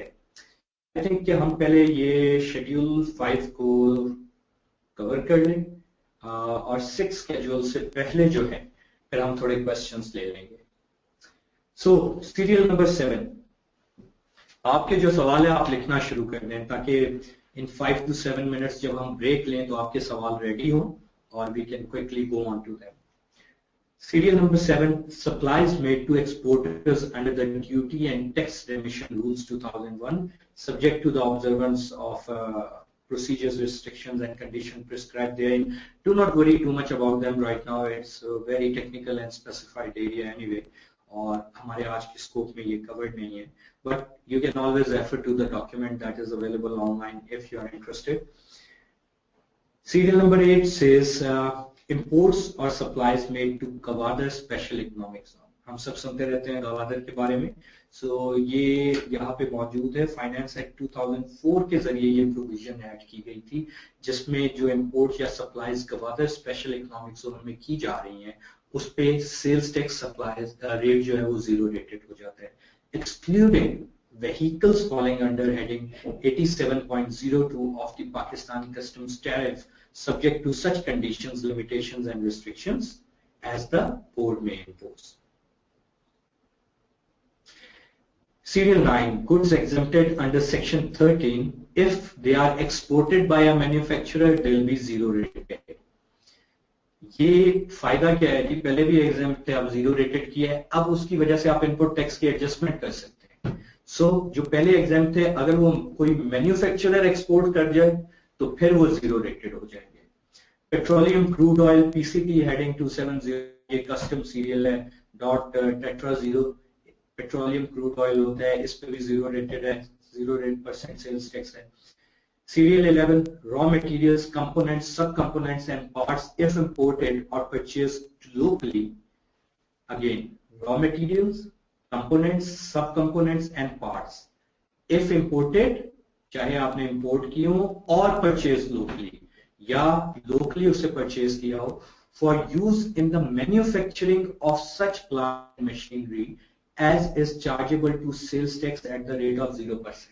जो हमने ऊपर कवर किया, अगर उसमें से किसी प्लांट एंड मशीनरी की मैन्युफैक्चर करने के लिए आपने ये रॉ मटेरियल, कंपोनेंट, सब कंपोनेंट या पार्ट लोकली खरीदे हैं या इंपोर्ट किए हैं तो इन पे भी 0% सेल्स टैक्स होगा, subject to the condition that the importer or purchaser of such goods hold a valid sales tax registration. Sales tax registered हो, सस्पेंड ना हुआ हो, ब्लैक लिस्ट ना हुआ, अप टू डेट हो, वैलिड हो, showing his registration category as manufacturer. और manufacture कर रहे हैं तो उसकी रजिस्ट्रेशन एज मैन्युफैक्चर हो, ये ना हो कि उसने एज होलसेलर या एज एक्सपोर्टर अपनी रजिस्ट्रेशन कराई थी, अब जी मैन्युफैक्चर करने चले हैं आप कहेंगे जी हमें तो जी फिफ्थ जो स्केड्यूल है उसकी सीरियल 11 के मुताबिक जीरो रेटेड है। आप नहीं भाई, जीरो रेटेड बिल्कुल आप हैं अगर आपकी रजिस्ट्रेशन वैलिड है और वो एज मैन्युफैक्चरर हुई थी। सो ये वो छोटी छोटी चीजें हैं जिनका आपको ख्याल रखने की जरूरत है। And in case of import all the condition, restrictions, limitations and procedures are imposed by notification under Section 19 of Customs Act 1969 shall apply. Serial 12. The following goods and the raw materials, packing materials, subcomponents, components, sub-assemblies and assemblies imported or purchased locally for the manufacture of the said goods subject to the conditions, limitations and restrictions as specified in Chapter 14 of the Sales Tax Special Procedure Rules 2007. अच्छा, ये भी हमारा plan है, इंशाल्लाह हम ये sales tax के rules और प्रोसीजर्स भी कवर करेंगे। सो सीरियल 12 क्या कह रहे हैं कि अब नीचे लिस्ट आने लगी है, ये गुड्स और रॉ मटेरियल, पैकेजिंग मटेरियल, सब कंपोनेंट, सब असेंबलीज, चाहे आपने इंपोर्ट की हो या लोकली परचेज की हो, इन गुड्स के मैन्युफैक्चर के लिए सब्जेक्ट टू जो कंडीशंस प्रैक्टिकल रूल्स में मौजूद है जीरो रेटेड होगी। कौन से गुड्स हैं? कलर्स, इंसेट, पीसीटी हेडिंग्स, इन सब की गिवन है। पीसीटी का मतलब है Pakistan customs tariff. Writing, drawing and marking inks, erasers, exercise books, pencil sharpeners, geometry boxes, pens, wallpapers, markers, porous tip pens, pencils including color pencils, milk, fat-filled milk and bicycles. They would all be zero rated subject to the provisions of the specified procedures in the sales tax rules. So this brings us to the sixth very important and a very long schedule. Before we delve into that, let's quickly request our super question man, Evan Saab. Ji, do we have any questions? Yeah. Okay. First one is from Shehzad Hanan. He's asking how can a registered person can get the credit of further tax deducted under Section 3(1)(a) from it. Hanan, इसको हम detail से cover कर चुके हुए हैं पहले, चलिए मैं आपके लिए दोहरा देता हूँ। देखिए, आप आउटपुट टैक्स पे 17% जो है चार्ज कर रहे हैं, ये आपके कस्टमर्स आपको पे कर रहे हैं, ठीक है। आप इनपुट टैक्स पे कर रहे हैं। लेट्स अज्यूम आपने 17 लाख का टैक्स जो है कलेक्ट किए अपनी सेल्स पे और 18,70,000 का आपने पे किया। क्वेश्चन होगा 18,70,000 का क्यों पे किए? मे बी आप इन्वेंट्री बिल्डअप कर रहे हैं, सीजनल बिजनेस है, आगे आपका सीजन में ज्यादा सेल होनी है, उसके लिए स्टॉक बिल्डअप कर रहे हैं। सो इस केस में आप नेट 1,70,000 का रिफंड क्लेम कर लेंगे। उसका प्रोसीजर ये होता है, ऑनलाइन आप अपनी रिटर्न जमा कराते हैं, फिर उसके बाद एक स्पेसिफाइड प्रोसीजर, उसके अकॉर्डिंगली आप रिफंड एप्लीकेशन देते हैं और फिर आप उसको एक्टिवली परस्यू करते रहते हैं। I hope that answers your question. Next is from Rabia Ropiwala. She's asking, service industry will be catered later. Rabia, sales tax act जो है ये फेडरल एक्ट है एफबीआर का, ये मोस्टली फोकस्ड है on sales tax on goods. Service industries पे जो है वो पोस्ट 18 अमेंडमेंट प्रोविंशियल परव्यू में है। आपके लिए अच्छी न्यूज ये है कि इंशाल्लाह नेक्स्ट वीक हम वन ऑफ द प्रोविंसेस या पीआरए या एसआरबी को शुरू कर देंगे, and there would be 2 to 3 sessions on that depending on how intensive it is, और उसके बाद फिर हम conclude करेंगे with the session of the remaining provincial authority. But it is very important कि आपको इसकी भी understanding हो। वैसे अहमद, I think आपने भी टैक्स एक्सपर्ट हो जाना है सारे सेशन अटेंड करके। You might as well also go for ACCA now. I think I should consider it now. जी। Next is from Mohammed Riyaz. He's asking, sir, what is column 3 and 3rd schedule? ये reference दिया गया है जो हमारा customs act है उसके जो शेड्यूल्स हैं, स्केड्यूल्स हैं, उसके अंदर जो रेफरेंसेस है उसके साथ इसको टाई इन किया गया है, रेफरेंस किया गया है। Next is from Mohammed Naveed. He's asking, please define LDT. Okay. Unless you are working in shipping industry, it would be hard to explain it to you. Basically, अब मैं आपको आसान जुबान में किस तरह समझाऊं. आप ये समझें कि जब आपकी शिप बनती है ना, तो उसका वेटेज होता है, ठीक है. उसका वेटेज टनेज में लिया जाता है. And LTD is like a measurement unit. अब सेल्स टैक्स एक्ट ये कहता है कि जो बहुत छोटी शिप है ना, वो तो फोकस इसका क्या है कि जो आपकी शिपिंग और एविएशन इंडस्ट्री है उनको सपोर्ट किया जाए, ठीक है. PIA क्राइसिस का तो आप सुन नहीं रहे, तो इन चीजों के थ्रू उन्हें सपोर्ट किया जा रहा है. अब शिपिंग इंडस्ट्री में जो बड़ी शिप है वो कार्गो के लिए यूज होगी. बहुत छोटी शिप या जो आप अपनी एंटरटेनमेंट के लिए यूज कर रहे हैं उसका इकोनॉमी को तो ऐसा फायदा नहीं है प्रैक्टिकली. तो इसलिए वो एक मिनिमम वेट लिमिट दी गई है 15 LDT की, ये फिफ्थ स्केड्यूल में. आई होप कि it makes some sense to you now. Next. Next is from Mohammed Mohsin. He's asking, is supply to NGO and not-for-profit organization is zero rated? अभी आपने सारी zero rated देख ली. इसमें कहीं NGO का जिक्र मौजूद है तो फिर वो जीरो रेटेड, नहीं है तो नहीं है, और नहीं है. अच्छा, थिंक अबाउट इट. जो फाइनल कंज्यूमर है उसने इसका बेयर करना है इंसिडेंस. NGO पानी मंगवा रही है, उस पर वो सेल्स टैक्स दे रही है. क्यों?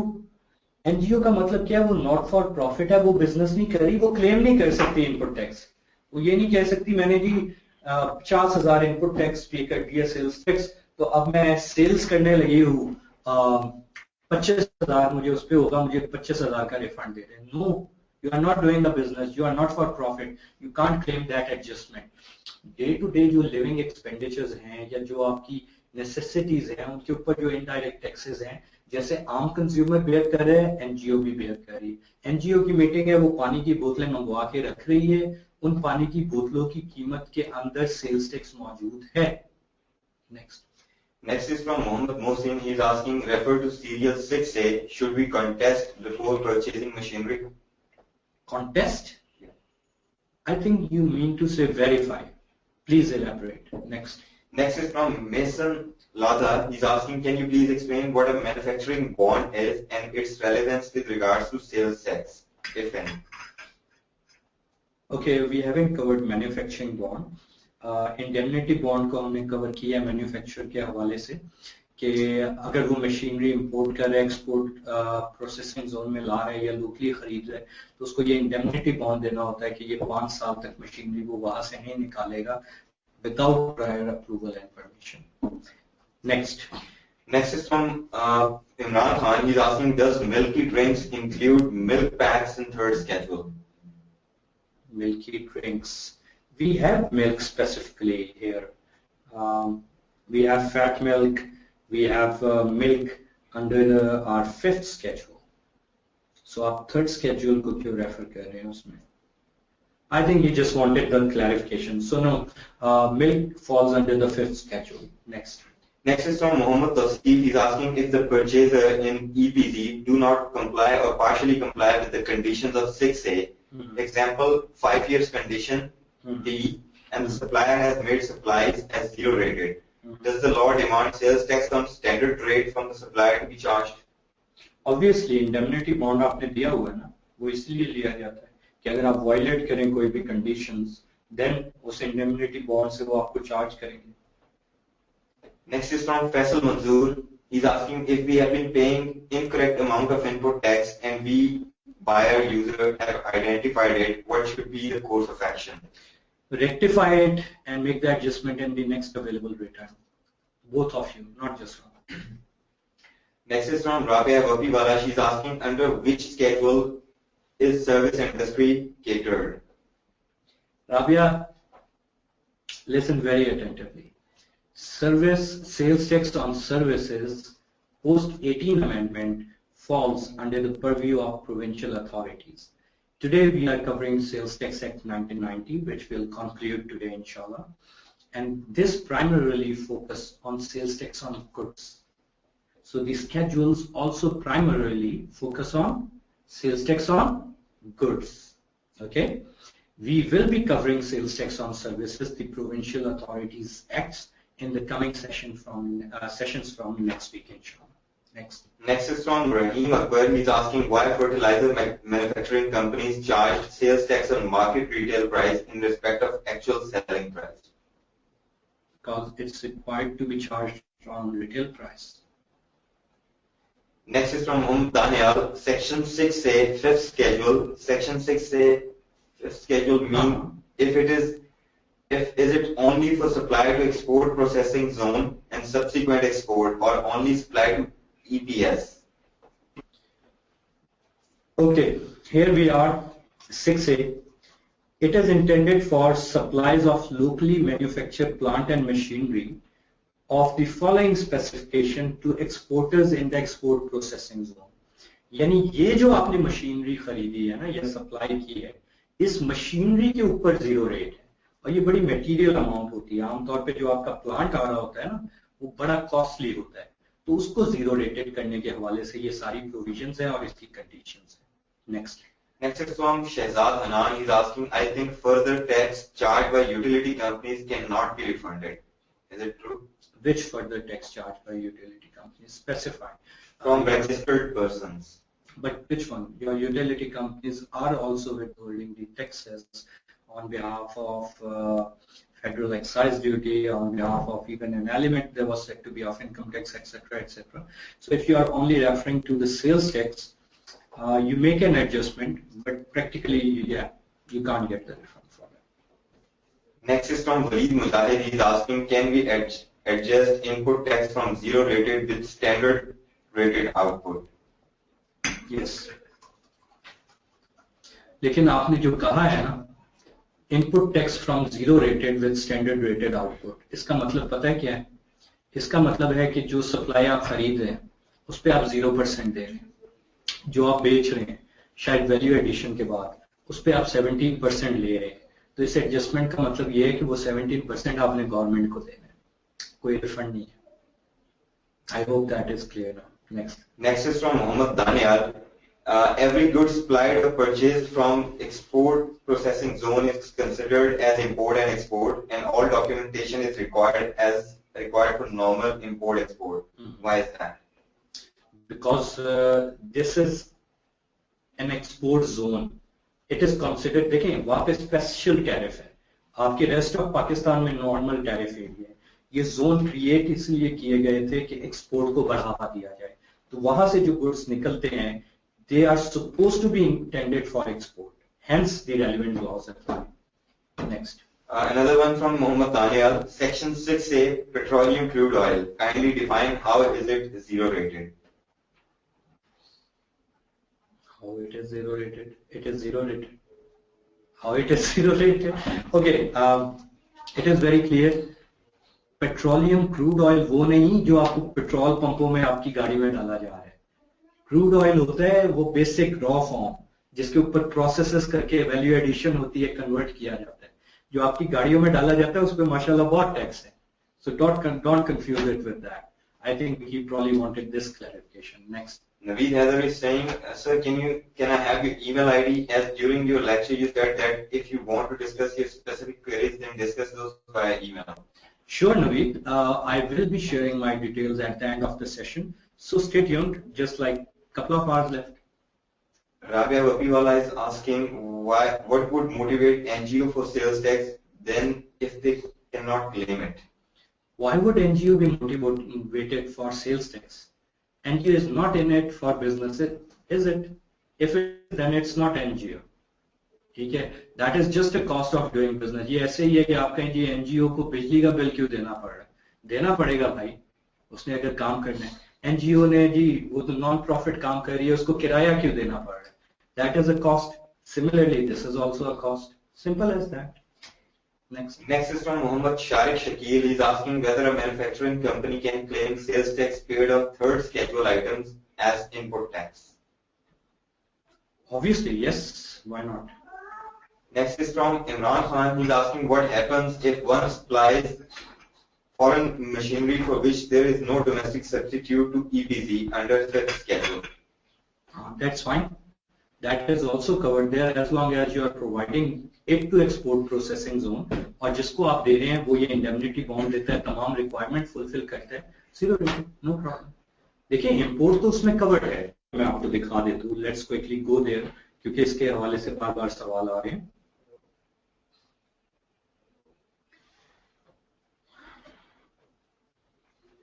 6A में क्या हो गया, सप्लाई ऑफ लोकली मैन्युफैक्चर्ड. ठीक है, अब थोड़ा सा ऊपर आप आए.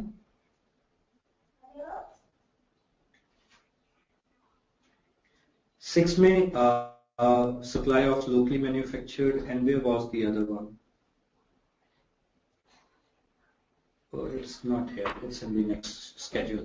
ठीक है, 6A में locally manufactured जो हमारी प्लांट एंड मशीनरी है, अगर ये सारी कंडीशंस हम फुलफिल कर रहे हैं और जिस शख्स को हम दे रहे हैं वो ये सारी कंडीशंस आगे फुलफिल कर रहे हैं, हमारा सप्लायर रजिस्टर्ड हो, जिसको हम सप्लाई कर रहे हैं उसके पास रेलेवेंट सर्टिफिकेट हो, वो इंडेमनिटी बॉन्ड कर दे, तो this is all fine and zero rated. अब क्वेश्चन ये, अगर पाकिस्तान में मशीनरी अवेलेबल नहीं है और वो आप इंपोर्ट करें एक्सपोर्ट प्रोसेसिंग जोन के अंदर, तो क्या वो 6A में फॉल करेगी?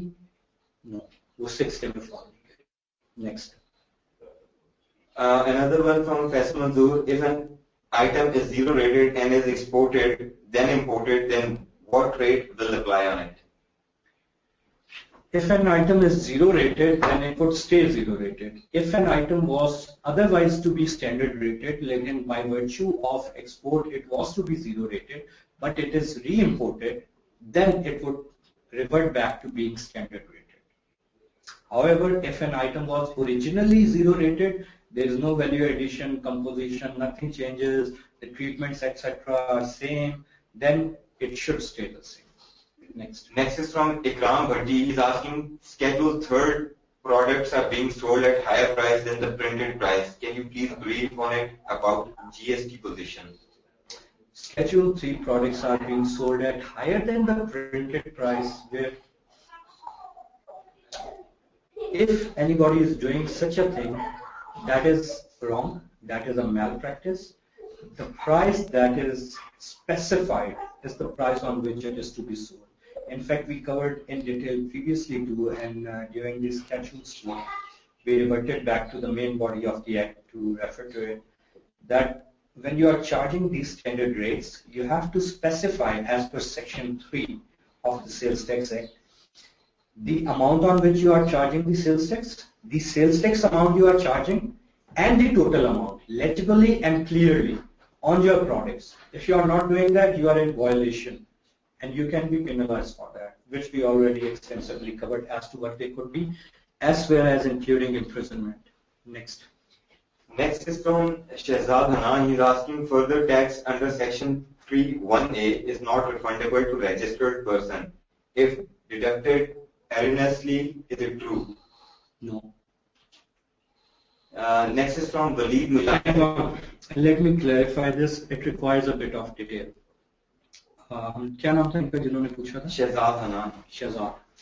शहजाद, इसको शायद आप हमारे पहले सेशंस में थे कि नहीं, इसको हमने डिटेल से कवर किया था.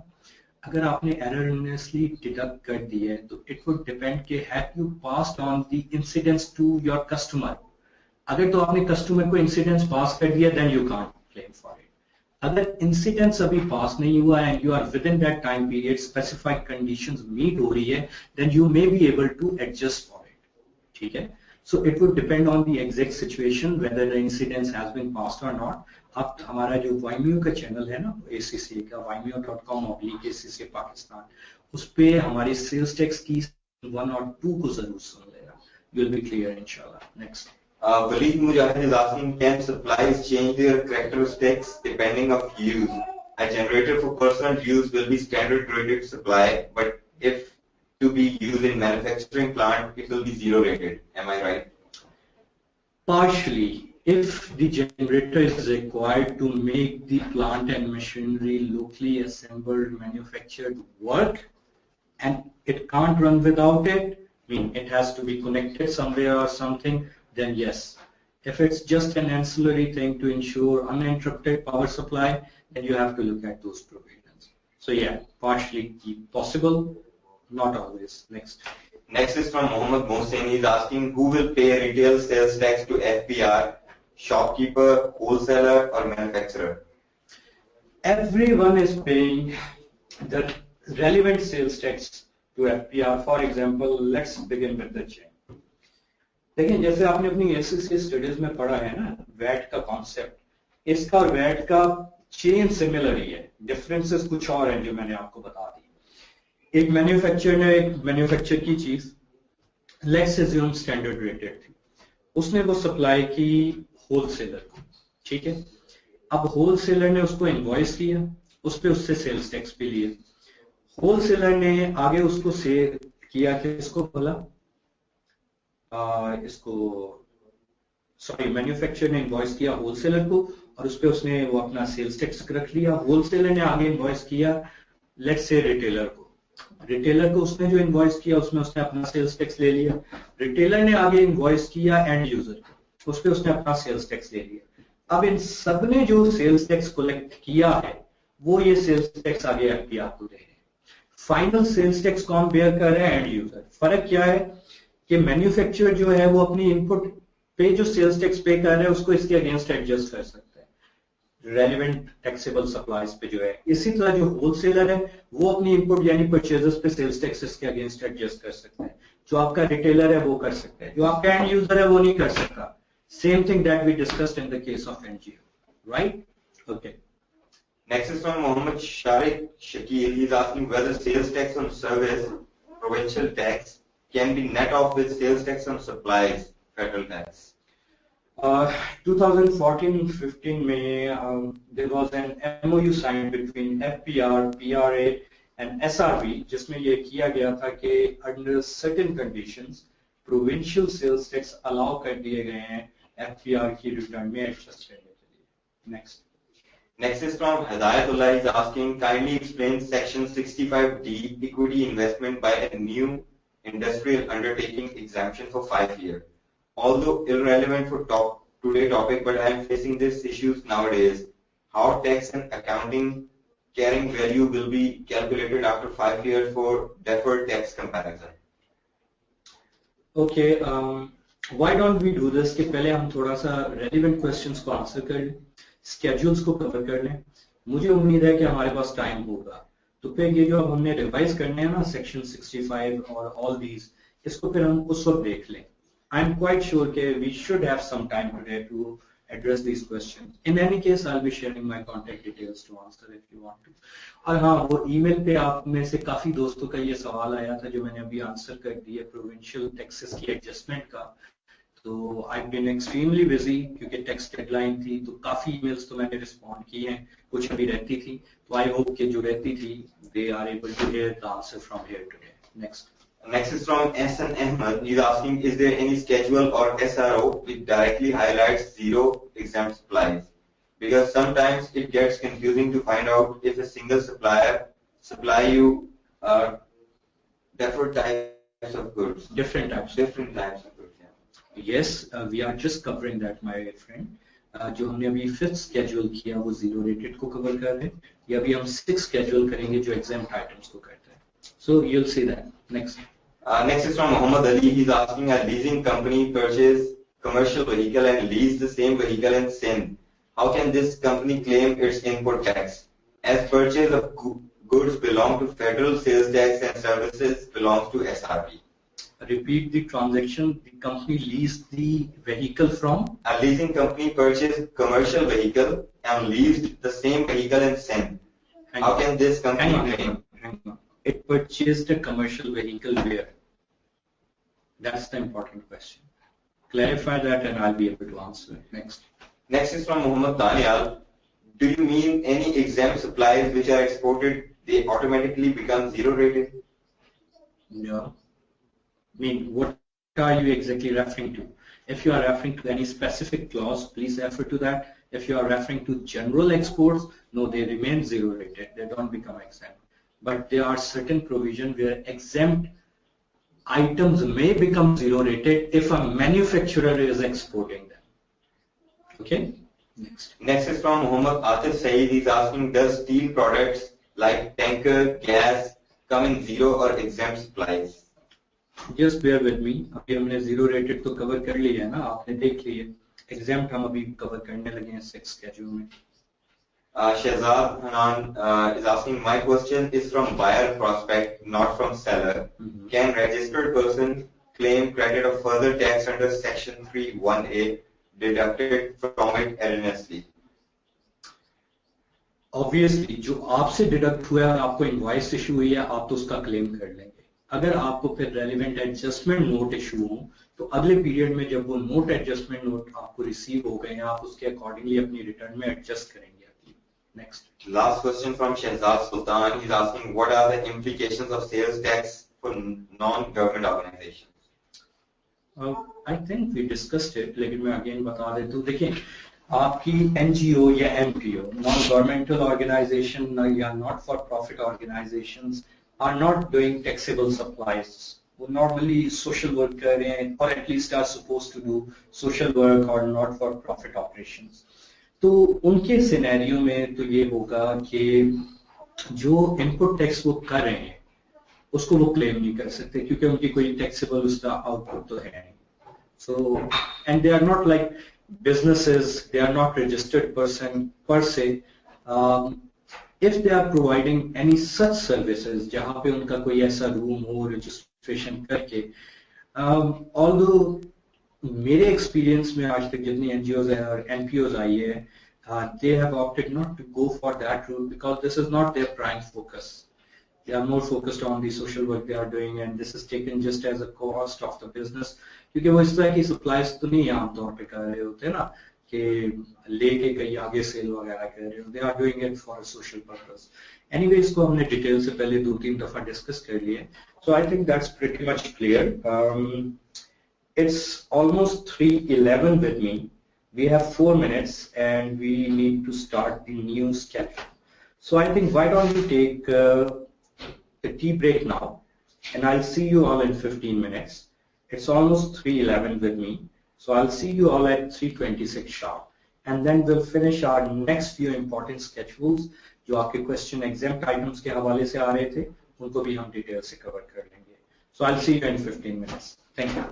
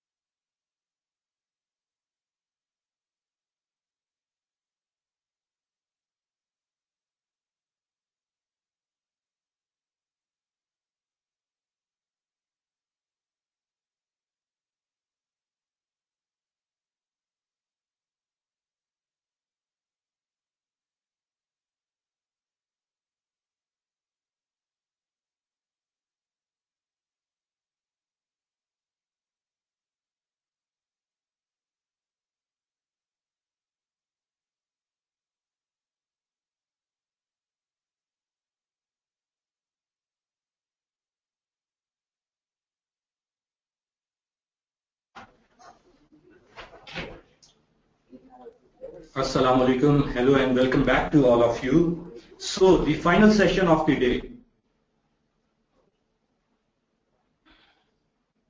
जी हमारे कोई क्वेश्चंस रहते हैं?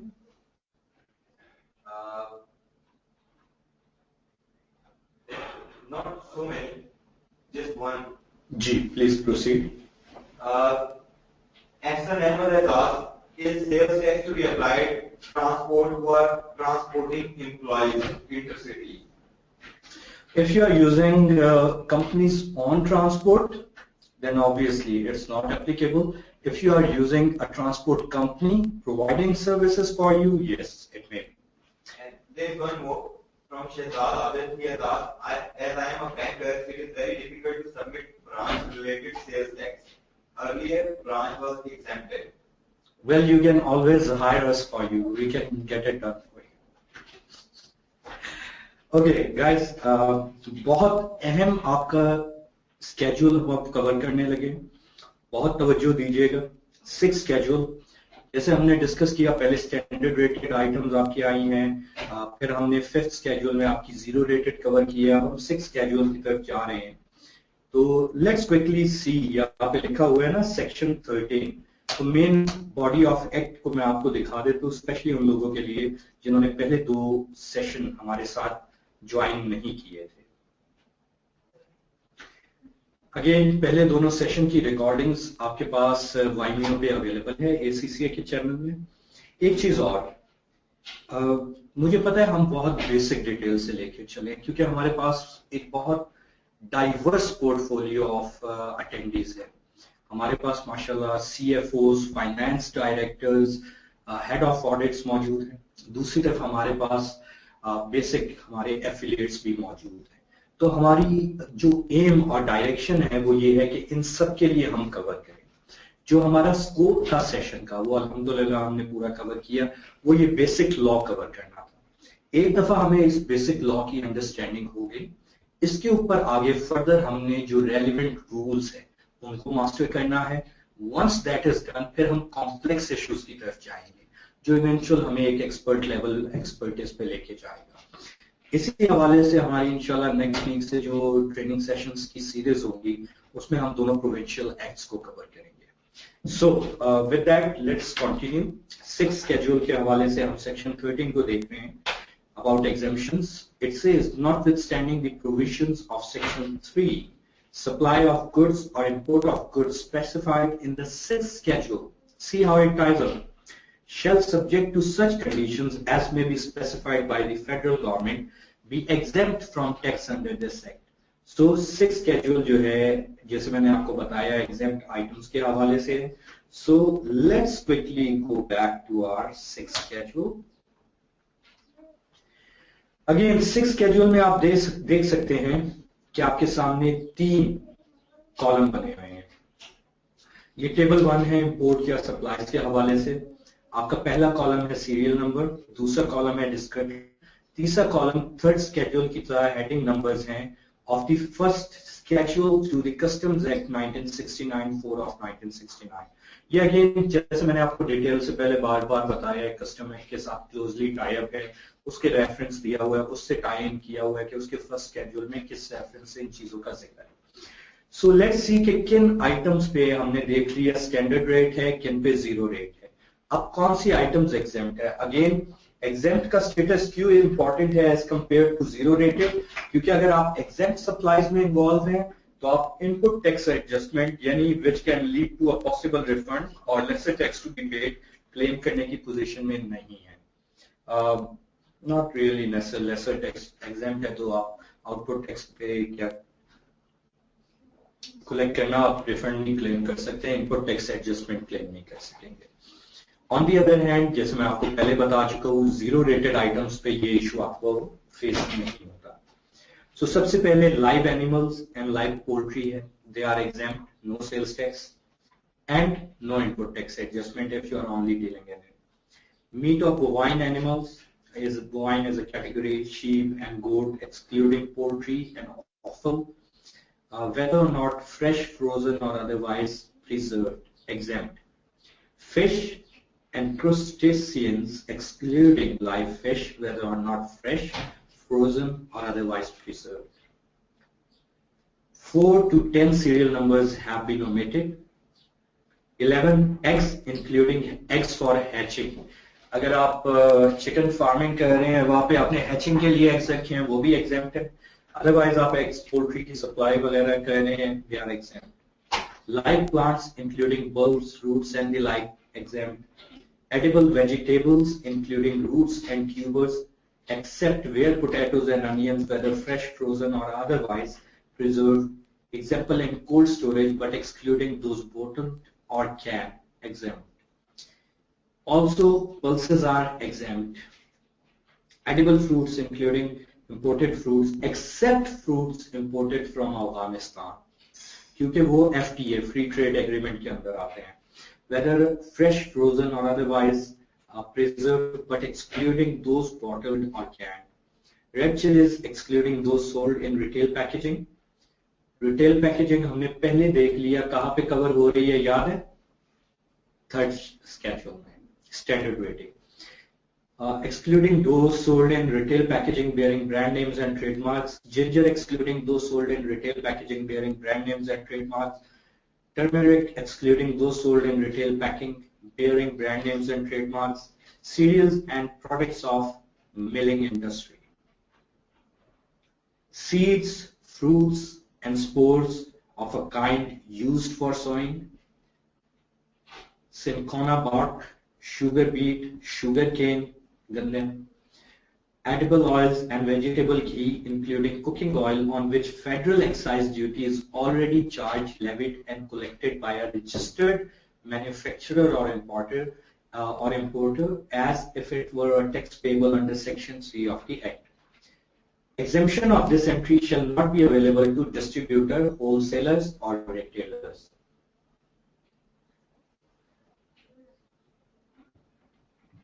So 24 सीरियल की एग्जेम्पशन जो है वो सिर्फ रजिस्टर्ड मैन्युफैक्चरर या इंपोर्टर ने जहां पे चार्ज किया है उसके लिए अवेलेबल है.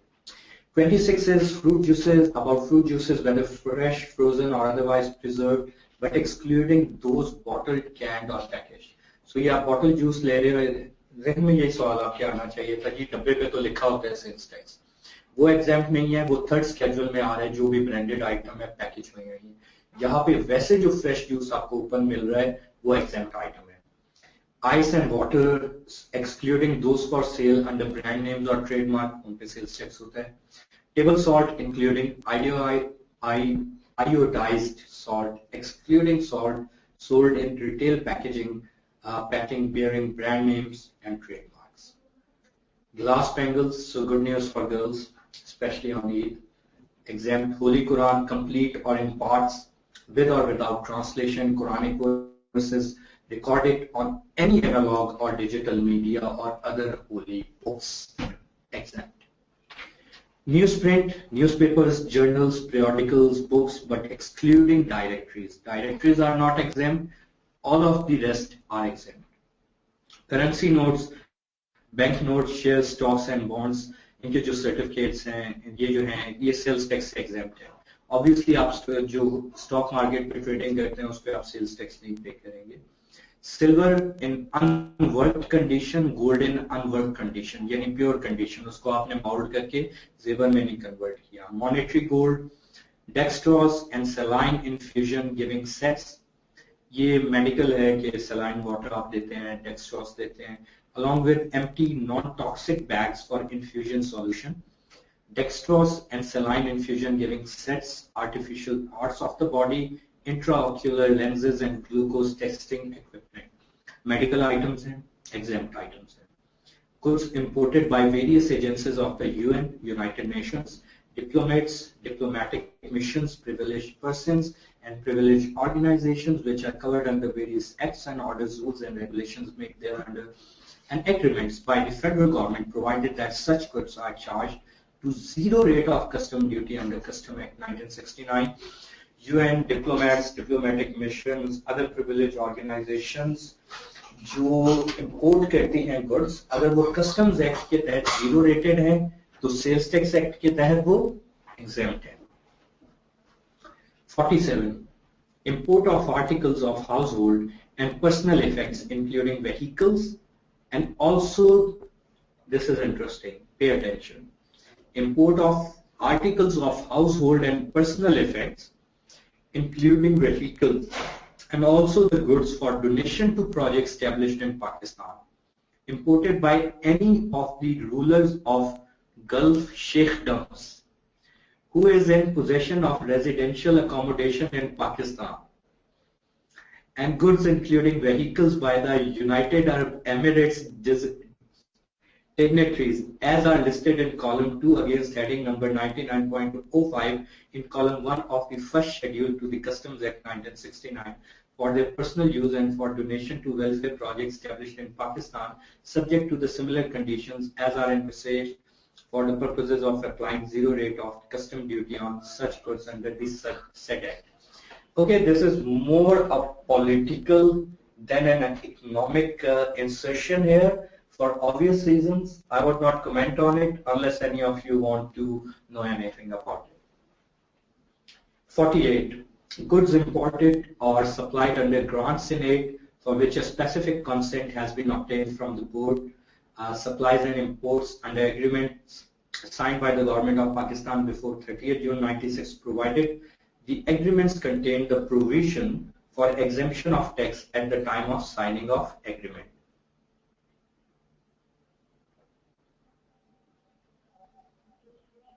Import of all goods received in the event of a natural disaster or other catastrophe as gifts and relief consignments, including goods imported for the President's Fund for Afghan refugees, relief goods donated for Afghan refugees, gift for President's Fund for assistance of Palestine, and gifts received by Pakistani organizations from Church World Services or the Catholic Relief Services, subject to the similar conditions as are envisaged for the purposes of applying zero rate of customs duty under the Customs Act. Different relief functions के लिए especially President Fund, Catholic organizations, relief organization की तरफ से जो donations या stuff भेजा जाएगा zero वो exempt है, especially जबकि customs की provision के मुताबिक वो zero rated. Articles imported through post as unsolicited gifts subject to the same condition as are envisaged for the purpose of applying zero rated. Basically personal item की one of use जो है आप gift के through post के through gift मंगवा रहे हैं, भेजे हैं, exempt है. Imported samples आपने मंगवाए हैं वो exempt है. Goods imported or donated to hospitals run by the federal government or provincial government and non-profit making educational and research institutions subject to the similar limitations, conditions and procedures as are envisaged for the purpose of applying zero rate of customs duty on such goods under the Customs Act. तो ये जो आप NGO की बात कर रहे थे बार-बार, ये वो specific conditions हैं और specific items हैं जिसपे NGOs को zero rating या exempt मिल रहा है. तो जो specific treatment है वो मिल रहा है, उसके अलावा जो generic treatment है वो मैंने आपसे share कर दी.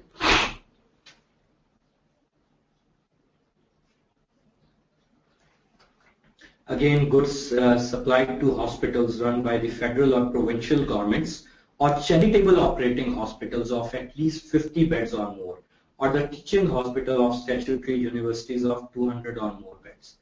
उनके लिए भी exempt है. Import of all such gifts as are received and such equipment for fighting.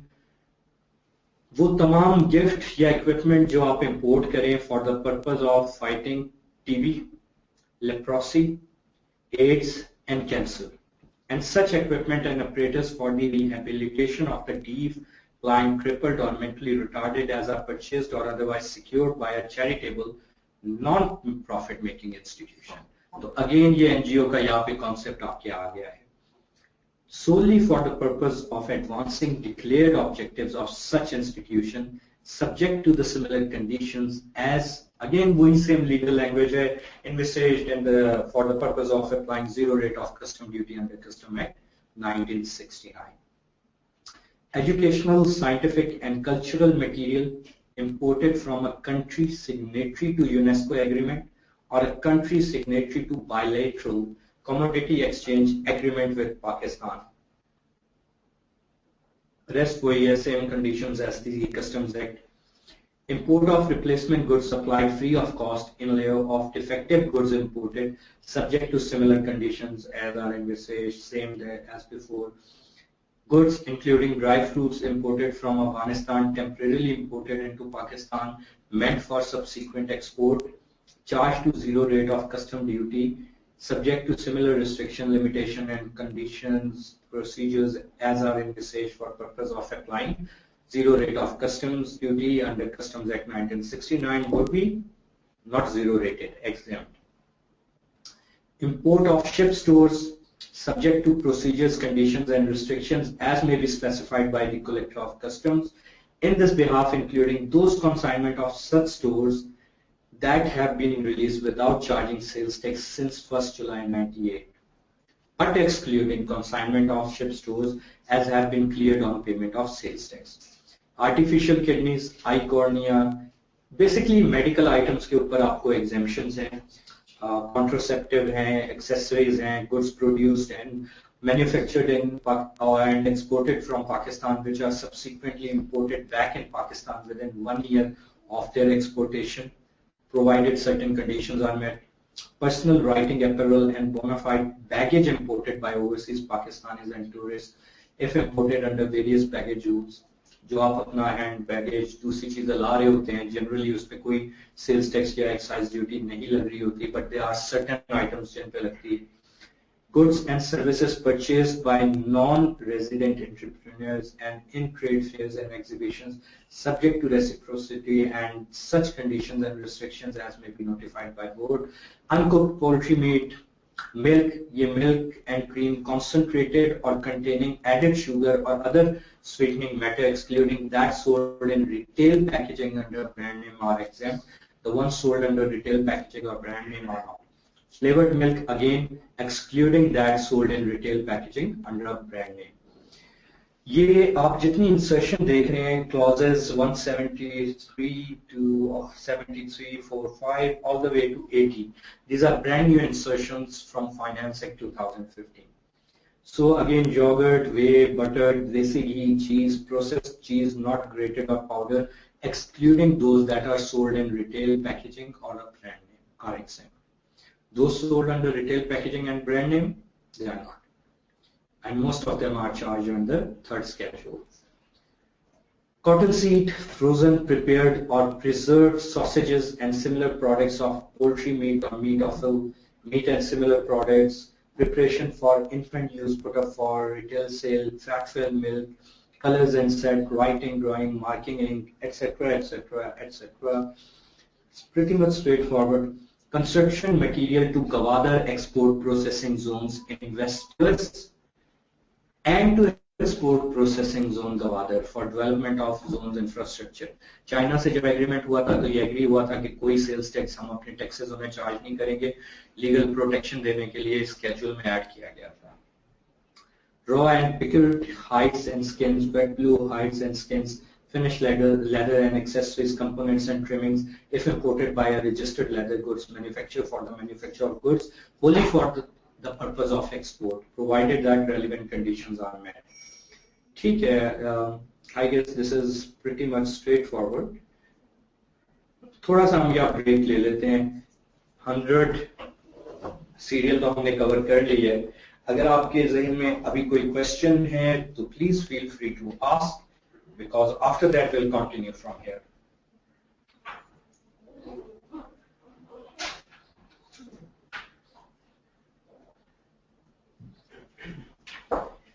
Just one question as of now.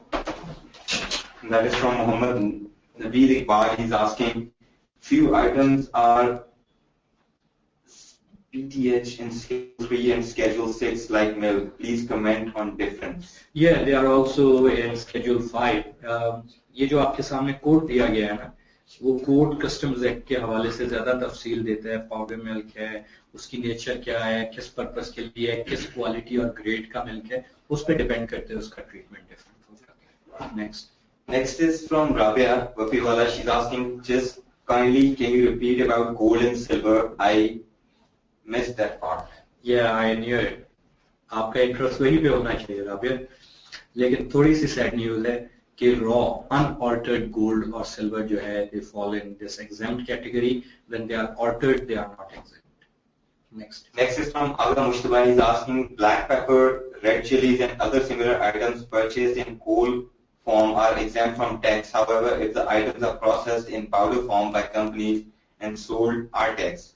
This is not fair as sold in a brand or packaging. Next, continue. इसी को पहले continue. This is not fair as the use of these items in coal form is minimal. Tax should not be charged if they are packed by companies and sold.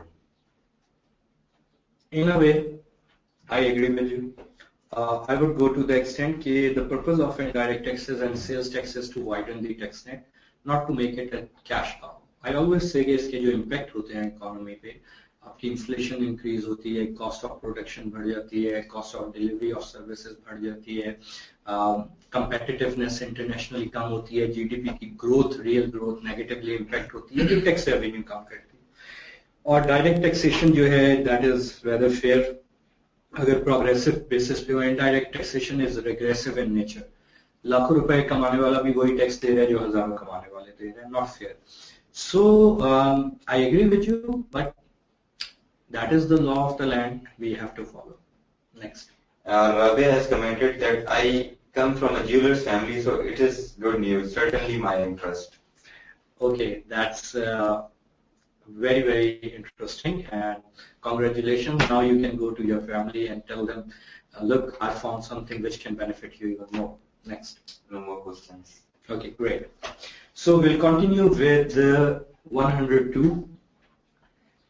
Machinery, equipment, and materials imported either for exclusive use within the limits of export processing zone or for making export therefrom. ये अब क्या है? ये exempt है. जो locally build हो रहे थे मैन्युफैक्चर, वो क्या थे? Zero rated. फर्क ये एग्जेम्प्ट है. You can't claim, if you are only doing this, you can't claim input tax adjustment. Okay. And goods imported from for warehousing purposes in export processing zones subject to the condition that such machinery, equipment, material and goods are imported by investors of export processing zones and all the procedures, limitations and restrictions as are applicable on such goods under Customs Act and rules. Okay, that is fine. Import and supply thereof up to the year 2020 of ships of gross tonnage of less than 15 LTD. 15 LTD से ज़्यादा है तो क्या है? Zero rated. 15 LTD से कम है तो क्या है? Exempt. Substances registered as drugs under the Drugs Act 1976 and medicaments as are classifiable under Chapter 30 of the first schedule to the Customs Act 1969, except the following, will be exempt, even if medicated or medicinal in nature, namely filled infusion solution bags imported with or without infusion sets, scrub, detergent, washing preparation, soap or no soap, adhesive, plaster, surgical tapes, liquid paraffins, disinfectants, and cosmetics and toilet preparations will not fall within these exempt categories.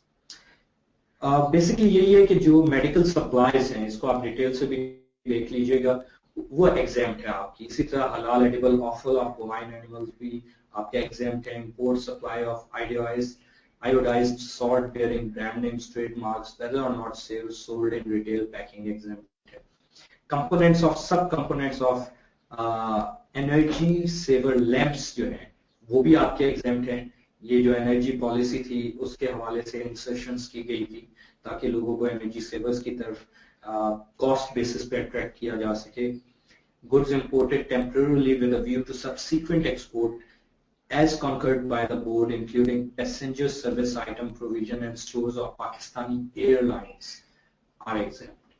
Following items with dedicated of renewable energy source, again subject to certification by AEDB Alternative Energy Development Board, Islamabad, exempt है. Again, energy preservation steps के हवाले से solar PV panels, क्योंकि इनकी cost ज़्यादा होती है तो sales tax exempt करके वो cost कम करके एक attractiveness create करने की कोशिश कर रहे हैं, क्योंकि इकोनॉमी को एनर्जी चैलेंज पेश है. तो उस हवाले से उसका जो ब्रॉडर इम्पैक्ट है इकोनॉमी पे, that outweigh the lost revenue. Solar PV panels, LVD induction lamps, SMDs, LEDs, wind turbines, solar torches, lanterns, and related instruments, PV modules, along with components. White crystalline sugar, following cardiology, cardiac surgery, neurovascular.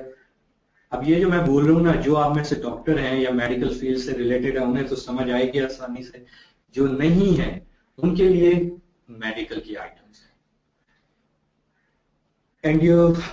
Endosurgery, endoscopy, oncology, urology, gynecology, disposables and other equipment.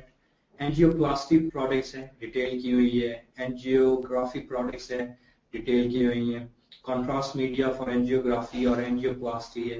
Temporary pacemakers हैं, permanent pacemakers हैं, heart failure devices हैं, implantable cardioverters हैं, cardiac electrophysiology products है, Lear cardiology products है, cardiac surgery की items हैं, equipment हैं, peripheral intervention equipment है, high efficiency irrigation equipment if used for agricultural sectors, which includes submersible pumps up to 75 lbs and head of 150 meters, sprinklers जो water पूरे चारों तरफ आपके फेंकते हैं, अगर एग्रीकल्चर पर्पस के लिए यूज हो रहा है, घर के गार्डन में लगाने के लिए आप ले रहे हैं या अपनी प्लेजर के लिए, that doesn't fall in this category. Air release valves, green house framing and other green house equipment, plant machinery and equipment imported for setting up fruit processing and preservation units in Gilgit, Baltistan and Balochistan and Malakand division up to 30th June 2019.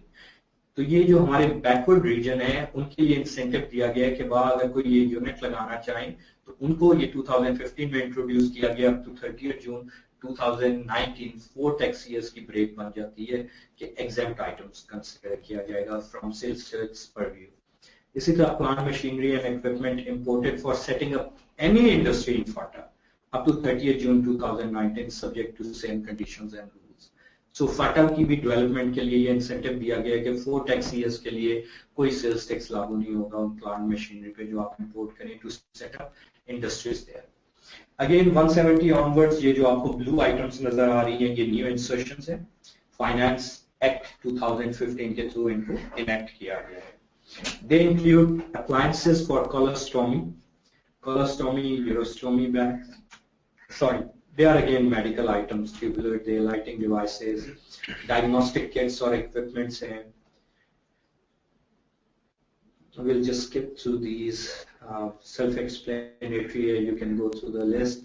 Blood bag, urine drainage bag, aircraft whether imported or acquired on wet or dry lease. ये इसलिए insert किया गया था कि PIA के पहले revival के plan थे, जो चेयरमैन PIA आए थे और एविएशन के हवाले से एडवाइजर टू PM थे, उन्होंने अच्छा काम ये किया था कि ड्राई लीजेस पे एयरक्राफ्ट लेने शुरू किए थे to run on profitable routes. बहरहाल अभी तो देखें, let's see what happens on the privatization front. बहरहाल ये इसमें ऐड कर दिया गया था कि इसी को जहन में रखते हुए कि जो भी एयरक्राफ्ट आप इंपोर्ट करें या एक्वायर करें, चाहे वेट या ड्राई लीज पे, zero sales tax, exempt. Maintenance kits for used in trainer aircraft, spare parts for use in aircraft, machinery, equipment and tools for setting up maintenance, MRO by a company recognized by Air Division, operational tool, machinery, ये सारी aviation और air industry को support करने के लिए मौजूद है. ये तो अभी तक बात हो गई इंपोर्ट और सप्लाई की. मैंने आपको कहा था this is one of the biggest schedules in the act. So, अब इसका टेबल 2 शुरू हो रहा है लोकल सप्लाईज के हवाले से. Before I go into table 2, I hope everything was pretty much clear. लेकिन अगर आपके ज़हन में कोई सवाल है, no stupid question, we are here to cater to your needs. Please feel free to ask. However, preference right now is to relevant question. Any specific questions after we are done with it? We have one question which is from Omer. You always say one question, and by the time you are ended with that question, we have a few more. So let's start receiving questions. Speak. So Naveed is asking, Goldsmith normally sells jewelry without charging sales tax. How they manage their returns? Can we demand sales tax invoice from them? Most of the jewelers are not registered for sales tax. Normally, it depends on what they are doing. Are they adulterating the gold themselves Are they just buying it, etc., etc.? So depending on the nature, you may or may not need to require it from them. Next. Once? Yeah. You serious? Yeah. Okay. Wow. Table 2 local supplies again आपके सामने 3 column हैं पहला column serial number दूसरा description तीसरा heading numbers हैं जो customs act 1969 के first schedule की हेडिंग्स हैं आइडिया क्या है कि इसको उसके साथ टाई अप किया गया है कि अल्टीमेटली जब हम आपको कस्टम्स एक्ट पे भी ट्रेनिंग दे देंगे ये भी आप ले चुके होंगे तो ये सारी चीजें एक दूसरे के साथ कोऑर्डिनेट करेंगी they are intermingled they are basically associated in various ways and complement each other. So, number one, supply of cotton seed exclusively meant for sowing purposes, subject to such conditions as the board may specify. इसमें से ज़्यादा items वो हैं जो हमने पहले देख ली हैं. अब उसका focus जो है वो local supplies के ऊपर है. 6 है supply of fixed asset against which input tax adjustment is not available under the notification issued in terms of clause B of subsection 1 of section 8 of Sales Tax Act 1990. अगर आप local उसको supply कर रहे हैं zero exempt होगी breads prepared in tandoor and bakeries vermicellis naan chapati sheermal paan rusk आप तंदूर पे जाते हैं कभी सेल्स टैक्स इनवॉइस ली है नहीं ली ना उसकी जरूरत नहीं होती एग्जाम्प्ट है फूड स्टफ कुक्ड और prepared in house and served in message run on the basis of mutuality and industrial canteens for workers foodstuff and other eatables prepared in the flight kitchens and supplied for consumption on board in local flights. Agricultural produce of Pakistan not subject to any further process of manufacture. अगर आप उसमें further value addition कर रहे हैं, उसको brand name में sold कर रहे हैं, हो सकता है वो taxable बन जाए, लेकिन as it is जो direct agricultural produce है पाकिस्तान का, that is exempt under the Sales Tax Act 1990.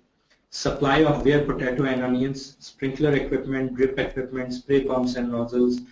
अच्छा अगेन ये सारी बात अभी पहले हम इंपोर्ट सप्लाई की डिस्कस कर रहे थे अब ये सारी लोकल सप्लाई की बात हो रही है तो कई आइटमें आपको लगेंगी कि वो रिपीट है मैं कोशिश करूंगा उन्हें हम स्किप करते जाए लेकिन अब याद रखना कि आप इंपोर्ट की बात हो रही थी अब ये सिर्फ लोकल सप्लाई की बात हो रही है कि मुल्क के अंदर ही आप कर रहे हैं raw cotton and grade cotton raw and pickled hides and skins, wet blue hides and skins, supplies made by manufacturers of marble and granite having annual turnover of less than 5 million rupees. Cottage industry में आ जाता है ना ये हमने पहले भी पढ़ा था. Even if their annual utility bill is more than 800,000 rupees. Bricks up to 30th June 2018. Idea is to basically give some impetus into the construction sector. Crest stone for the same reason up to 30th June 2018. So 1st July 2015 से ये शुरू हुई 2016 30th June तक 1 साल 2 साल और 3 साल की exemption है sales tax की bricks और crest stones पे. Notes for the purpose of this schedule and congrats हमने ये schedule cover कर लिया almost. For the purpose of this schedule for entries against which classifications of headings or subheadings has been specified, exemptions shall be admissible on the basis of description of goods as mentioned in column 2 of the schedule of Pakistan Customs Tariff classifications of headings is provided for ease of reference and commodity classification purposes only. मैं आपको पहले ही बता दिया था जब third column में reference दिया हुआ है हमें पाकिस्तान कस्टम्स टैरिफ के हवाले से वहां पे जाके हम डिटेल देख सकते हैं जैसे मिल्क है तो कौन सी कैटेगराइजेशन और क्लासिफिकेशन का है जो एग्जाम्प्ट में फॉल कर रहा है या जो जीरो रेटेड में फॉल कर रहा है for the purposes of determining classification of any goods, the general rules for interpretation of the first schedule to the Customs Act 1969 and explanatory notes to the HCD. HCD कहते हैं ये सवाल आया था पहले Harmonized Commodity Description and Coding System. ये define करता है कि कौन सी उसकी क्लासिफिकेशन की बेसिक तरीके और कौन सा उस पर रेट अप्लाई हो रहा है. As amended from time to time, shall be considered authentic source of interpretation. Okay, for the purposes of exemption of sales tax under serial numbers 46, 47, 49, 50, 51, 52, 53, 56, 57, 59, 60 and 63 of this schedule जो हम सारे cover कर चुके हैं और इसमें से 59, 60, 62 हमने आज ही कवर किए हैं. The definitions, restrictions, limitations, conditions and procedures and all the provisions of Chapter 99 of the first schedule of the Customs Act 69 for the purpose of applying zero rate of custom duty shall mutatis mutandis. जिन्होंने last session attend किया था कौन बताएगा म्यूटेटिस mutandis का मतलब क्या है? Come on guys, last time पूछा था मैंने 2-3 दफा बताया था. Anyone? और इतनी तो मैं ब्रीफिंग ले चुका हूँ कि आज माशाल्लाह से ज्यादा पार्टिसिपेंट्स थे और उसमें कई लोग ऐसे थे, अक्सरियत बल्कि ऐसी थी जो कंटिन्यू कर रही थी from previous session. As it is. Perfect. Good. Who was this? Mohammed Nabil, Amin Rashid, Mohammed Mohsin, Mohammed Tahir, Mohammed Daniel. All of them can hear your voice? Yes, they can. Okay, so well done to all of you. Instead of me having to repeat the names. Table 3.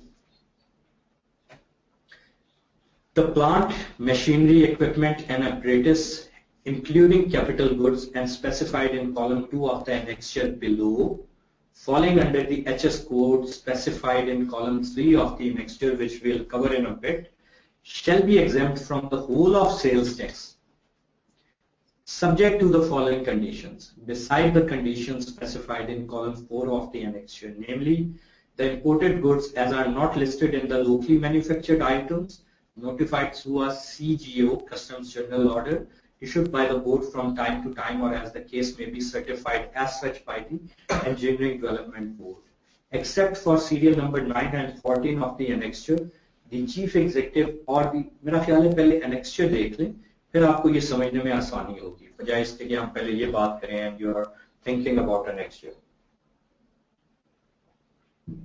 Serial number है, description है, PCT heading और conditions है. ये सारे sales tax के purview से बाहर हो जाते हैं अगर ये रेलिवेंट कंडीशन मीट करें यानी कोई सेल्स टैक्स लागू नहीं होगा.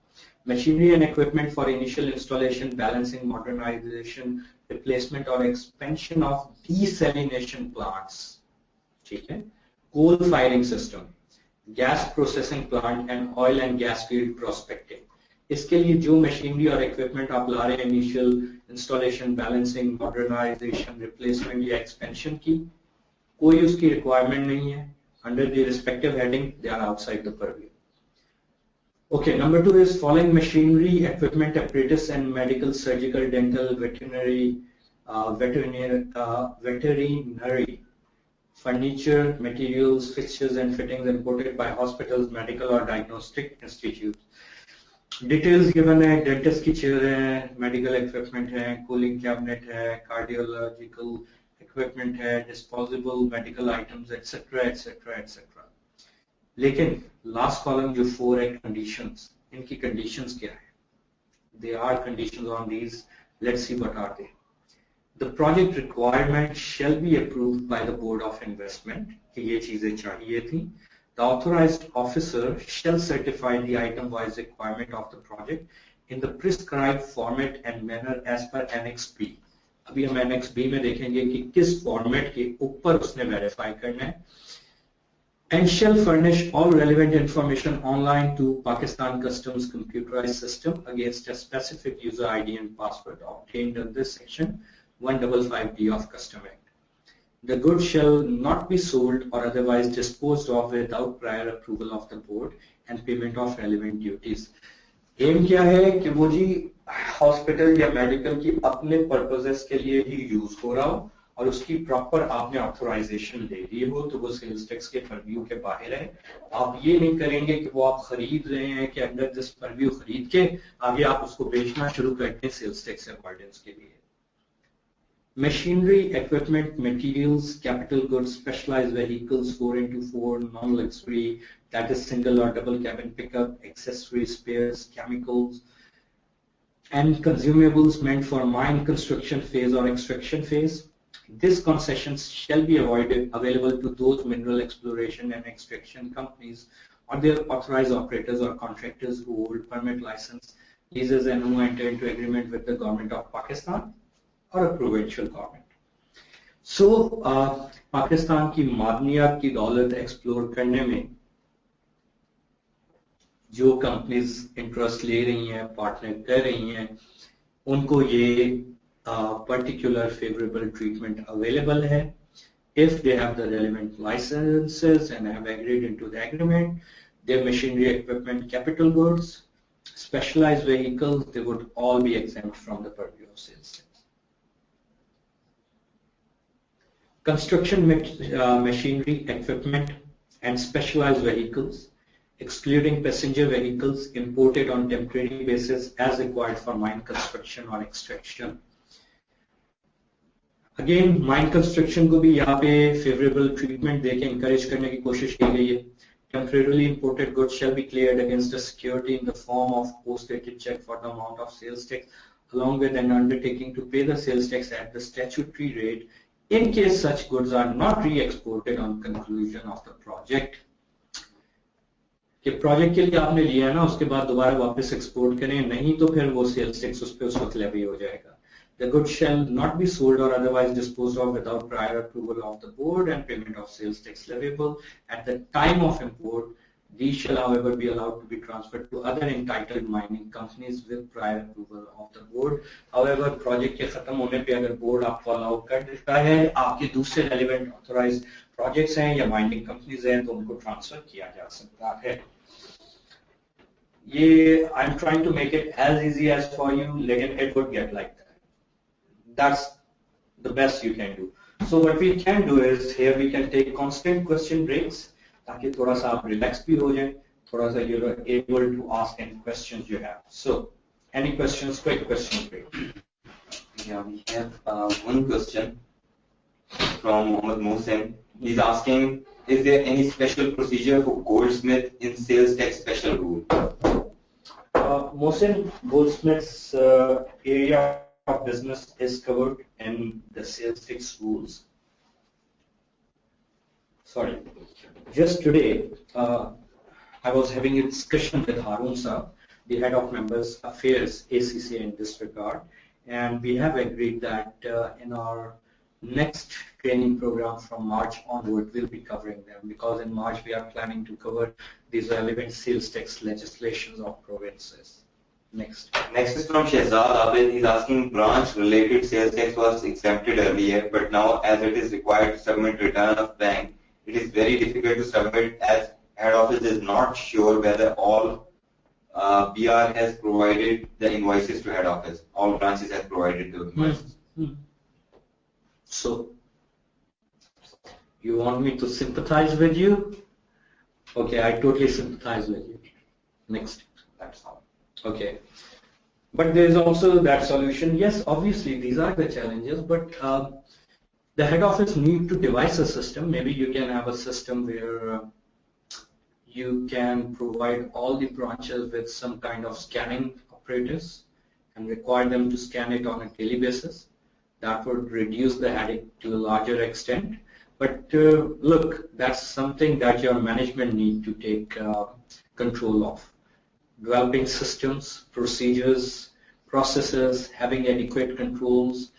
This is something we associate with institutions, especially banks. So if your management is not doing that, perhaps you can put up a relevant proposal to them. That might even go in your favor. But at the end of the day, it's their shot to come.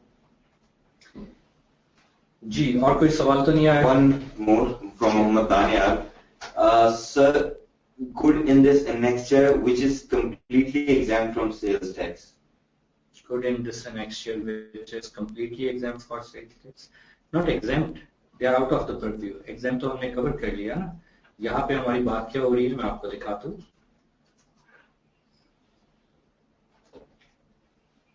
They are exempt from whole of sales tax. So purview से ही बाहर निकल गए, ठीक है? और उसमें yes different goods हैं, machinery है, इक्विपमेंट है, मेडिकल इक्विपमेंट है, लेकिन उसकी कंडीशंस हैं जो हम कवर करते जा रहे हैं. कंडीशंस मीट हो रही है तो it's fine. Okay, will continue with fifth if you don't have any more question. Okay, good. Fifth, machinery, equipment and spheres meant for initial installation, पहली इंस्टॉलेशन, बैलेंसिंग, मॉडर्नाइजेशन या इवन प्रीवियस इक्विपमेंट की replacement or even the expansion of project for power generation through oil, gas, coal, wind, and wave energy, even including under construction projects which entered into an implementation agreement with the government of Pakistan. Again, ये वो exemptions हैं जो आप देखिए तो क्यों दी जा रही हैं एनर्जी क्राइसिस को एड्रेस करने के लिए. This concession shall also be available to primary contractors of the project upon fulfillment of following conditions. Contractor shall submit a copy of contract or agreement under which he intends to import the goods for the project. Chief executive or head of contracting company shall certify in the prescribed manner and format as per Annex A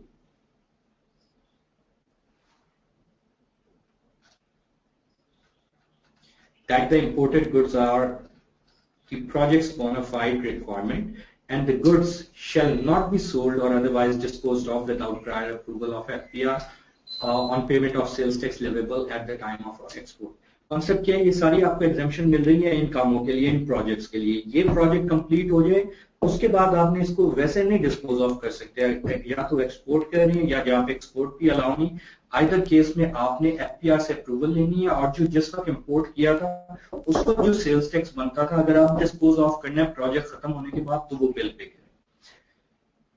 Construction machinery, equipment and specialized vehicles excluding passenger vehicle imported on temporary basis as required for the construction of these energy projects. उसी से tie in है. So temporarily imported goods shall be cleared against a security in the form of post-dated check. उसी तरह की requirement है जैसे हमने ऊपर देखी है. 6 के लिए रिक्वायरमेंट वही है जो हमने 5 के लिए देखी है. यहाँ पे फर्क ये है कि ये प्रोजेक्ट्स जिनका जिक्र हो रहा है पावर जनरेशन के लिए वो gas, coal, hydel and oil है including under construction project. बाकी rest is pretty much the same. 7 की भी requirement same है to getting the exemption from the whole of sales tax. यहाँ पे जो फोकस है वो सोलर, विंड, माइक्रो हाइडल और bio energy, ocean waste energy और हाइड्रोजन सेल एनर्जी जनरेशन के ऊपर है.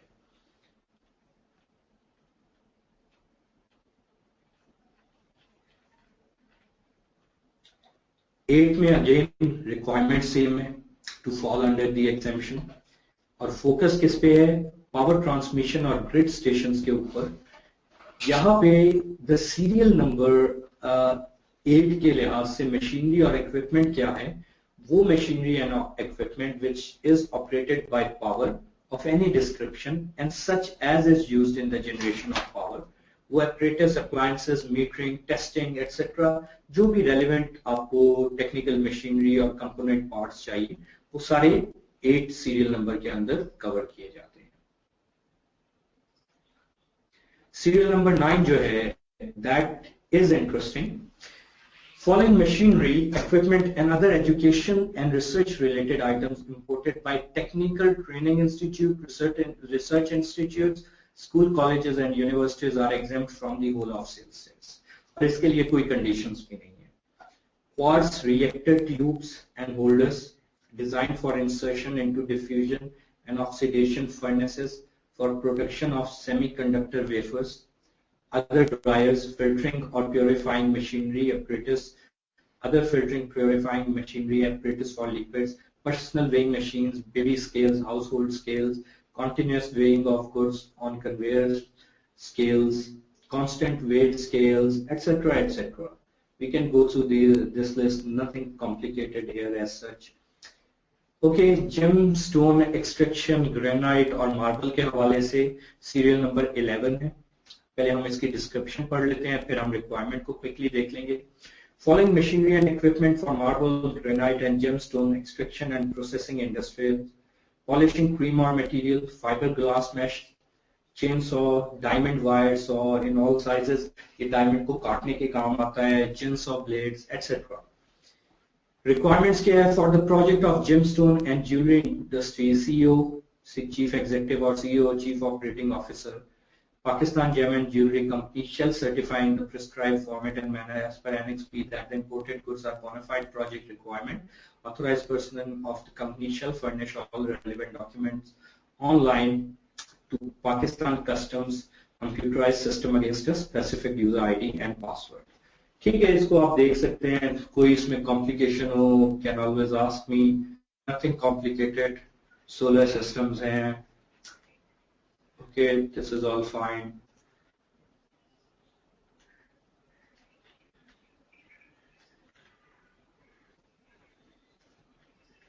ओके, अब हम एनेक्स ए और बी पे आने लगे हैं, जो हमने बात की थी, रेलिवेंट ऑफिसर्स ने सर्टिफाई करना है, बाकायदा इसके पैटर्न दिए गए हैं कि किस फॉर्मेट के अंदर इन्होंने सर्टिफाई करना है. We have these details with us. Meanwhile आपके अगर कोई क्वेश्चंस हैं, please feel free to ask. Contact details का मैं पेज खोल देता हूँ आपके सामने स्क्रीन पे.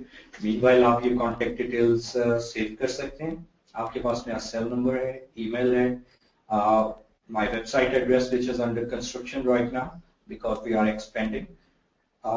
You have my MFP ID which is an alternate to Facebook as I don't use Facebook. My Twitter ID. And the best way to communicate with me is either by my MFP or email, but you can always give me a call. If I'm busy, send me a text with your name, a brief intro, and I will get back to you, inshallah. My main office is right opposite the tax office at the back of Lahore High Court, adjacent AG office. You have those details. For any queries, specific or even related to today's session, please feel free to contact me.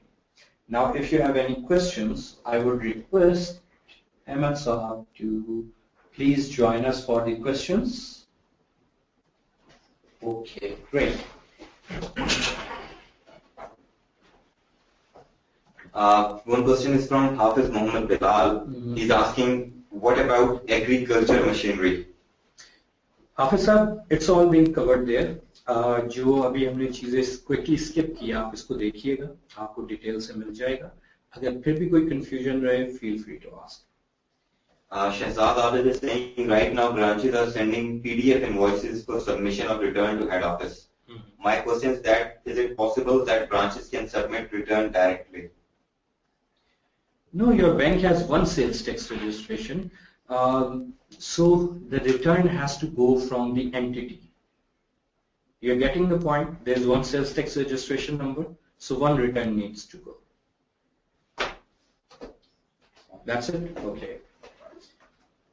So you guys have noted down the contact details. I would again share them at the end of the session shortly in about half hour or so.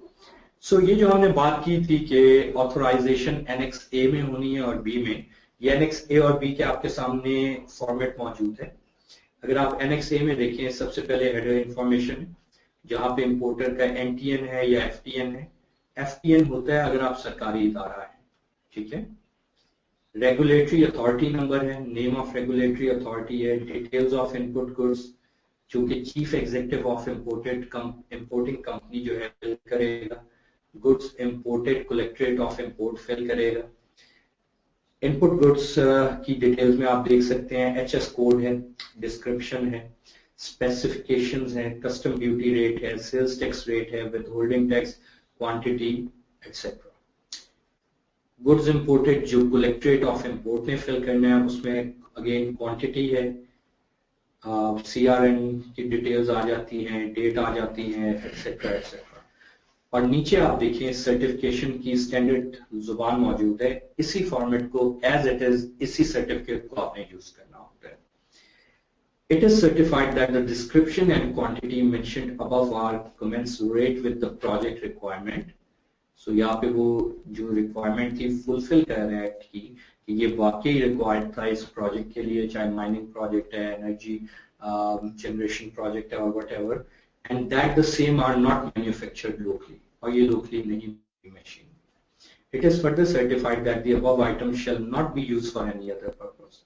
और ये भी certify किया जाता है कि ये item किसी और मकसद के लिए इस्तेमाल नहीं की जाएगी.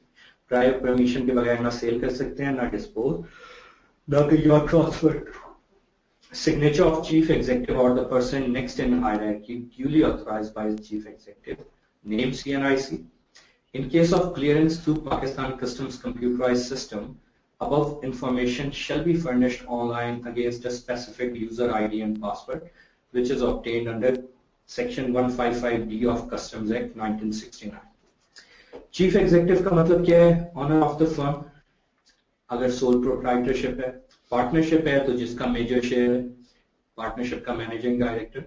चीफ एग्जीक्यूटिव या मैनेजिंग डायरेक्टर लिमिटेड कंपनी या मल्टीनेशनल ऑर्गेनाइजेशन का, या अगर फॉरेन कंपनी है तो उसका PO, being the principal officer.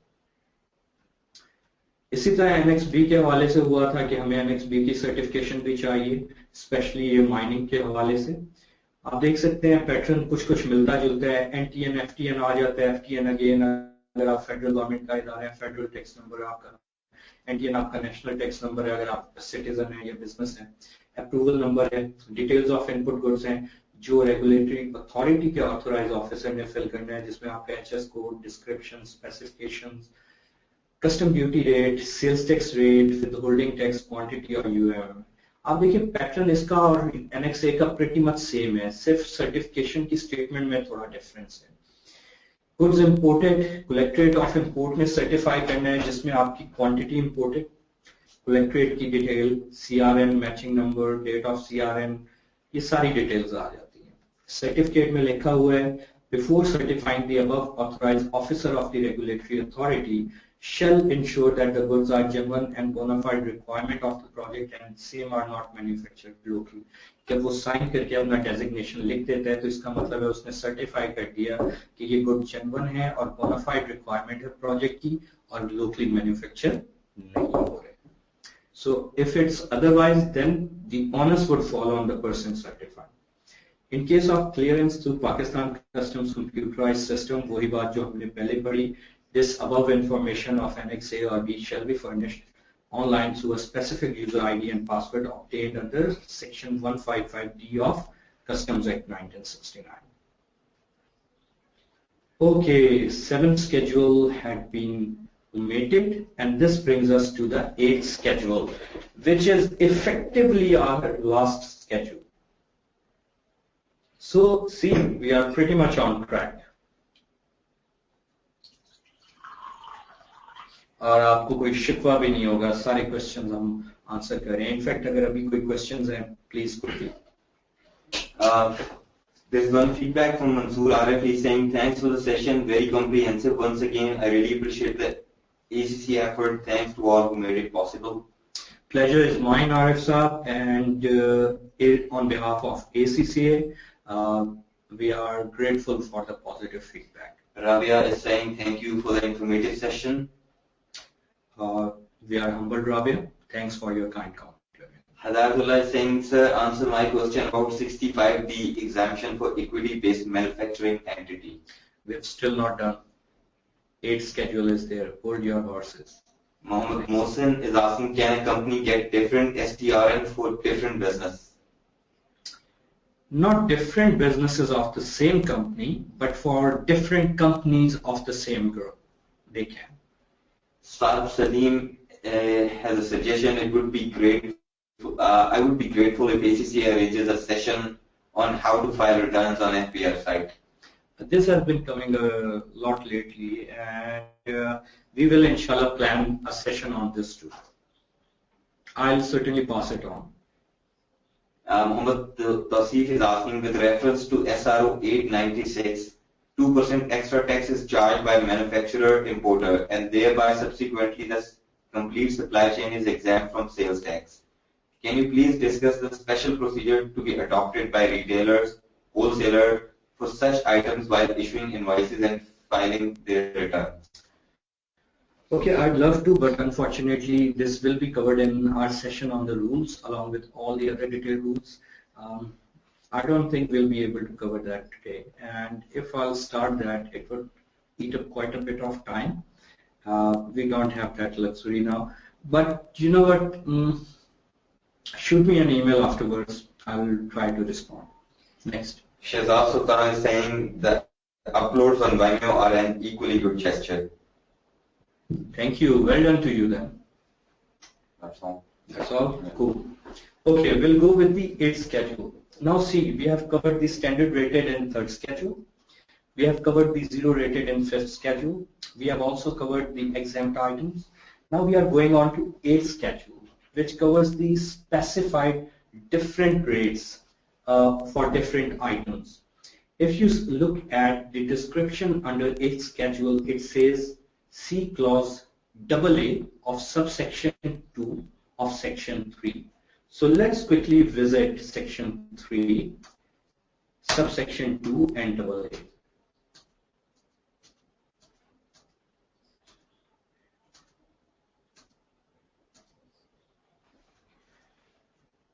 Okay, so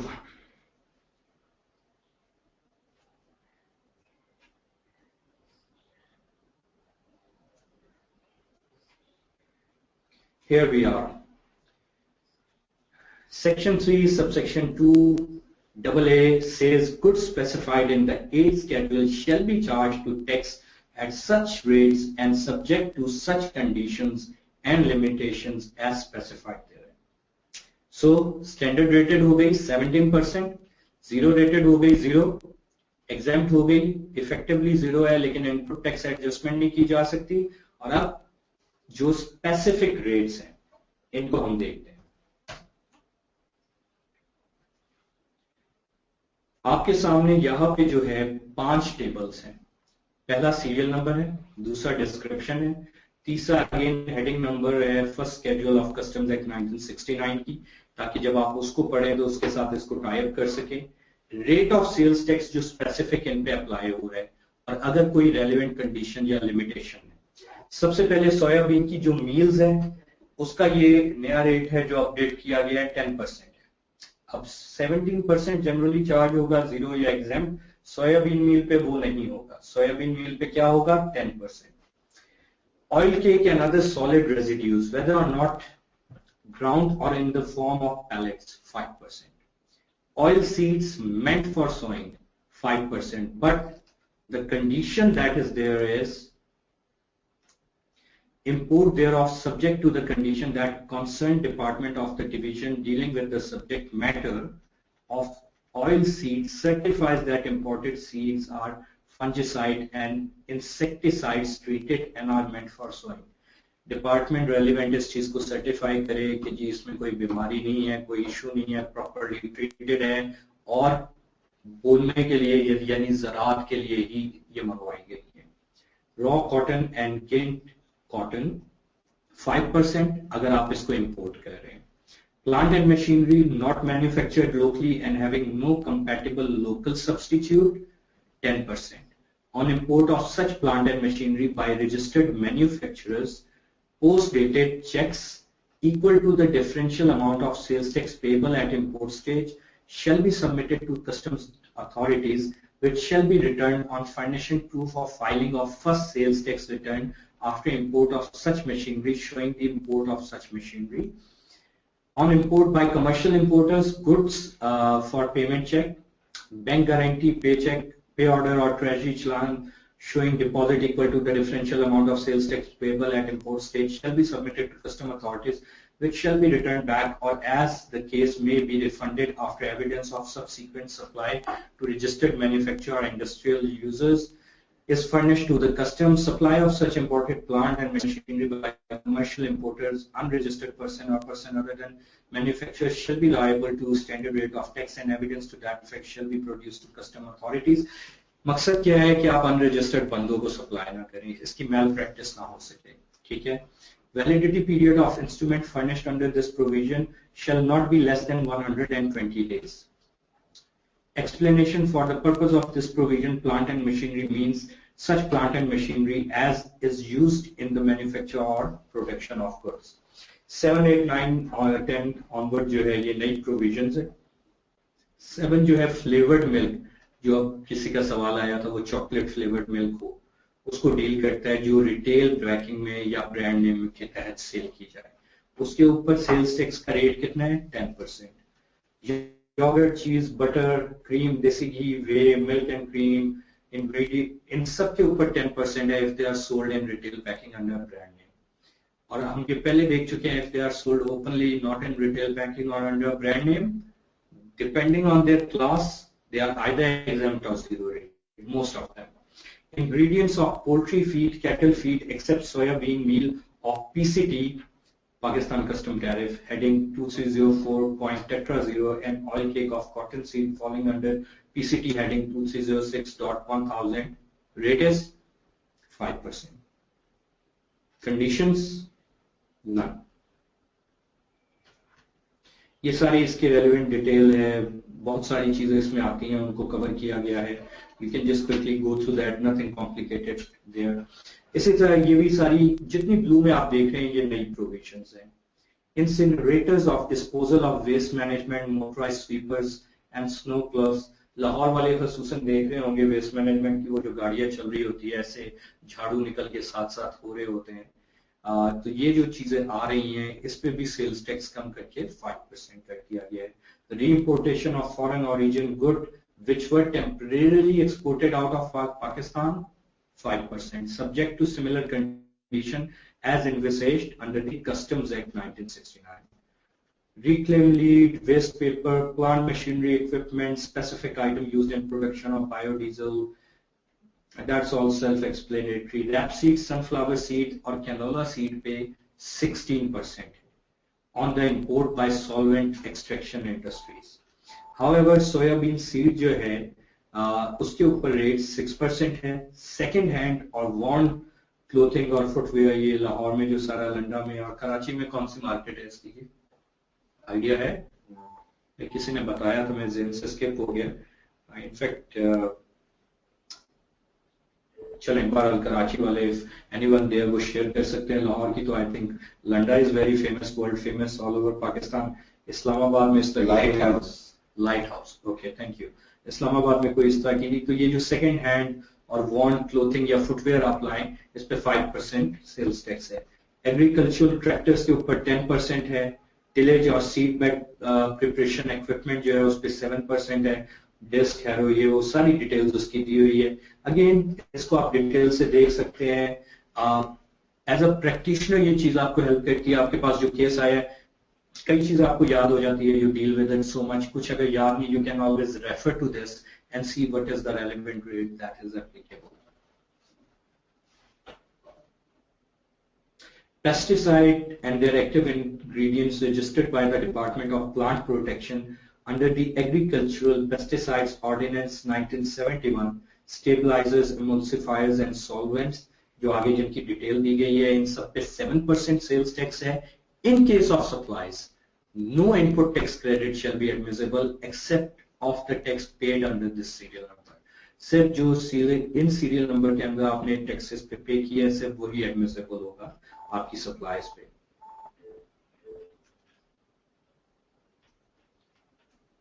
Okay, so this brings us to near the conclusion. Table 2.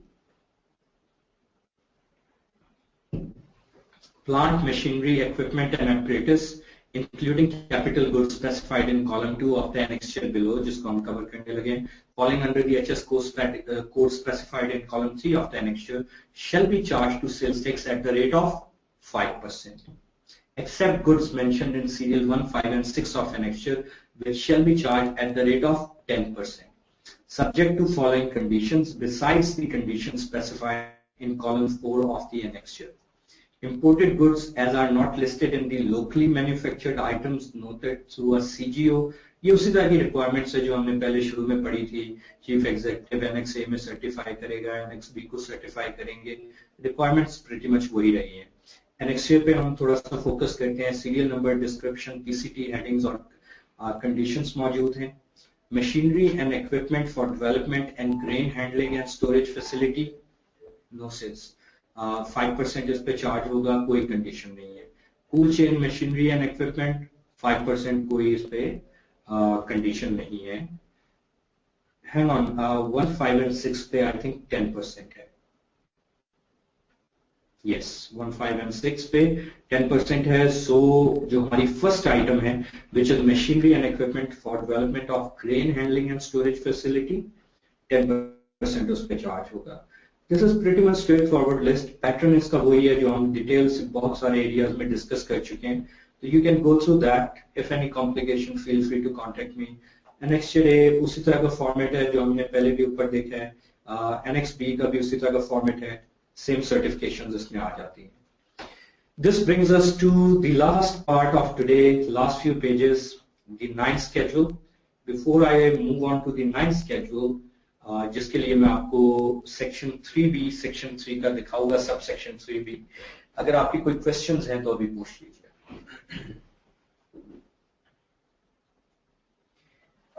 There is one question from Muhammad Tawseef. He's asking, since the system of EPZ is still linked with Custom 1. Since the system of EPZ is still linked with Customs 1. Custom 1 and not with WebOC.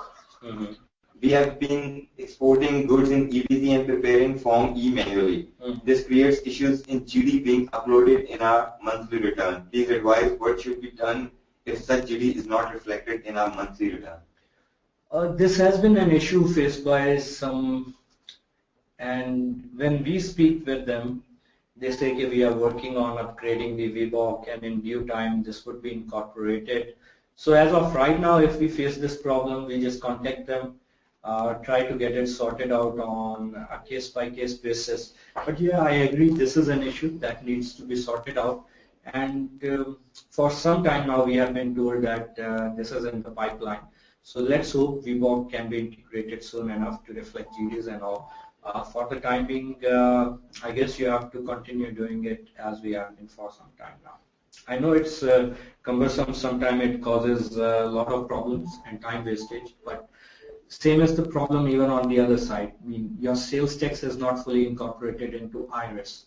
So now that system is there, you have to create challan from one system, your ITR is going in IRIS, your STR is going in that system. So similarly on the export side, the VBOC, as you have mentioned, is not entirely integrated as well. So I guess these are the issues which would be sorted out with time. Next is from Muhammad Naveed Iqbal. Are the items in Schedule 8 admissible as these are reduced rate? Reduced rate items are normally not claimable. Please type. No, these items, most of them are admissible only for the rate that is mentioned. You can't claim a higher rate than you have paid. The specific items for which it is mentioned, they are inadmissible, they are not. Next. Next is from Hadayatullah. He's saying, I read a newspaper about tax dispute between Punjab government and WASA.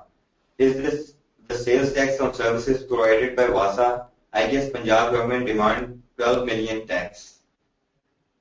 Okay, this news hasn't gone through my site lately. I've heard about it, but since I'm not fully updated about the exact details, it won't be very professional to comment on the exact intricacies.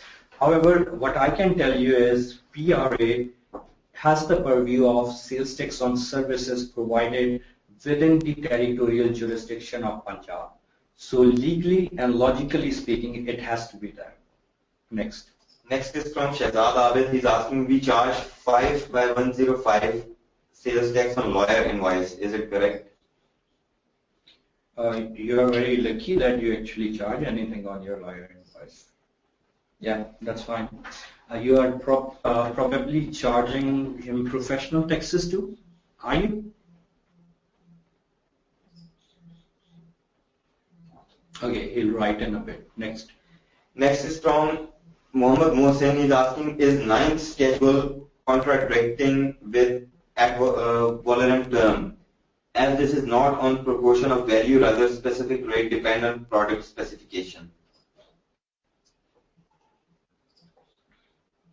Not exactly, because ad valorem means it doesn't depend on the volume or the quantity. It's charged as a proportion. So although in a way there is a specified amount mentioned, but if you divide it by the value, you'll still go with a proportion, won't you? That's one way of looking at it. Shahzad Abid has responded with a yes on his previous question. Man, you really need to look at your options for your lawyer, seriously. Yeah. Next is from Amir Amiruddin Bana. He's asking, if EPZ company purchase stationery item from tariff area, then how it will be treated in sales tax?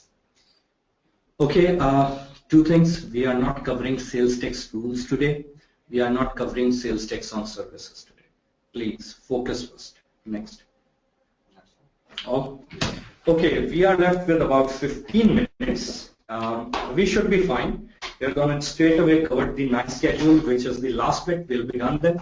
And then quickly few questions, relevant questions.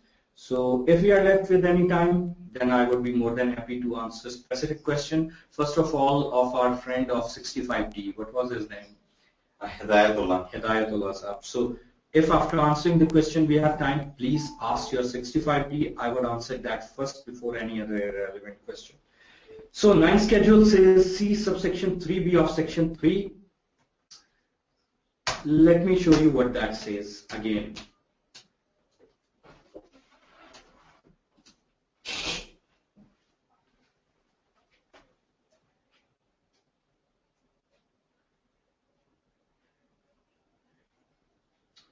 Okay, here is 3B. Notwithstanding anything contained in subsection 1 and 3, sales tax on the import and supply of goods specified in 9th schedule to this act shall be charged, collected and paid at the rates, in the manner, at the time, and subject to the procedure and conditions as specified therein or as may be prescribed, and the liability to charge, collect and pay the tax shall be on the persons specified therein.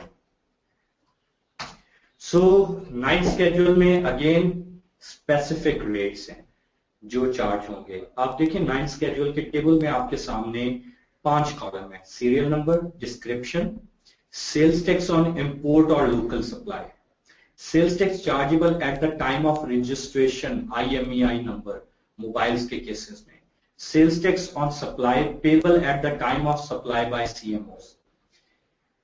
Number 1 is subscriber identification module. SIM card के ऊपर जिस वक्त CMO supply कर रहा है one time charge है 250. लो price cellular mobile phone या satellite phones के ऊपर जो है 300 रुपीज है इंपोर्ट पे या लोकल सप्लाई पे, और रजिस्ट्रेशन ऑफ IMEI के बाद 300. It includes all cameras up to 2 megapixel, screen size of 2.6 and keypad.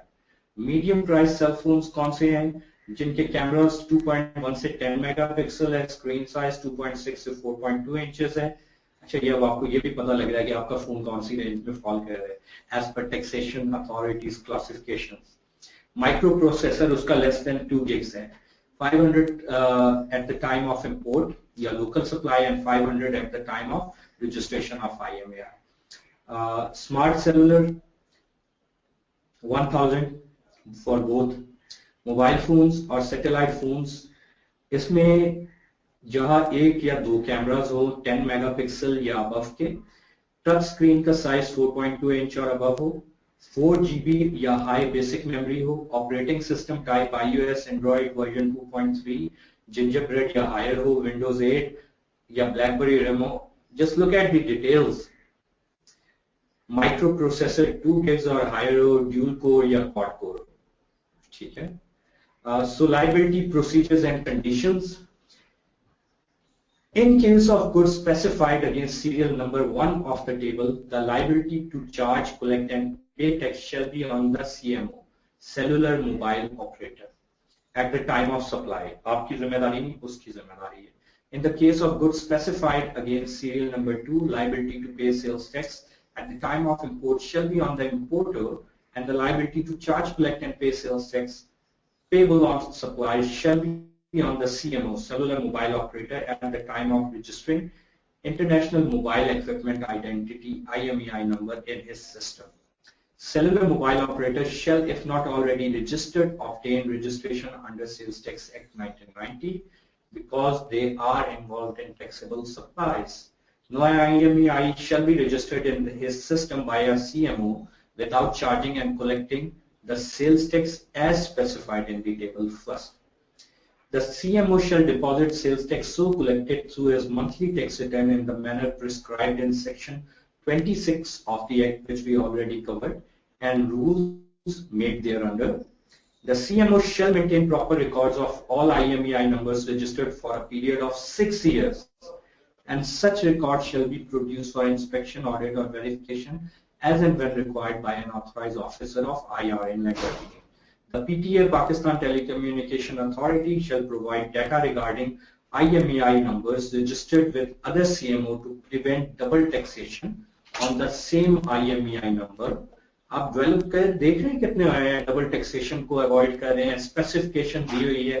तो पाकिस्तान के टैक्सेशन सिस्टम एक्चुअली बहुत लॉज अच्छी तरह डेवलप हो रहे हैं. प्रॉब्लम इम्प्लीमेंटेशन, स्ट्रक्चरल इश्यूज और इनडायरेक्ट टैक्सेशन के ऊपर फोकस और रिग्रेसिव टैक्सेशन में है. So, in case of switching by a subscriber from one operator to another, ताकि double taxation ना आए, and to provide data regarding registration of IMEI number to the board on monthly basis.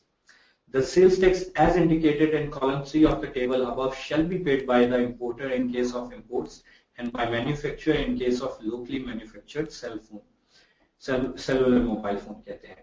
No adjustment of input tax shall be admissible to the CMO or any purchaser of cellular mobile phone against the sales tax charge and paid in terms of this schedule, so it's not adjustable. The tax specified in column 4 of the table shall be charged, collected and paid with effect from such date as may be specified by board, and sales tax specified in column 3 shall stand withdrawn from the date so specified, notwithstanding anything contained in any other law for the time being enforced. The levy, collection and payment of sales tax under notification number SRO 460/2013 dated 30th May 2013 shall deem to always have been lawfully, validly levied, collected and paid. By the way, off the record, this is unconstitutional क्योंकि there are judgments on this कि कोई भी ऐसा कानून जो tax payer को negatively impact करे वो without parliaments approval retrospectively apply नहीं हो सकता. सो अनलेस इस एसआरओ को ये रेट्रोस्पेक्टिवली अप्लाई कराना चाह रहे हैं तो पहले पार्लियामेंट से इनको अप्रूव कराना चाहिए. तो if anyone wants to challenge it in a court of law, they have a really good case to contest. That brings us to the end of today's session with still a few minutes left for question answers. As I promised with you, you still have the contact details in front of you.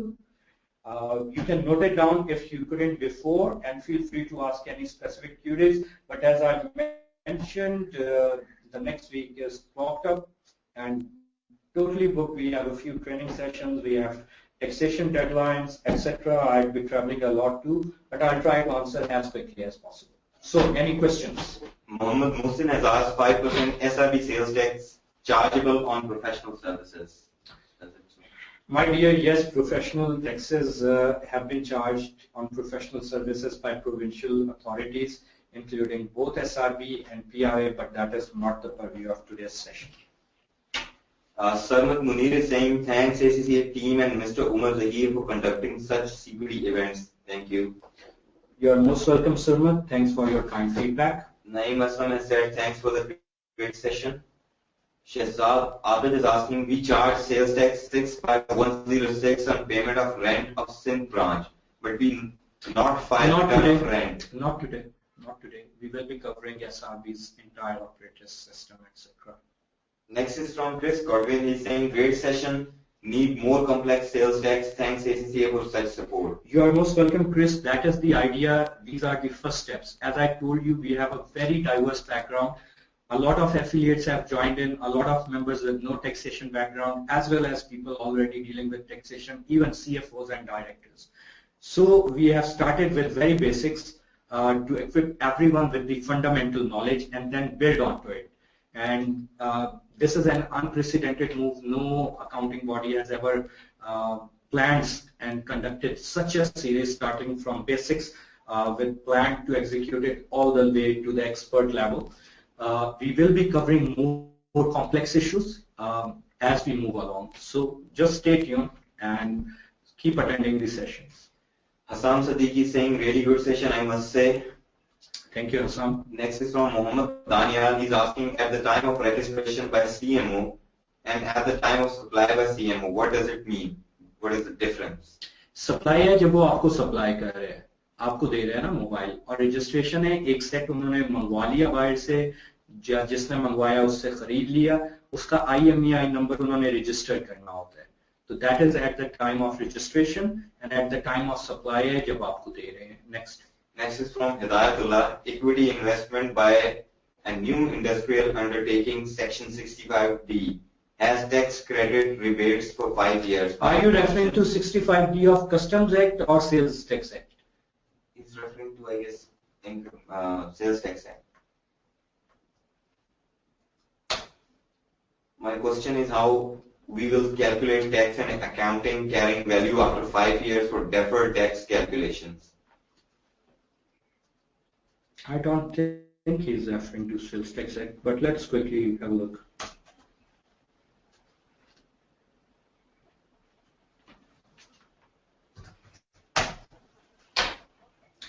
Okay, repeat the question, please.